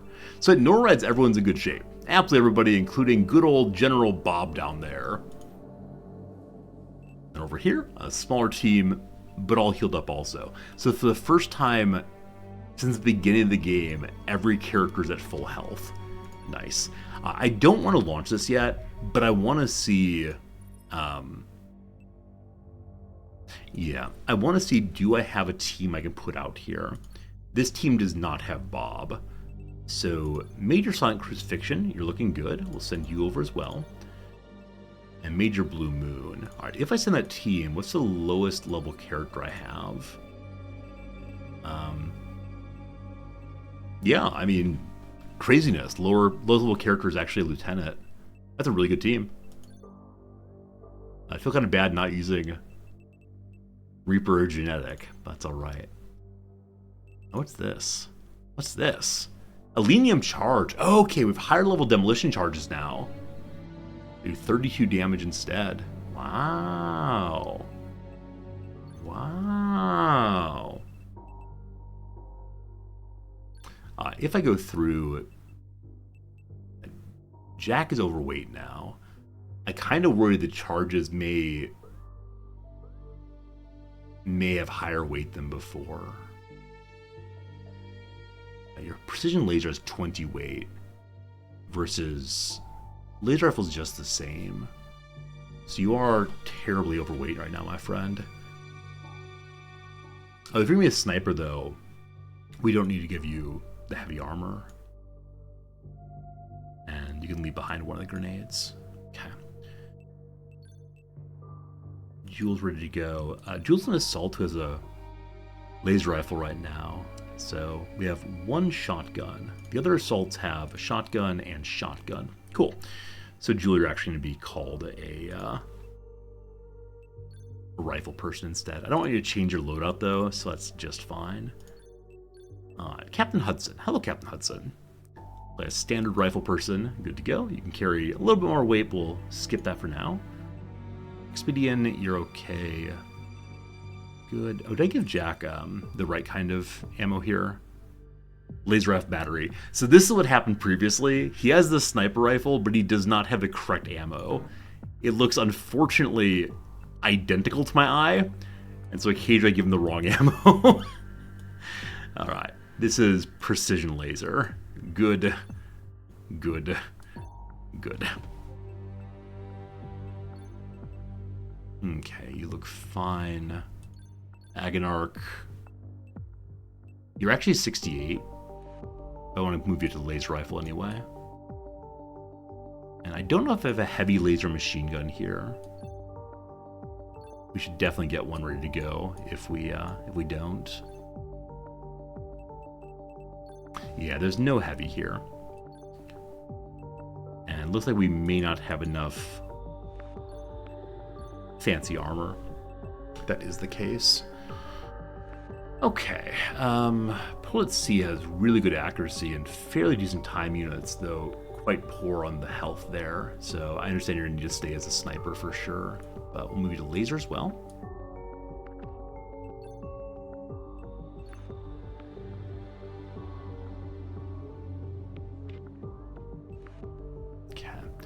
So I want to make probably one heavy set and one shield set.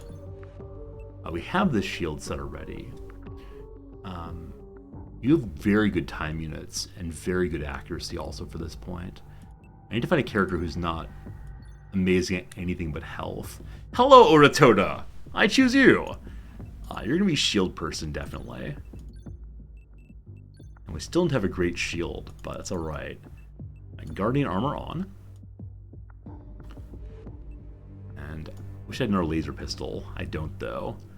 So, standard pistol for you. Good luck, Oratoda. Good luck, my friend. You'll pick up a weapon off a dead person once your shield gets destroyed. Alright, so we just need one more...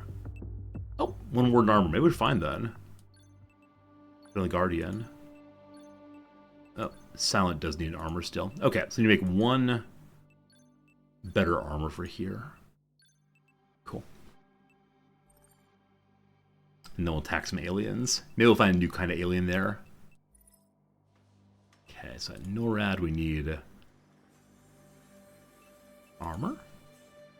Good. And we have for another weapon. What's laser ammo recharge, though? Upgrades all existing and future infantry weapons to increase their damage and employ self-recharging batteries. That sounds amazing! Self-recharging batteries. You don't have to reload. You can probably just pass a bundle of turns. Holy cow, that's so cool. How on earth do I afford it, though? Alright, time to start selling living people. Might be time to sell some living folks. The defender armor we're not going to use for sure. I think I have 250,000. Well, that is 1,000 or 100,000 rather. How do we find another 150,000 money? We could sell General Bob. Nope, nope, nope. Alright, sell that weapon. We have no ally here. Even if we're to sell all the captured folks, it's a 20, 40, 60, 80, 1. Okay, if I sell all the captured folks and the alien scanners. Alright, we're populating the zoos of the world, because I don't want to wait for 12 more days.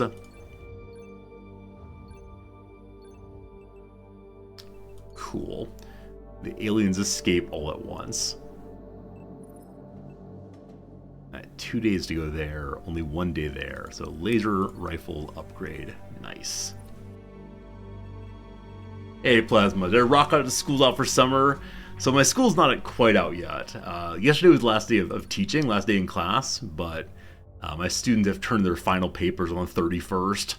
And then it's going to be a tremendous amount of grading very, very quickly to get grades in by the time they're due.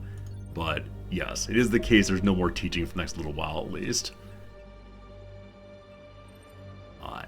Ship here might be an observer. Do I have both my interceptors back online again at NORAD? Yeah, both online right now. I can give them torpedoes, as these are better against slower moving enemies. I can give them a laser if I want to also. Sure looks good. So one has cannons and sidewinders, which move faster. And the other has lasers and torpedoes. We'll see how that goes. Alright, destroy, destroy. Gotta wait till that gets rearmed. Might get away before we can do that. I only 42 health here. I don't know why it's so low. I don't recall it taking damage earlier, but I'm sure to win. I'm sure to win. Go save Norway. Too fast, too fast. Yeah, the new ship is being built right now, and when it does, we'll figure it out. For now, we just chase stuff away, it seems. Engagement there? An abductor. I've never seen an abductor before. And I will not see one this time either. So... Oh, it's one ship moving at low height, and my goodness, it destroyed both my fighters. Here, I will fight the battle manually. It's only one ship, so surely we can do something here. I can start you on the sides, I believe. Now that giant green all the way around, I do not know about that.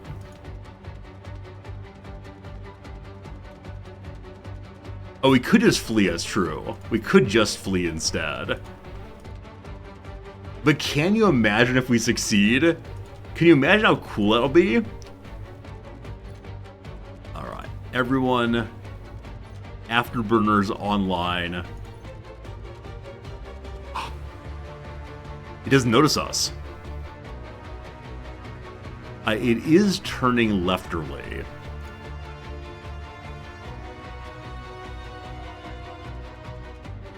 Might be a 360 cannon. Oh, okay.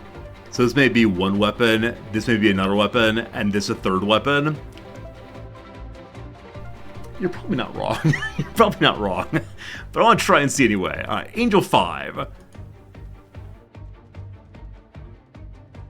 You're going to turn in right away. Angel 4, you're going to continue heading on the outside.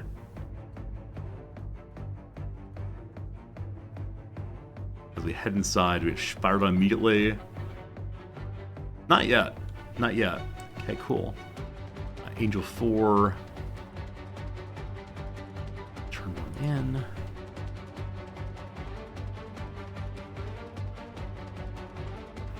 Okay, Angel 5. I'd like you to move away because it is turning about. Angel 4, head up this way. I'm probably not targeting it correctly because why? Because I'm probably aiming where it is as opposed to where it's going.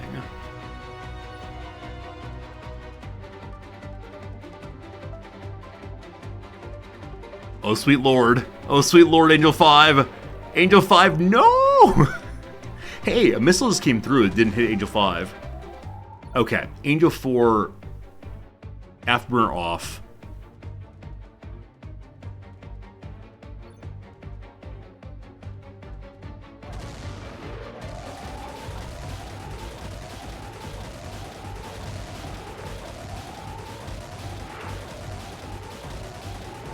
It has an incredibly large hull, unfortunately.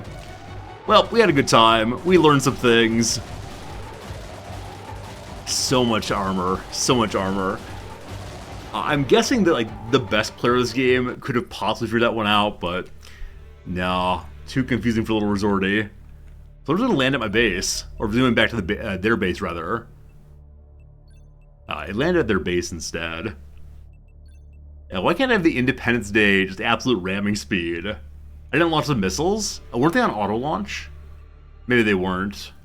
Need torpedoes for that one? Okay. Okay, good to know. But yeah, I do see that the missiles weren't launched.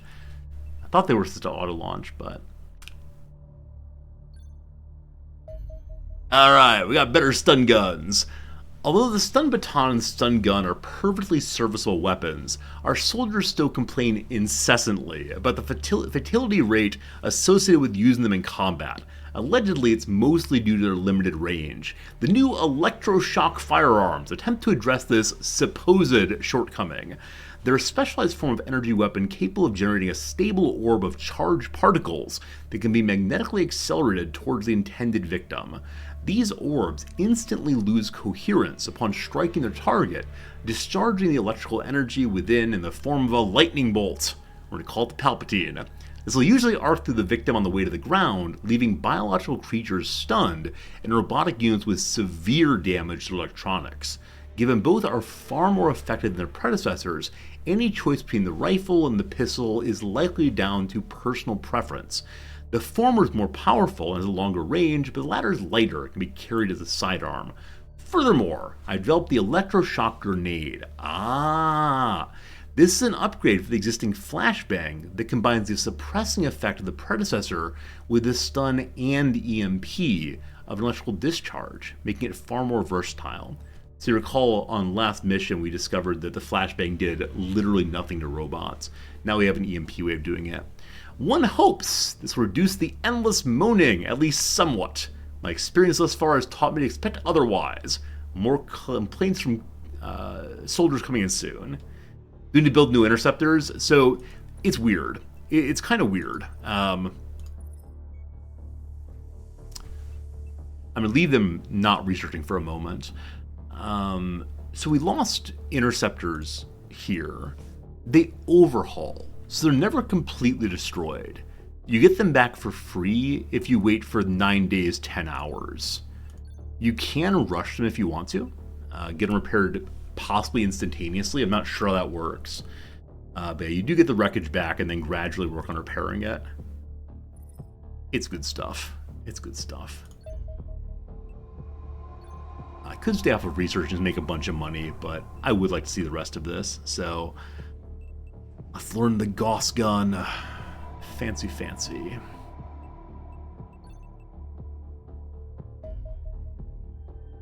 This is a medium. It's probably an observer, I'm afraid, so we're going to just ignore it. Wants to land at my base, welcome to do so. There we go. Our first ever Phantom is online. Ooh,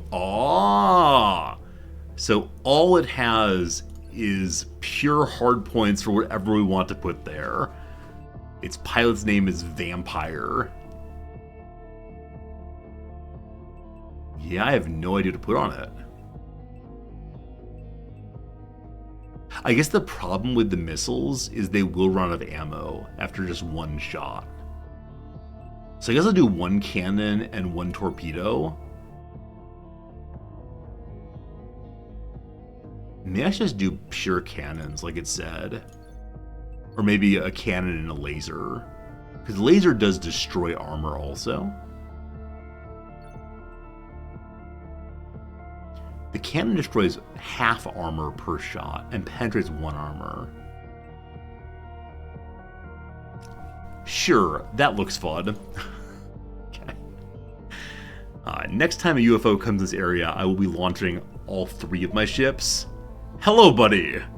Hello, buddy. Phantom does not have its armor quite on yet, so we'll wait a moment longer.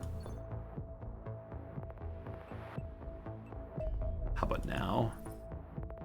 Angel 2 is a little bit low, but I believe in you all. Here comes some aircraft. It is the abductor. Whittled over land. Up in Scotland, we're gonna knock it down now. I would love to see how the fight actually works, but I don't trust myself, so let the game figure out instead. I mean, that's why it gets paid the big bucks. Phantom 1 succeeded in destroying it despite the loss of its armor. There is an abductor to check out now. Or we can just sell it to the Scots. I'm going to leave it for right now. I think we're going to get that. I think so, I think so. Okay, engineers making nothing. We have no money.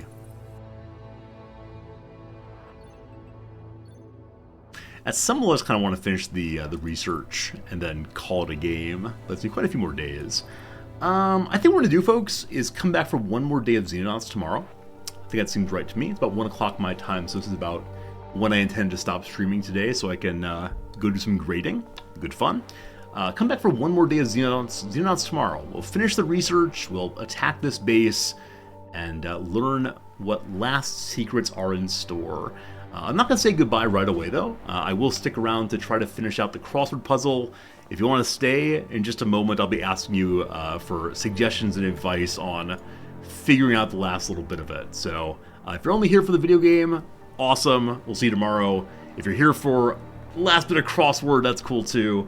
If you enjoyed what you saw, consider throwing a follow this way. I do appreciate people stopping by and saying hi and enjoying the content such as it is. But let's see if we can finish this out over the next little bit. Give me just a minute or two, and then we'll open it up to the crowds in general.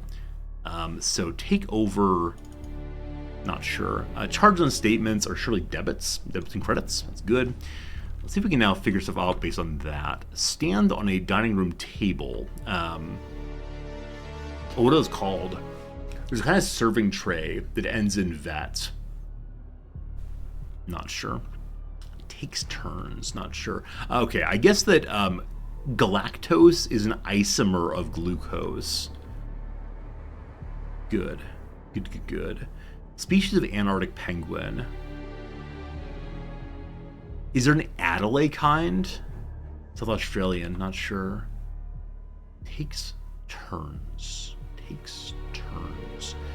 Steers, possibly. Okay. So mall was incorrect for Emporium. Mart instead. Good. I'm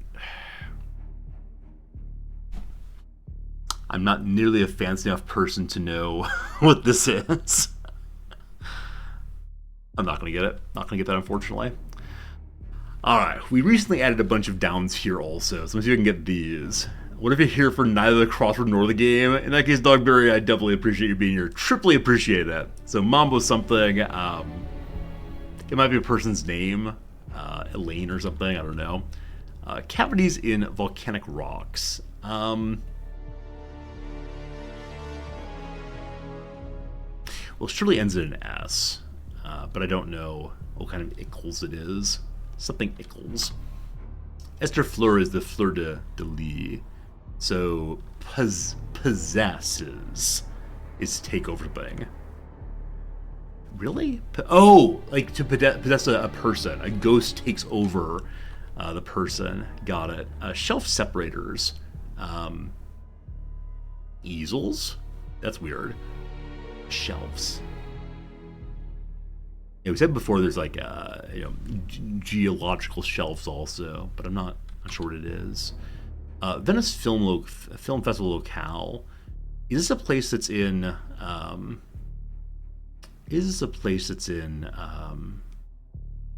CK3? I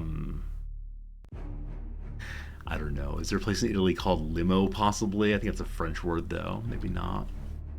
All right. Let me go ahead and say Mambo Italiano sounds super likely.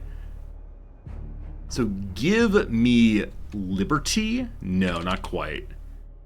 I was about to say you're all in also. Vesicles, apparently. So the vesicles are a general word for cavities. Good. Hides his masks. Good. The footbook author? No idea. No idea at all. Dinosaur.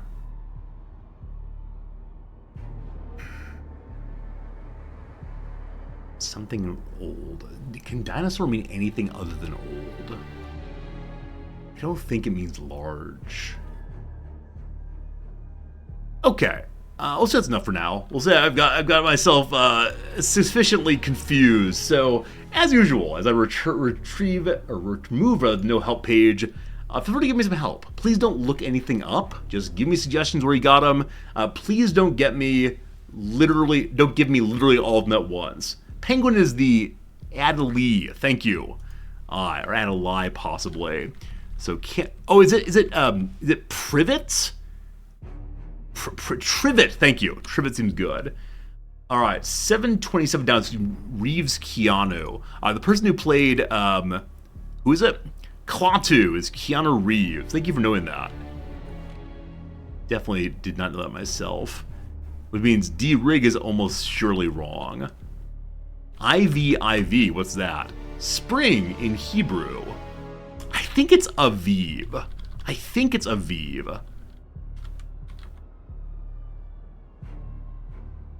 Back to that in a moment. All right, D-Rig seems definitely wrong. Summons. My cleverness here was all incorrect. Mercator. Mercator. I'm not trying to say that is the cartographer figure out the word atlas. Okay. Dinosaur could be retro. I like that very much. I like that very, very much. All right, can I work off of that now? A footbook author, I just don't know, unfortunately. Differently.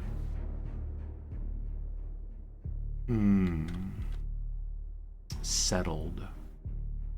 So settle means to pay something, possibly. We'll see. Okay. Shelf letters are aisles. Oh, yeah, like at a library, you have a bunch of shelves on both sides and aisles down the middle. Very smart, thank you. Okay. Limo may actually be a place in Venice. I'm not sure on that. Ones who aren't self-motivated. Oh, altruists. They're motivated by helping others. Altruists indeed. Good.